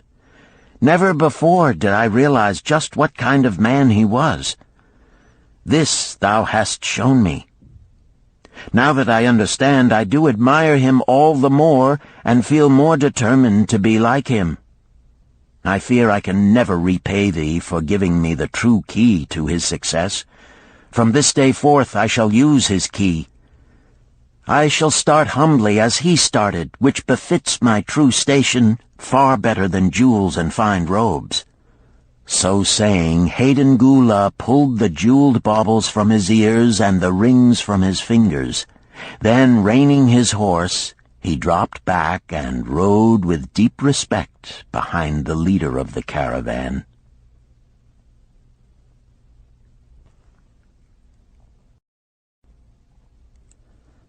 Chapter 11. An Historical Sketch of Babylon. In the pages of history there lives no city more glamorous than Babylon. Its very name conjures visions of wealth and splendor. Its treasures of gold and jewels were fabulous. One naturally pictures such a wealthy city as located in a suitable setting of tropical luxury, surrounded by rich natural resources of forests and mines. Such was not the case. It was located beside the Euphrates River in a flat, arid valley. It had no forests, no mines, not even stone for building. It was not even located upon a natural trade route. The rainfall was insufficient to raise crops. Babylon is an outstanding example of man's ability to achieve great objectives using whatever means are at his disposal. All of the resources supporting this large city were man-developed. All of its riches were man-made. Babylon possessed just two natural resources: a fertile soil and water in the river. With one of the greatest engineering accomplishments of this or any other day, Babylonian engineers diverted the waters from the river by means of dams and immense irrigation canals. Far out across that arid valley went these canals to pour the life-giving waters over the fertile soil. This ranks among the first engineering feats known to history. Such abundant crops as were the reward of this irrigation system the world had never seen before. Fortunately, during its long existence, Babylon was ruled by successive lines of kings to whom conquest and plunder were but incidental. While it engaged in many wars, most of these were local or defensive against ambitious conquerors from other countries who coveted the fabulous treasures of Babylon. The outstanding rulers of Babylon live in history because of their wisdom, enterprise, and justice. Babylon produced no strutting monarchs who sought to conquer the known world that all nations might pay homage to their egotism. As a city, Babylon exists no more. When those energizing human forces that built and maintained the city for thousands of years were withdrawn, it soon became a deserted ruin. The site of the city is in Asia, about 600 miles east of the Suez Canal, just north of the Persian Gulf. The latitude is about 30 degrees above the equator, practically the same as that of Yuma, Arizona. It possessed a climate similar to that of this American city, hot and dry. Today, this valley of the Euphrates, once a populous irrigated farming district, is again a windswept arid waste. Scant grass and desert shrubs strive for existence against the wind-blown sands. Gone are the fertile fields, the mammoth cities, and the long caravans of rich merchandise. Nomadic bands of Arabs, securing a scant living by tending small herds, are the only inhabitants. Such it has been since about the beginning of the Christian era. Dotting this valley are earthen hills. For centuries they were considered by travelers to be nothing else. The attention of archaeologists were finally attracted to them because of broken pieces of pottery and brick washed down by the occasional rainstorms. Expeditions, financed by European and American museums, were sent here to excavate and see what could be found. Picks and shovels soon proved these hills to be ancient cities. City graves, they might well be called. Babylon was one of these. Over it for something like 20 centuries, the winds had scattered the desert dust. Built originally of brick, all exposed walls had disintegrated and gone back to earth once more. Such is Babylon, the wealthy city, today. A heap of dirt, so long abandoned that no living person even knew its name until it was discovered by carefully removing the refuse of centuries from the streets and the fallen wreckage of its noble temples and palaces. Many scientists considered the civilization of Babylon and other cities in this valley to be the oldest of which there is a definite record. Positive dates have been proved reaching back 8,000 years. An interesting fact in this connection is the means used to determine these dates. Uncovered in the ruins of Babylon were descriptions of an eclipse of the sun. Modern astronomers readily computed the time when such an eclipse, visible in Babylon, occurred, and thus established a known relationship between their calendar and our own. In this way, we have proved that 8,000 years ago, the Sumerites, who inhabited Babylonia, were living in walled cities. one can only conjecture for how many centuries previous such cities had existed. Their inhabitants were not mere barbarians living within protecting walls. They were an educated and enlightened people. So far as written history goes, they were the first engineers, the first astronomers, the first mathematicians, the first financiers, and the first people to have a written language. Mention has already been made of the irrigation systems which transformed the arid valley into an agricultural paradise. The remains of these canals can still be traced, although they are mostly filled with accumulated sand. Some of them were of such size that, when empty of water, a dozen horses could be ridden abreast along their bottoms. In size they compare favorably with the largest canals in Colorado and Utah. In addition to irrigating the valley lands, Babylonian engineers completed another project of similar magnitude. By means of an elaborate drainage system, they reclaimed an immense area of swampland at the mouths of the Euphrates and Tigris rivers and put this also under cultivation. Herodotus, the Greek traveler and historian, visited Babylon while it was in its prime and has given us the only known description by an outsider. His writings give a graphic description of the city and some of the unusual customs of its people. He mentions the remarkable fertility of the soil and the bountiful harvest of wheat and barley which they produced. The glory of Babylon has faded, but its wisdom has been preserved for us. For this we are indebted to their form of records. In that distant day, the use of paper had not been invented. Instead, they laboriously engraved their writing upon tablets of moist clay. When completed, these were baked and became hard tile. In size, they were about 6 by 8 inches and an inch in thickness. These clay tablets, as they are commonly called, were used much as we use modern forms of writing. Upon them were engraved legends, poetry, history, transcriptions of royal decrees, the laws of the land, titles to property, promissory notes, and even letters which were dispatched by messengers to distant cities. From these clay tablets we are permitted an insight into the intimate personal affairs of the people. For example, one tablet, evidently from the records of a country storekeeper, relates that upon the given date a certain named customer brought in a cow and exchanged it for 7 sacks of wheat, 3 being delivered at the time, and the other 4 to await the customer's pleasure. Safely buried in the wrecked cities, archaeologists have recovered entire libraries of these tablets, hundreds of thousands of them. One of the outstanding wonders of Babylon was the immense walls surrounding the city. The ancients ranked them with the Great Pyramid of Egypt as belonging to the 7 wonders of the world. Queen Semiramis is credited with having erected the first walls during the early history of the city. Modern excavators have been unable to find any trace of the original walls, nor is their exact height known.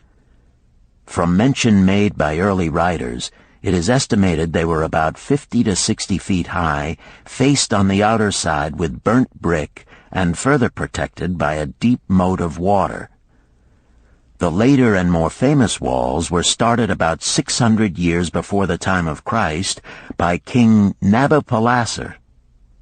Upon such a gigantic scale did he plan the rebuilding, he did not live to see the work finished.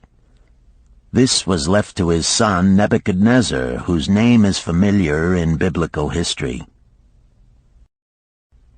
The height and length of these later walls staggers belief.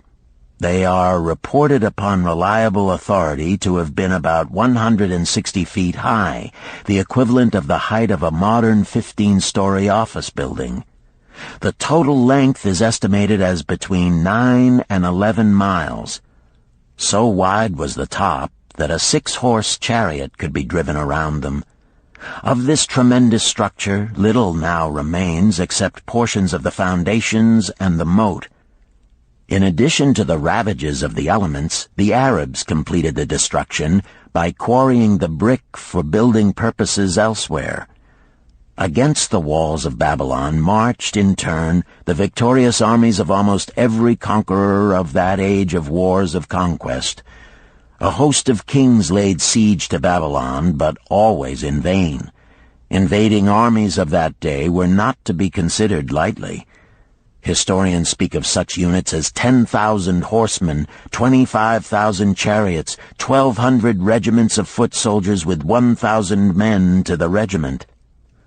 Often 2 or 3 years of preparation would be required to assemble war materials and depots of food along the proposed line of march. The city of Babylon was organized much like a modern city. There were streets and shops. Peddlers offered their wares through residential districts. Priests officiated in magnificent temples. Within the city was an inner enclosure for the royal palaces. The walls about this were said to have been higher than those about the city. The Babylonians were skilled in the arts. These included sculpture, painting, weaving, gold working, and the manufacture of metal weapons and agricultural implements. Their jewelers created most artistic jewelry.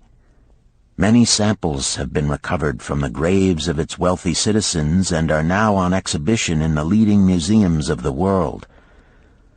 At a very early period, when the rest of the world was still hacking at trees with stone-headed axes, or hunting and fighting with flint-pointed spears and arrows, the Babylonians were using axes, spears, and arrows with metal heads. The Babylonians were clever financiers and traders. So far as we know, they were the original inventors of money as a means of exchange, of promissory notes, and written titles to property. Babylon was never entered by hostile armies until about 540 years before the birth of Christ. Even then, the walls were not captured. The story of the fall of Babylon is most unusual. Cyrus, one of the great conquerors of that period, intended to attack the city and hoped to take its impregnable walls. Advisors of Nabonidus, the king of Babylon, persuaded him to go forth to meet Cyrus and give him battle without waiting for the city to be besieged. In the succeeding defeat to the Babylonian army, it fled away from the city. Cyrus thereupon entered the open gates and took possession without resistance. Thereafter the power and prestige of the city gradually waned until, in the course of a few hundred years, it was eventually abandoned, deserted, left for the winds and storms to level once again to that desert earth from which its grandeur had originally been built. Babylon had fallen, never to rise again. But to it, civilization owes much. The eons of time have crumbled to dust the proud walls of its temples, but the wisdom of Babylon endures. The End. You've been listening to The Richest Man in Babylon by George S. Clason, narrated by Richard Ferrone, and directed by Ben Ruggiero. If you've enjoyed this book and this performance, Recorded Books recommends The Art of War by Sun Tzu, narrated by Joe Mantegna. This classic of military strategy includes a detailed introduction and commentary on the history of Chinese warfare and military thought. We also recommend Nickel and Dimed by Barbara Ehrenreich, narrated by Christine McMurdo Wallace. Nickel and Dimed reveals low-wage America in all its tenacity, anxiety, and surprising generosity. A land of big boxes, fast food, and 1,000 desperate stratagems for survival.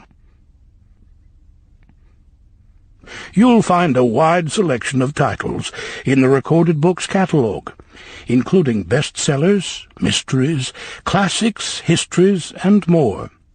So to order another recorded book, or for a copy of our latest listing, please call the toll-free number found on the back of this book. Don't forget to ask about easy 30-day rentals by mail. On our website, you can browse our catalog, place orders, hear about our latest releases, or tune into narrator profiles and author interviews. So visit us there at www.recordedbooks.com.